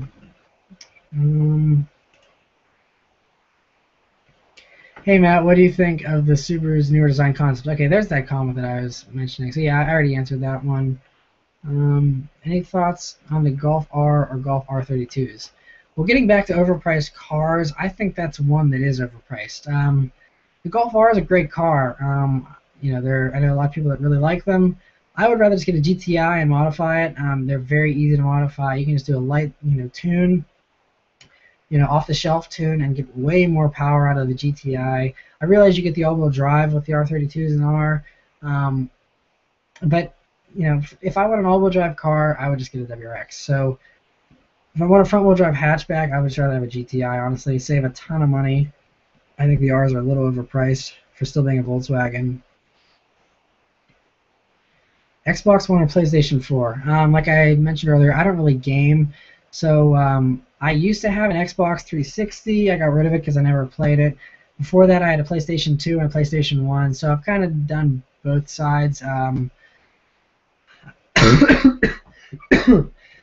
Voice is getting rough now. I've been going here for a while. I think, the thing with the Xbox One, I don't know if they still, like I said, I'm not up on it, but, if the Xbox One still doesn't let you do used games and they have all those restrictions like they originally were saying, then I'd definitely do PS4. I know my buddy just bought a PS4. He really likes it. And I'm generally more of a Sony guy. I have a Sony Handycam and Sony TV and stuff, so I'd probably do the PlayStation 4.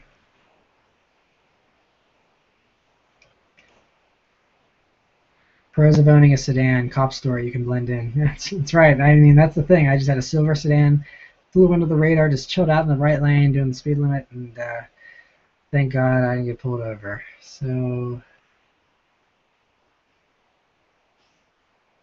you could trade your BRZ for another car on the current market other than the Mustang GT. What would it be? That's a tough one.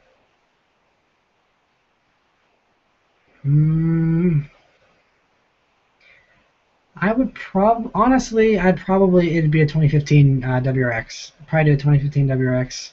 I really do like them, and like I said, I don't need all-wheel drive or four doors, but it doesn't hurt to have it. And like I really do like them, so I would probably do that for sure.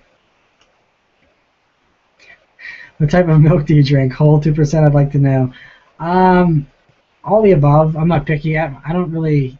I don't know. We just don't really have whole milk in the house a lot.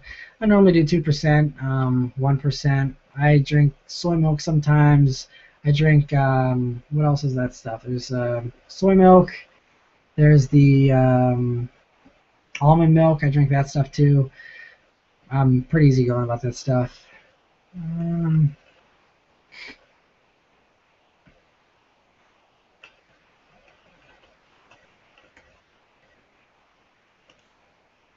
Here's one. What are your thoughts on VTEC engines? I mentioned that in the Civic Si review that I did, and I'll be mentioning it again in the older Civic Si review that I'm going to be doing. I'll be posting here probably Tuesday or Wednesday.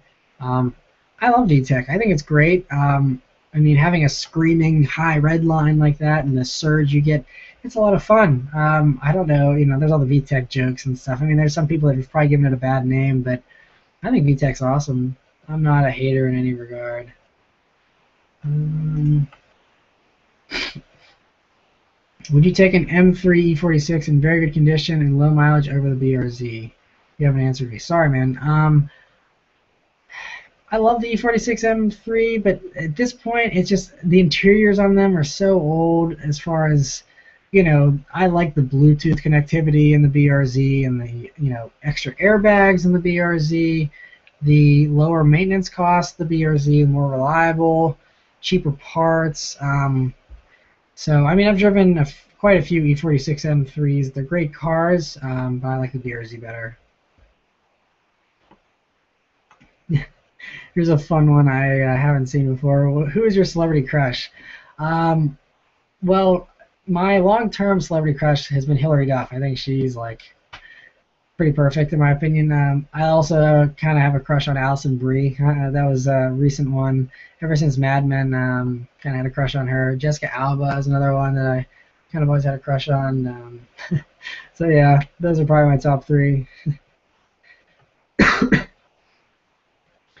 What do you think about the drop-in air filters such as the K&N on the BRZ? Would an ECU reset be required? I'm about to install mine next week. No, the nice thing, you don't need an ECU. The ECU in the BRZ is pretty good about learning stuff like that. The drop-in filters, you definitely don't need a tune. I didn't even have a tune for the air rate intake. It's not a cold air intake, but it's just a standard intake. Didn't have to do a retune for that either. The car just adjusted to it and works fine. So, I mean, I think you could probably get a couple more horsepower if I had it tuned for it, but it's so minimal that it's not even worth the trouble, in my opinion.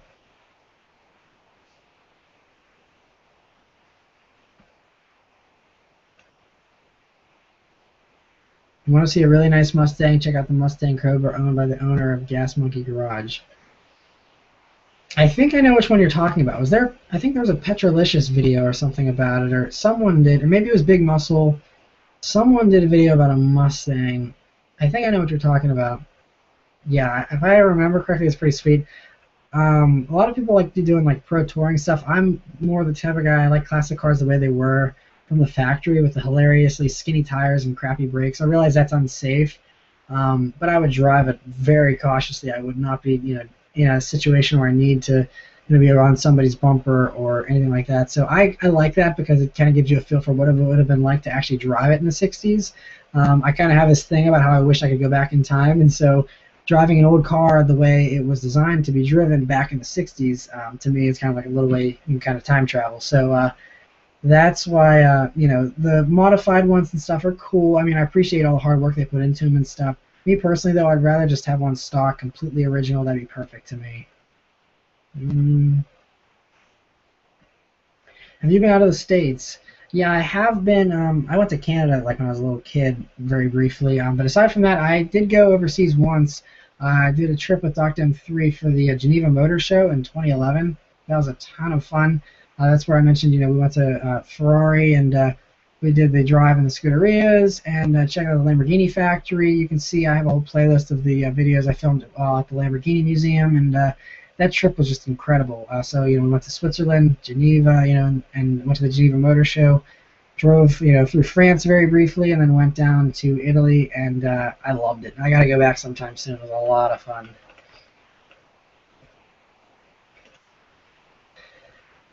Do you even lift, bro? Yeah, I do. Like I mentioned earlier, I do go to the gym about 4 times a week. I'm not a huge guy, so you're not going to see my arms busting out of the sleeves, but yeah, I do like to stay in shape. Um,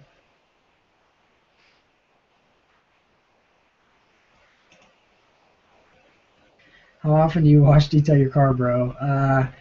It depends on how dirty it is. In the summertime, it stays pretty clean for a while, so maybe once a week.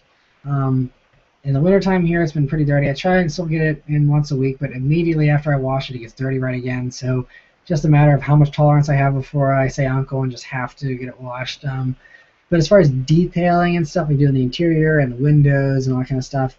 Every couple of weeks in the summertime. In the wintertime, I haven't touched it. It's pretty bad on the inside right now. It's kind of I got to do something about that. 'Cause it's definitely not the prettiest, especially wintertime's just rough around here. Especially this winter, it's been super cold. So yeah, I got to get on that. Next time you do a Q&A, you should do it with that dude in blue. I think we can kind of do like a multiple Google like plus Hangout where like he has a video and I have a video going and we're both kind of talking back and forth. I should probably look into that if he's up for it. I mean, I'd be totally up for doing one of those. As you guys know, I think he's in Richmond, Virginia. I'm in Pittsburgh, so we're not like next door neighbors, so it's kind of hard to do a lot of collab stuff all the time. But I'm definitely gonna try and make a trip out there this year, and I think he wants to come to Pittsburgh again and do some stuff. So we'll definitely be doing some collab stuff in the future. Thoughts on the 2013 Nissan Rogue SL all-wheel drive? Please answer. Looks like a fine little SUV. I don't really have much of an opinion about it. I'm not a big SUV fan, I prefer more performance-oriented cars. Nissan Rogue isn't performance-oriented at all. So if you want a good daily driver, honestly, I'd stick with a car. That way you get better gas mileage and stuff like that. But it all comes down to personal preference. If you want a small little SUV, I haven't heard anything bad about the Rogues. I just didn't really stand out to me either.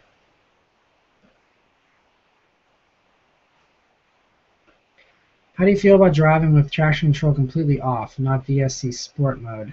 I really only like doing that if I'm in a totally controlled environment, if I'm in the middle of a deserted parking lot, something like that. Really, there's no need, in my experience at least, there's really no need to get a slip angle larger than what the Sport mode is willing to allow you to do, unless there's really no reason. I mean, I think the Sport mode gives you enough back end happiness, you can just slide the back end around. It's enough that I don't need to turn everything completely off when I'm on a public road.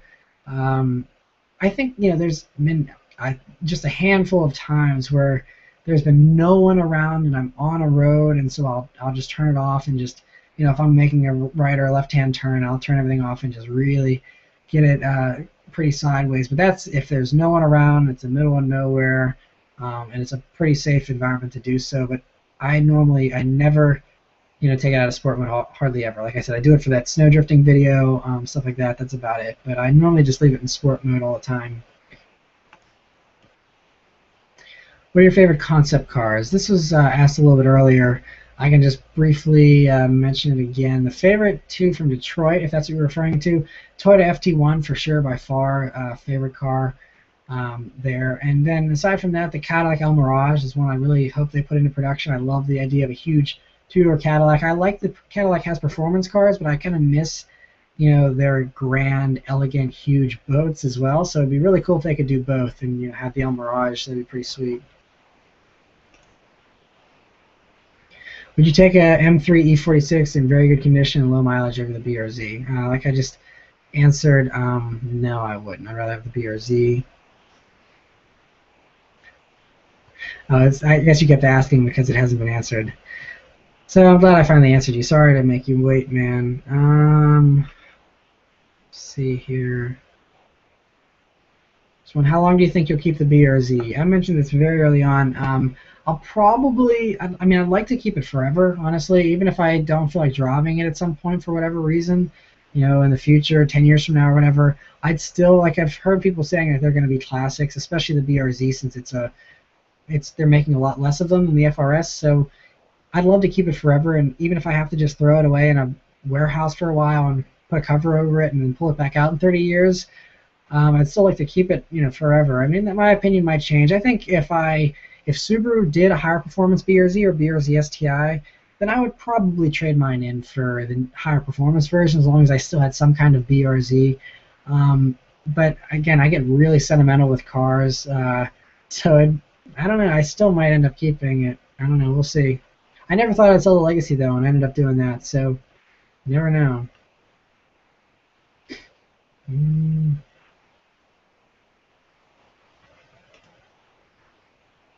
On a scale of 1 to 10, how much do you want to drive the new best driving road in Romania, the one from Evo Diaries? Yeah, I posted that video just this evening on the Subaruwrxfan Facebook page. That road looks amazing, especially in an F-Type. That'd be tons of fun. Scale of 1 to 10, I'd give it a 10. I'd drop everything and take a flight out tomorrow morning to drive that road in an F-Type if I could. Actually, I'd drive it in anything. Someone paid for my flight. Hey, like I said, I'd go out tomorrow. That'd be an amazing trip. Can you handle driving an Evo 10 every day, or would you rather be more comfortable in an STI? I'd rather be more comfortable in an STI. I love the Evo 10, like I mentioned in the review video I did. I'd prefer to have something a little more comfortable, I think. Come to Texas and you can review my 93 MR2. Texas is a long way away, but if for some reason I found myself in Texas, I would definitely come and review your MR2. That'd be awesome. Thank you for the offer.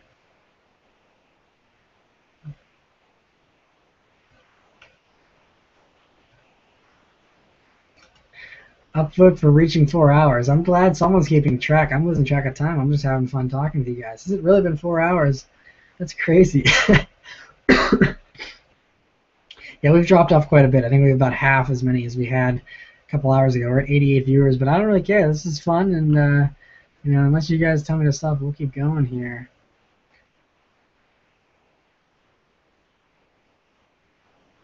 You can say Subaruwrxfan so fast, I can barely say it without sounding weird. I have a lot of practice, I guess. That's how I can say it so quickly. I don't pronounce it properly. I don't say Subaruwrxfan. I just say Subaruwrxfan, and it's just like kind of mumbled all together. So, yeah. I know if I could go back and change my username to something else, I would definitely try and do something that's a little bit easier, to remember and rolls off the tongue a little better.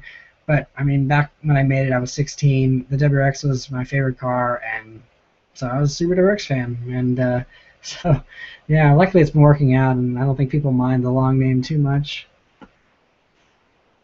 Flappy Bird high score. Yeah, I mentioned this in the beginning. That was one of the first questions someone asked me. I refuse to play Flappy Bird or Angry Birds or Farmville or any of these other trendy games.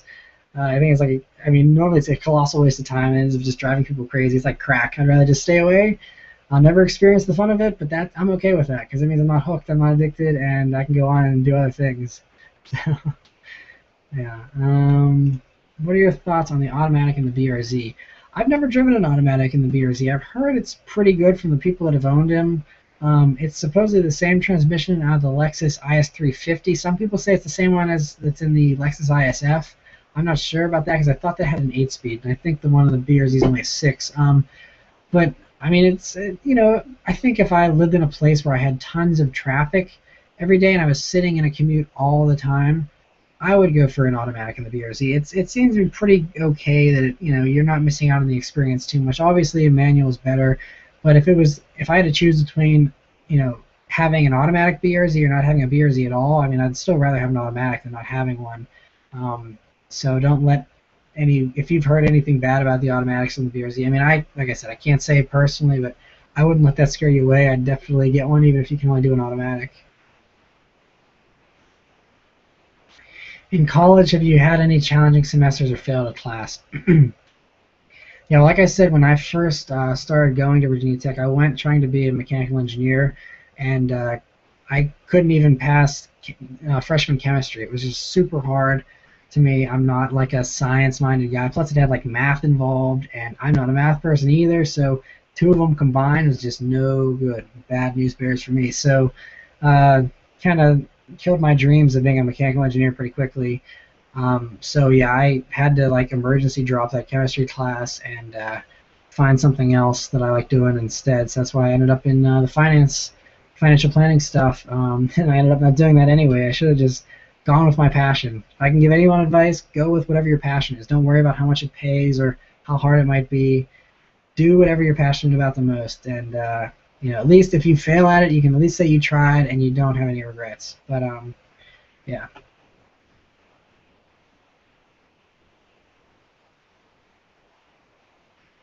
I love when you do a review and say, and this is of course the always wait for that moment in the review. Yeah, I don't know. I'm kind of like how Saab Kyle has the certain things he always says, and I just kind of fall into the same rhythm of I like saying certain things, and you guys know what to expect that way and stuff. So yeah, just I don't know. One day I just decided to say that, and it kind of stuck. So it's kind of funny how that stuff takes hold. Could you recommend a sports car for a guy who's 6'2" and 310 pounds? I used to have a Scion FRS, but sold it because I eventually got tired of the comfort as a daily driver. Trying to think. I mean, see, you're kind of tall too, because the 370Z would probably be a little more comfortable, but that car doesn't have a ton of headroom. You want something more comfortable. It's still fun. I'd look at maybe like an Infiniti G37 or G35. That might be a little bit better. Because it's still fun, but it's a little more on the luxury side, and it's a little bit of a larger car, so you hopefully it won't be as cramped being 6'2" as you are in the FRS. Because the FRS, I mean, I know some people have said they can fit in the FRS even if you're like 6'4", 6'5", but it is a squeeze. I know it's definitely a car. It's probably made for smaller people a little bit. So yeah, I mean, I would say probably like a G37. Trying to think of what else there is out there. See, if you like the FRS and you want something rear-wheel drive, I would probably say the G37. Mustangs, though, I think headroom you ought to be okay. Mustang's a lot more comfortable car, and it's fun. V8 or V6, tons of fun. So that's probably another suggestion I'd give you. I'd have to think that one over to give you some more advice, but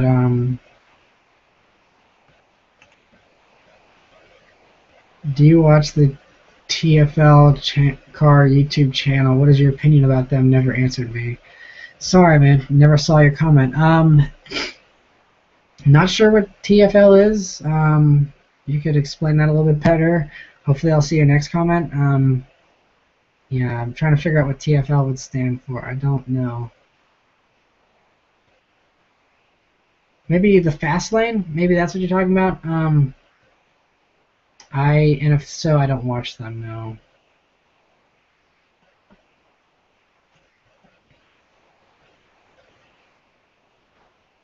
Would you ever get an OEM rear diffuser for the BRZ? No, I don't really like it. I like the way the rear diffuser kind of is in the BRZ anyway. That under tray that you're talking about, I don't know. I didn't really like the way it looks. I think the back end looks fine without it. And I probably wouldn't buy the OEM one if I wanted one. I would probably do one of the knockoff ones because I think the OEM one is pretty expensive. I'd rather spend $100 for an Amazon one because it's under the car. It's going to get beat up anyway. I would like to do. Someone did that whole bottom valance in carbon fiber. That's probably pretty expensive, but I'd love to do that if I had an unlimited budget.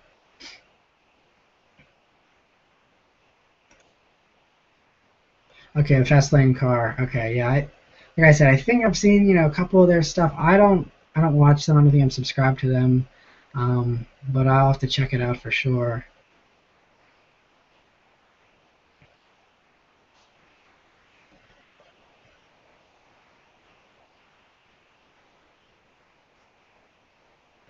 Is it true that Dodge Neon is coming out with all-wheel drive SRT4?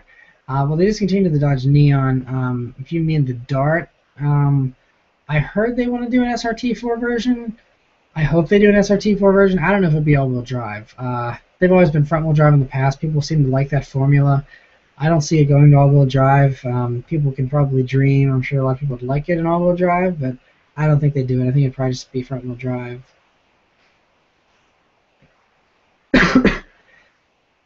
What supercar would you get? P1, Aventador, or 458? Well, all three of those cars are on very different levels. 458's quite a good amount cheaper than the Aventador. The Aventador is quite a good amount cheaper than the P1.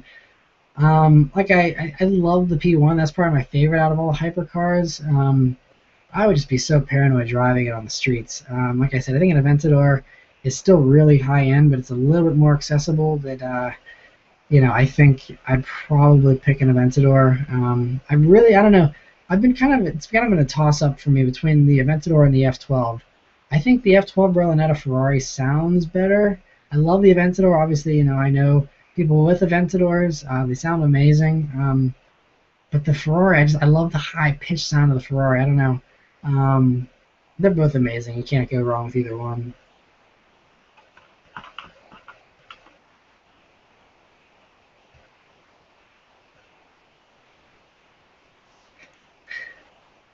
I was expecting to stay here for about 30 minutes. It's been almost 4 hours. Yeah, we've been getting long here. I know we're kind of dropping off here and there.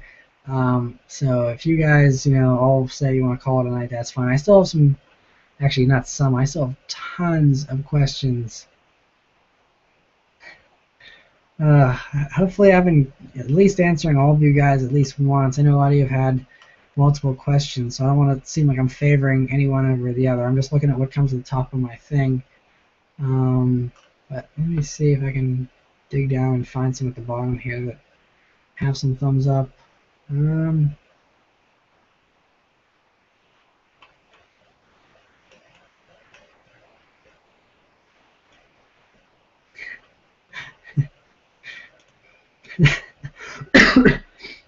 I don't know if my buddy Jason's still watching. He's the one that owns the Mini Cooper S that I did a review on. He said, "Do you know the only two ways to hurt your neck?" If you don't know the only two ways to hurt your neck, you should watch Curb Your Enthusiasm. Really funny show. And if you watch that episode, you'll be able to find out the two ways to hurt your neck. Oh, it's funny. I love inside jokes. Um, Let me see what else we got here.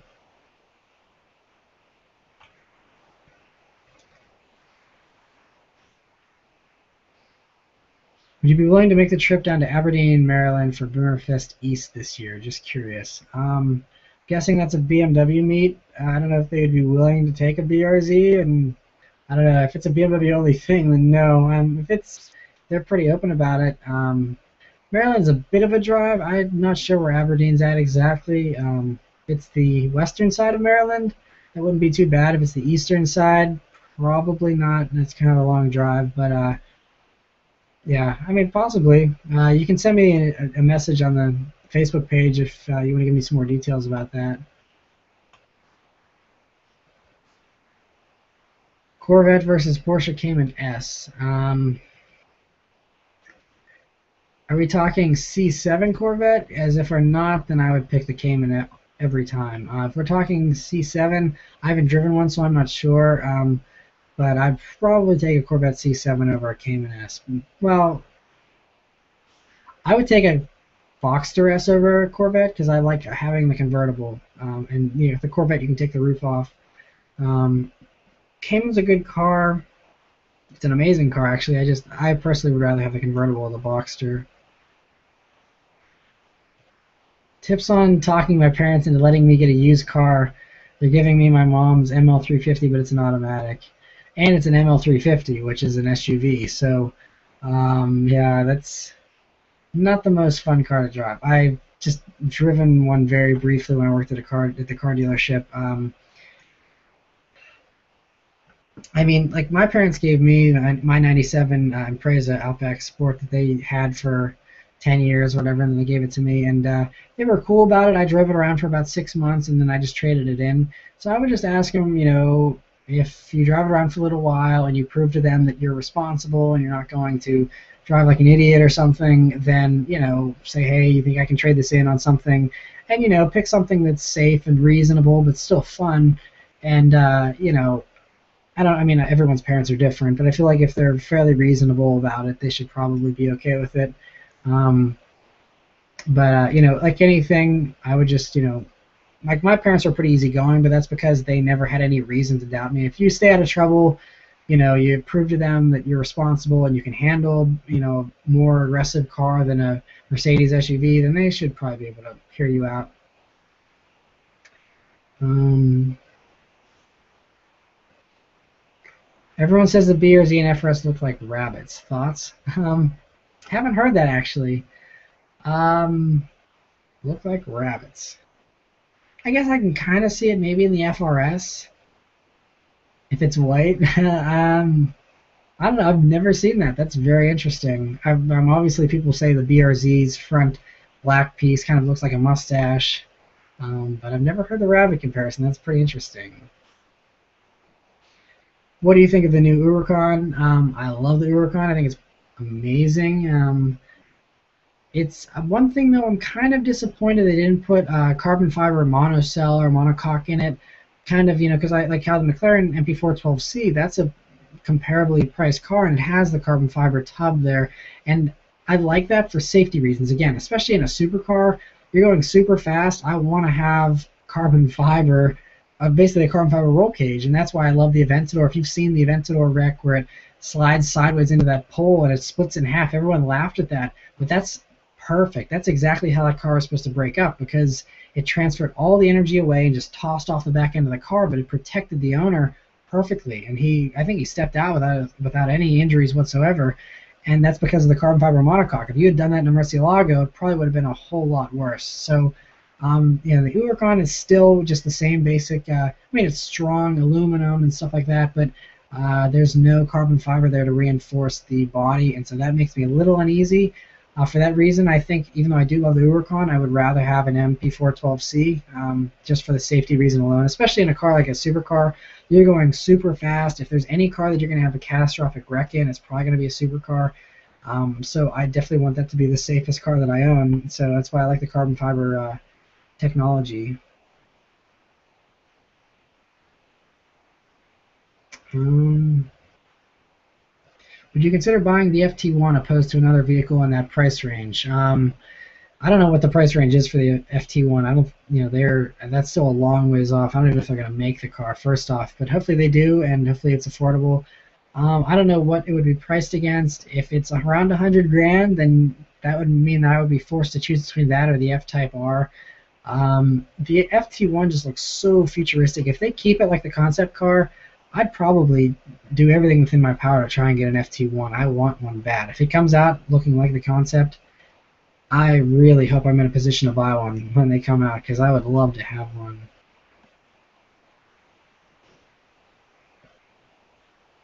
Come to Texas, maybe you can review sister's Audi S7. Nice. Your sister has good taste in cars. Um, Once again, if I find myself in Texas, I might take you up on that offer if she's cool with it. But yeah, don't foresee a trip to Texas anytime soon. Do you think a Lancer redesign is in the works? The current gen is looking kind of dated. Please, plus one, been waiting about 45 minutes. Sorry, I don't know. Apparently I'm just missing all these comments you guys been waiting forever on. I hope they do a Lancer redesign. I know there's been a few articles in some of these Japanese magazines saying they're doing a new Evo. I don't know if there's any validity. Those are always wildly, crazy rumors in the beginning. They might be doing a new car. I hope they do. Because right now I think that's why the STI and the guys at Subaru have kind of gotten a little complacent and a little I won't say lazy, but I think that's why the STI, they're just like, oh, we'll do the same 305 horsepower because there is no competition. I mean, the Evo 10 is still an amazing car, but it's been out for how many years now, and there's no new competition. So why should the STI improve? Competition makes everyone better, and I think that a new Evo would force Subaru's hand and make them step their game up with the STI. So I truly hope a new Evo comes out. If it does, though, I wouldn't hold your breath. It's going to probably be at least 2 years away from now. It'll be a while. What do you think of that dude in blue? He's awesome. As if you watched the videos this past summer, we did a collab together. I reviewed his car, he reviewed mine. We hung out for a weekend. He's a great guy. Really had a fun time hanging out with him. Hoping to maybe make a trip to Virginia this year to hang out with him and see, how things are like there and his car culture around there. And he said I think he wants to come back to Pittsburgh too. So pretty awesome. I'm pretty fortunate to call him one of my friends. Another one from my buddy. Have you heard that Tallahassee is nice this time of year? Those of you that like the movie Zombieland, which is one of my favorite comedies, you'll understand that comment. That's another one from my buddy Jason. What are your thoughts on the 2015 F-150? Sorry for not answering you again. Um, I mean, I've heard some mixed stuff about those new. I can't remember if it's aluminum body panels or whatever it is. They're constructing the body out of this material that they're saying is going to be hard to fix and stuff, and everyone's kind of iffy about it. I saw it at Detroit. I just walked past it. I'm not into trucks myself, so I didn't really bother to look into it myself. So I really don't have much of an opinion about it.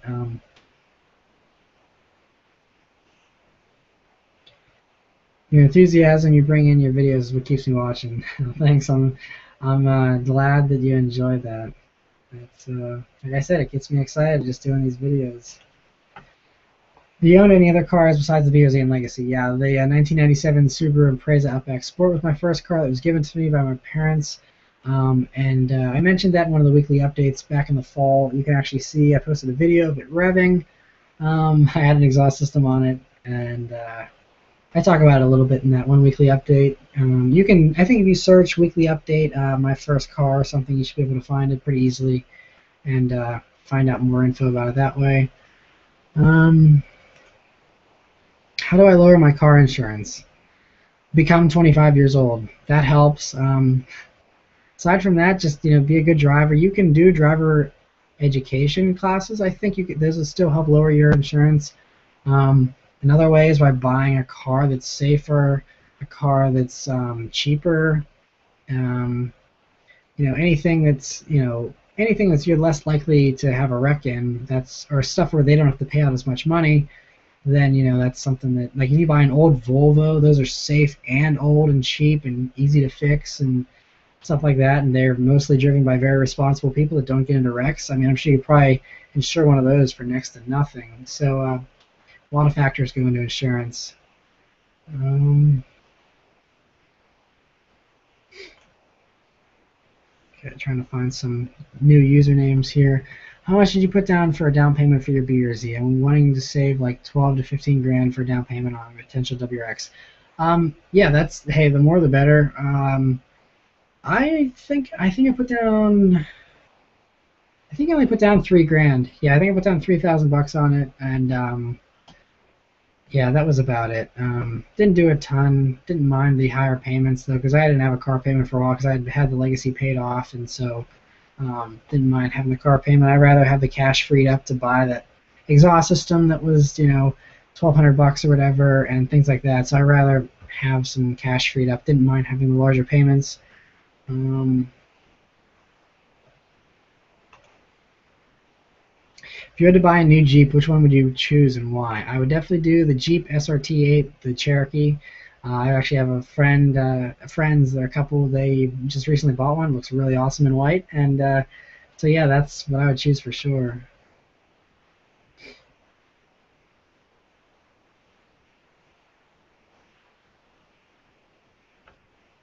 If I made a video on YouTube and introduced myself the way you do in your videos, would you think I'm stealing your style?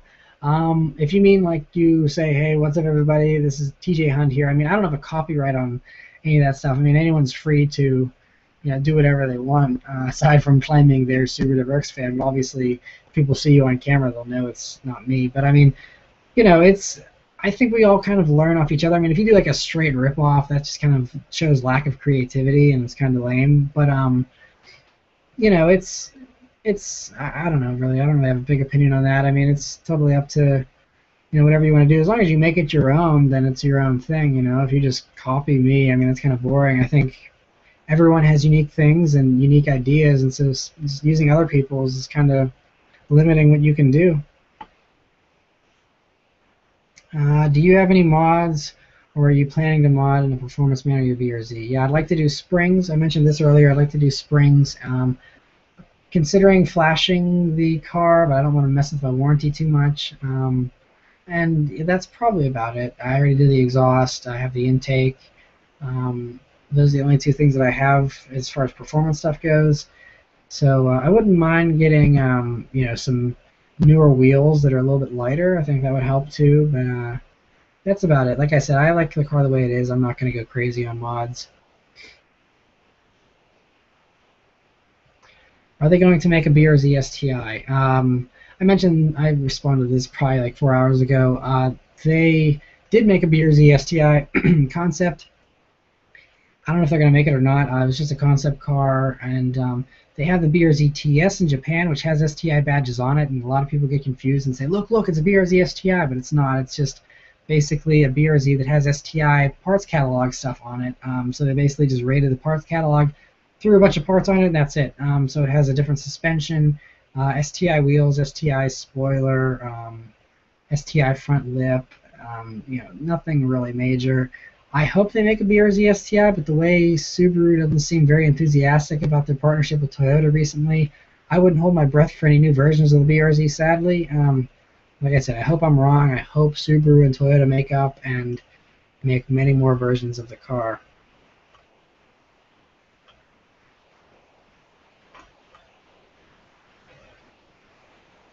Um, 2015 Mustang EcoBoost or 2014 BRZ? I'd have to drive a Mustang, the new ones, to tell you for sure. I'm very curious. I want to test drive both the EcoBoost and the V8 here whenever they come out, and see how I feel about them.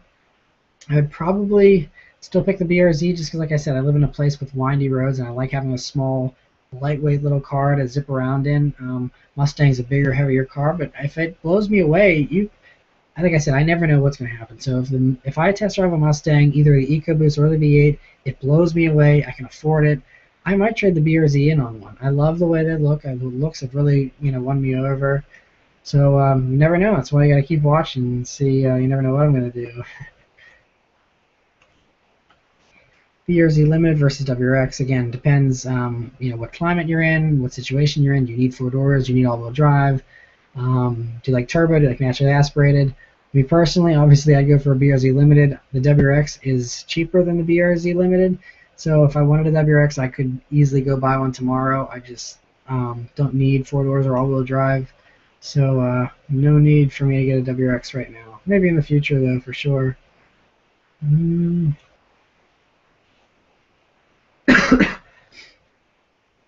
2004 Hummer H2 versus 2004 Cadillac Escalade SUV versus 2009 Cadillac Chevrolet Tahoe. Which would you prefer out of these? Not the Hummer. Those things are terrible on gas. Honestly, the 2009 Chevy Tahoe, because it's the newest. I like Bluetooth and all that kind of stuff, and you're not going to get that in the other cars. So that's what I would pick if I had to choose between those three.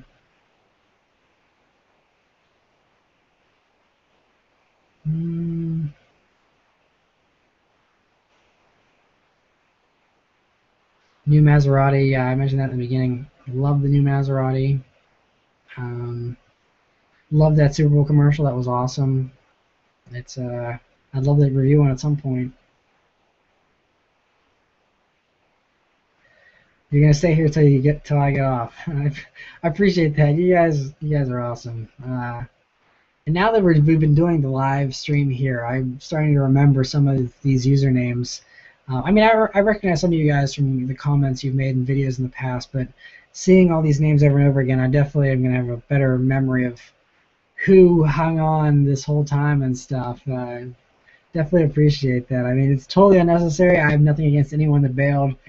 Totally fine. I mean, this is going long. I mean, everyone's got other things to do and stuff. But it's pretty awesome you guys are still here. If you can tell, I'm kind of losing my voice, so hopefully you can still hear me okay. This is a good one. I know BRZs are still a bit uncommon. Do you still get positive comments from people? I remember watching your Turning Heads video a while ago. I thought it was funny. Yeah, actually, it's funny. I still get a lot of attention. I mean, in the wintertime, not as much. I think, especially in the wintertime, it just looks filthy and stuff. But you'd be surprised. Like, I even pulled up to the drive-through today. I grabbed some Chick-fil-A, and just even people just kind of eye up your car. I had some guy like a month ago at a Starbucks drive-through that was like, "Oh, nice car," and then like another barista like comes over to the window and is checking it out, and it's funny. I mean, it still does get attention. I mean, honestly, I mean it is a good-looking car, but I'm still kind of surprised at how much it's getting. I figured it would be okay. It's a brand new car. Everyone's noticing it for that reason, but it seems like it's just, it is a truly, I mean, I'm biased because I own one, but it's truly a beautiful car, and I think that it's going to turn heads for a long time. I think it's got a classic profile and just the curves of the car and stuff. I think it's going to be good looking for a long time, and I think I'm going to be turning heads a lot in that car for a long time, and it also helps that it's loud. I think that helps get people's attention a little bit, but I don't have the exhaust to get attention. I do it because I enjoy the sound. Have you seen Jerry Seinfeld's Comedians in Cars Getting Coffee? I especially enjoyed the Jay Leno episode. P.S. Huge fan. Thanks.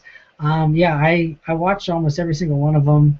I love Seinfeld. Seinfeld's one of my favorite TV shows. I think he's really cool. Jay Leno's cool as well. That was one of the funniest episodes, I think, with Jay Leno. I was like really laughing hard too. That was a pretty good episode. I was pretty excited about that little Seinfeld thing at the Super Bowl too. That was awesome. All right, I'm seeing some new users here. I'm finally getting some of these comments I might have missed earlier.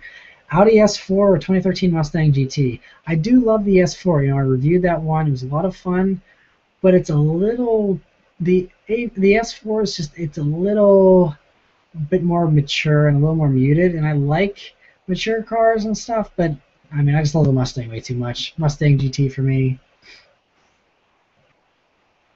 Favorite place to vacation? I'm not the kind of person that goes to the same place over and over again. I'd rather go experience a new place every single time.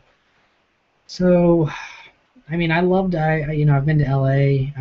Really loved LA a lot. That was tons of fun because it was great for car spotting. If you guys that were subscribed to me back last year at this time, I was uploading tons of videos of all these amazing cars that I saw in LA.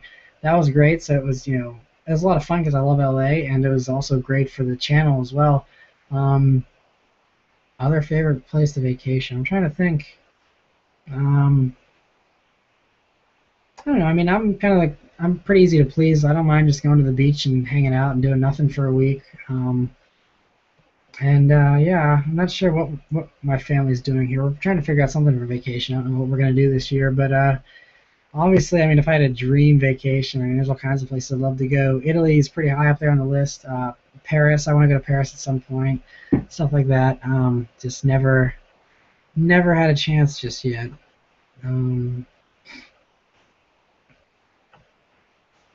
going to be going to college within a few miles from my house. I was thinking of getting a blue BRZ manual limited, but I'm not sure how much it is out the door. I'm confused if the Navi is actually functional because I want to travel with it a lot. Well, I mean, if you don't think you'll be driving it a lot, it's all up to you as far as personal preference about whether to get a BRZ or not. As far as the navigation goes, there has been a few times where it's let me down. It's kind of funny. The 2 or 3 times where I was in a different city where I didn't know where I was going at all. Like I was in Detroit and it lost signal there. I was in this no-name little town in West Virginia and I had no idea where I was at, and it lost signal there too. So there was 2 times in a row where I really needed it and I had no idea where I was at, and it took like 10 minutes to regain a GPS signal. So that is annoying, but I mean, you just do it the old school way. Follow road signs and figure your way out. I mean, not a big deal. And eventually it found the signal again. It wasn't like it was, unfunctional the whole time. It was just temporarily. So Yeah, the navigation is not the best, but again, if you really want, a good navigation system, go get an aftermarket head unit. Get a normal premium BRZ instead. Although they both come with navigation, so never mind. Just swap out head units. Very easy to do, and that way you'll get a good navigation system. Um,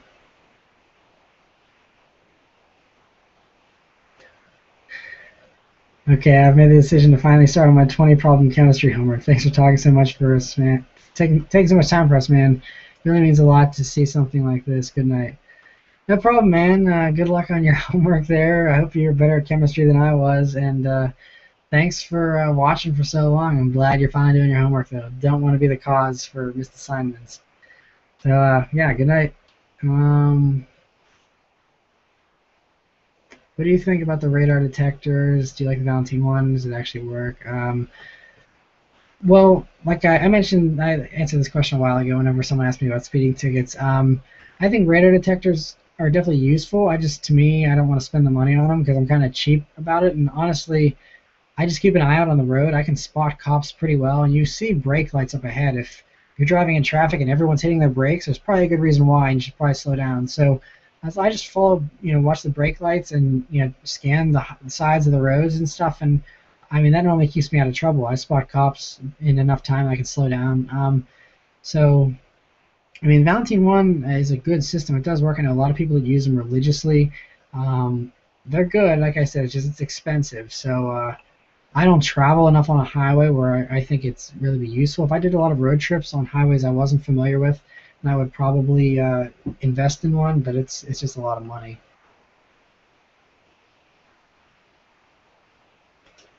Here's another one I missed. Has 9 thumbs up. Just wanted to say thanks before heading out for doing this live chat. This was great. Hope you can do this again sometime. Also keep up the awesome work with all the awesome videos. Always look forward to your videos. Thanks, man. Appreciate all you guys tuning in. I still have tons of questions here, though. So I mean, I don't want to cut anyone off. It is getting pretty late, though. Trying to see. I'm hoping I didn't miss too many of you guys. I hope I at least answered 1 or 2 of everyone's questions. Trying to look through here and see if I can find some usernames I haven't recognized yet. Here's one I didn't answer yet. What do you think of the BRZ with the premium S pack?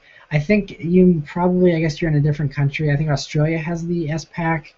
Japan does as well. We don't get that here in America.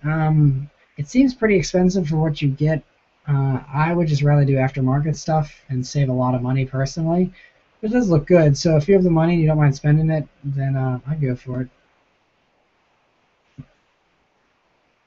Would you review my 2014 Mustang V6 manual transmission? Yeah, absolutely. I did a V8, but I haven't done a V6 yet. I'd like to do one. I'm not sure if you're in the area, but I got nothing against V6 muscle cars, so I'd be really curious to see how it does. I've driven a V6, but it was an automatic, so don't have too much experience with them, but I'd love to find out.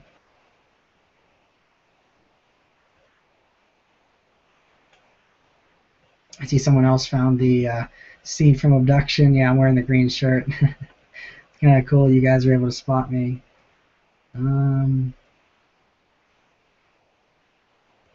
Believe it or not, a Subaru BRZ costs $135,000 here in Singapore, where I'm staying. Any advice on how how can one save up some money? 135 grand is a lot. That really sucks.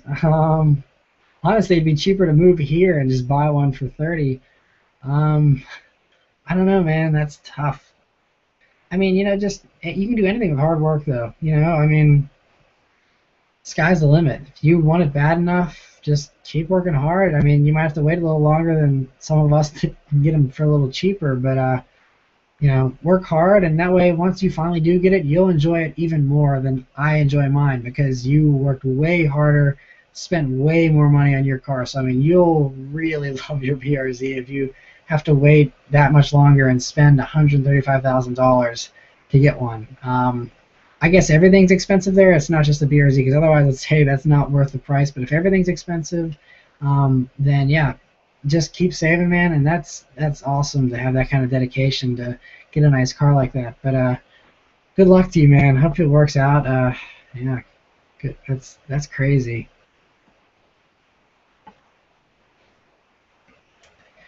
Thumbs up this question. Opinion on the 2005 to 2009 Mustang 4-liter V6. Please, everyone, show love to a new subscriber. Congrats, man. I'm glad you subscribed. Thanks for joining us here. So hopefully you haven't been waiting too long for me to answer this. That V6 isn't the most powerful engine, but Mustangs are just super cool, regardless of which version you get. I actually have a friend that owns a V6 Mustang from that generation, and she really likes it. She really loves it. I've ridden around in it a lot. It's a nice car. It's not a best performance car. I think you can get something faster for the same money. But I love those Mustangs. Look super retro, and I love that. So that's definitely a good choice for a car to get, I think, if you're considering one. And I must be really just getting these comments that were made a long time ago. The police story was great, worth waiting for. Thanks, glad you thought so. Yeah, for those of you that might be new here, I told that probably about 2 hours ago now. Pretty funny.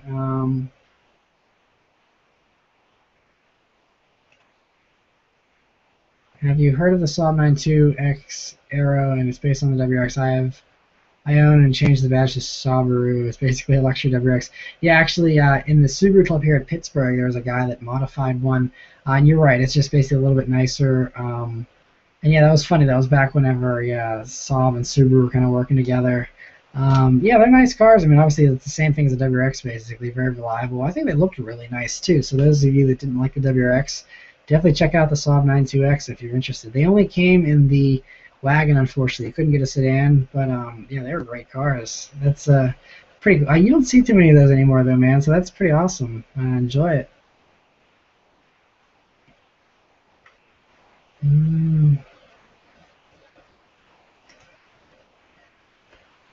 Let me see.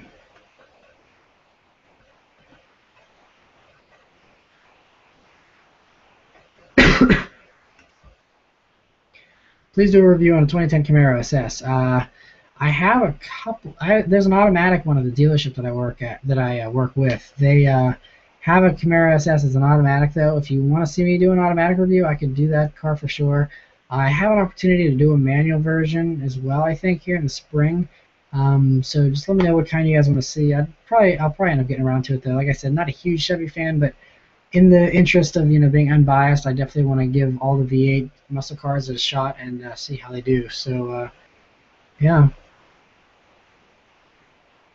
All right, so we're at 1:50 Eastern time. So I think at 2 o'clock I'm gonna cut this off. I don't want to not give you guys all an opportunity,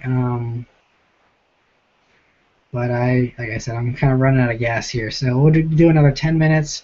Try and get your comments voted up, or try and get my attention here if I've missed it. Try and answer as many more as I can here in 10 minutes, and then we'll call it a night.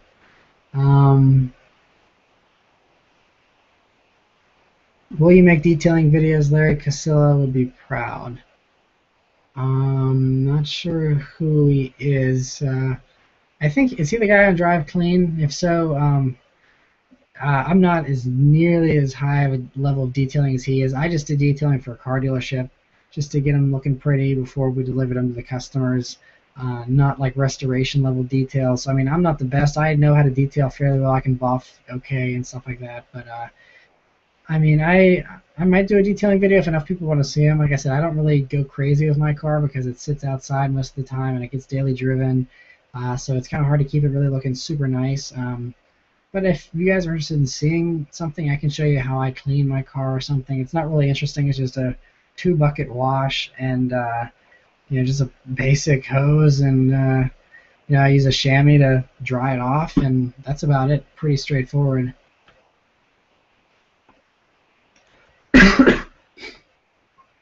What do you think of the SRTA Challenger and Charger?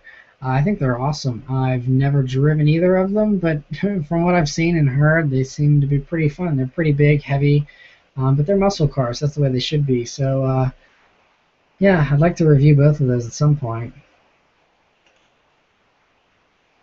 Do you ever go and drag race rides at the drag strip? What's your best time and in what ride? I actually did drag race the Legacy GT just one time. Well, it was a multiple. I did multiple runs one night. This was back when I was going to school in Blacksburg, and so did a few runs, and I didn't do the fastest time. I didn't launch it very quickly, and it's not a quick car either. It's just 250 horsepower. But it did okay. It was kind of fun. I don't think I'd do it in the PRZ or I'd ever do drag racing again unless I had a muscle car or something. But just not my scene. I'm not really big into racing. I'd rather just drive it around, chill, and enjoy myself.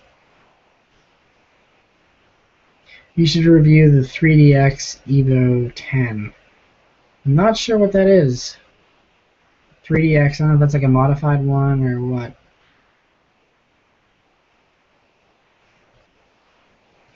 Craziest race you've ever been in driving or not? Do you mean like street race? I didn't really do any street racing really.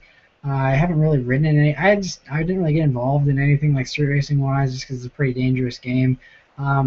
Racing, I did do like I mentioned earlier several hours ago. I rode in a Dodge Viper ACR around VIR with a racing driver, and that was a ton of fun. You can actually see my video, some exterior shots of that. That was a lot of fun, and yeah, so that's probably the craziest. Actually, being on a racetrack in a race prep Viper, with full helmet and harnesses, 5-point harness or whatever, all that kind of stuff. Pretty intense. So that's the craziest. It wasn't actually an actual race. It was just like a performance driving day, but that's the closest thing I guess I've actually gotten to a race. You should move out to LA, man. That's the home of all the nicest cars in the world. Perfect for your channel. Yeah, I mean, I enjoyed car spotting out there. There's a lot of good guys, though, that already do cover that scene really well. Brian Zook is one of them. Cars and Coffee, Irvine is another one. That actually, I met him whenever I was out in LA. That was pretty cool. And so they do a really good job. I think if you're interested in the cars out in LA, you should go check out their channels. But yeah, I'd love to hang out in LA more. I've actually considered just spending a summer out there and just kind of bumming around out there and filming cars and stuff. I still might do that. So like I said, you never know what I'll do. Not sure.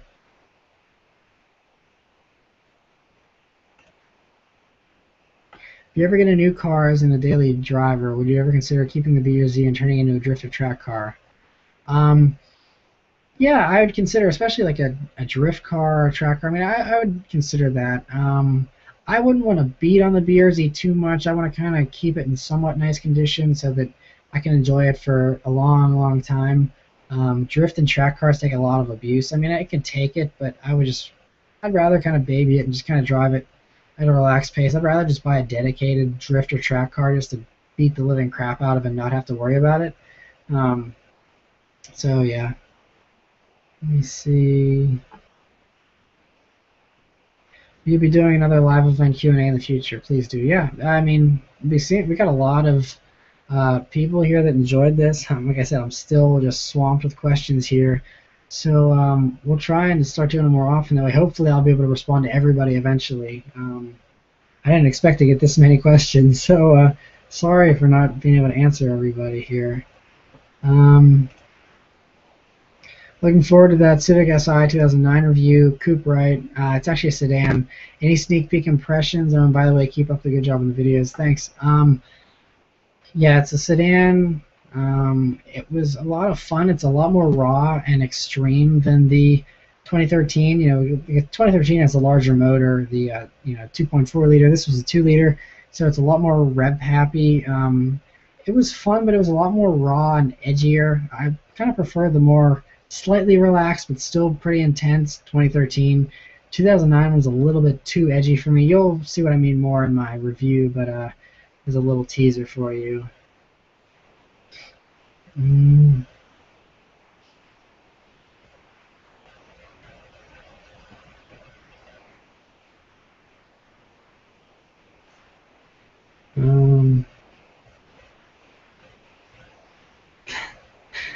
My mom said when you end your cast, I have to go to bed, so please stay, lol. Okay, well, like I said, I got about 3 minutes left here. We're gonna close it here at 2 o'clock, and yeah, I gotta get to bed here soon. So unfortunately, I can't help you stay up any longer. Someone else said here, I think once a month would be great. The BRZ updates are a nice weekly thing. Yeah, that'd be fine too. Like I said, it's just whatever you guys want to see. If you want to see these every Monday night, if you want to do it just once a month, we can do like the first Monday of every month or something. I mean, I'm totally up for whatever you guys want to do. So yeah, like I said, just let me know, and we'll do whatever it is you want to do. When are you coming to Great Falls Cars and Coffee?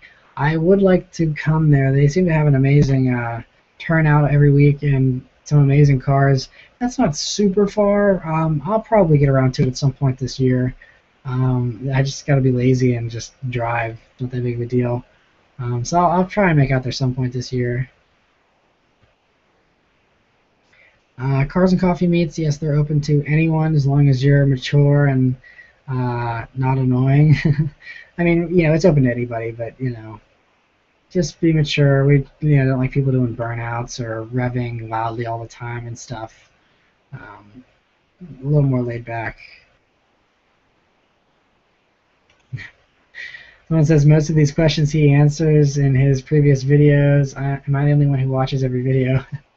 Yeah, I know. I do get a lot of repeat questions. I can't expect everyone to watch every single video. I appreciate your dedication. That's awesome, and it's a huge relief that people are watching all of them and stuff like that. But yeah, it's I can't expect everyone to watch every single one. Everyone's busy. I understand that.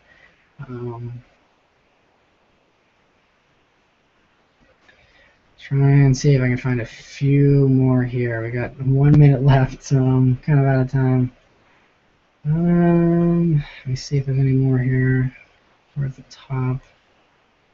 Are you going to make another intro? Not saying anything bad, but like a more professional intro. Yeah, I mean, I had someone do my intro for me. If they're willing to do another one, I can't do a lot of the animation stuff too well.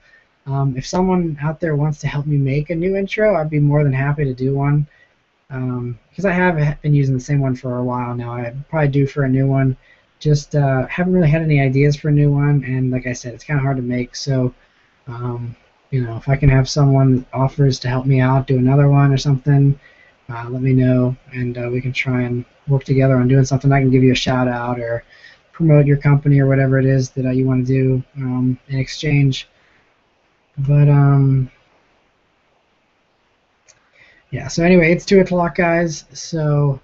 Still lots of questions. I know I'm not trying to cut people off, but I think hopefully I answered most of you guys at least once. Like I said, if I didn't, and it's a question you absolutely really want to know, I can just send me a message on the Subaruwrxfan Facebook page, and I can be sure to answer you there eventually. If I get a ton of messages, it'll take me a little while, but I definitely want to answer everyone's questions. And like I said, we'll try and do these however often you want to do them. Just let me know. Maybe out tomorrow on the Facebook page, I'll post up and say, what do you guys think of this? And let me know in the comments that get the most votes as far as how often. We'll try and do it that often, but once a week, once a month, something. And so, if you want, you can wait and ask me the questions then. But thanks again, everyone, for turning up. Again, this is amazing. We still have 73 people here after I don't know how many, almost probably 4 or 5 hours now. It's just nuts. So yeah, this is a lot of fun, and thanks for watching, guys, and see you next time. Take care.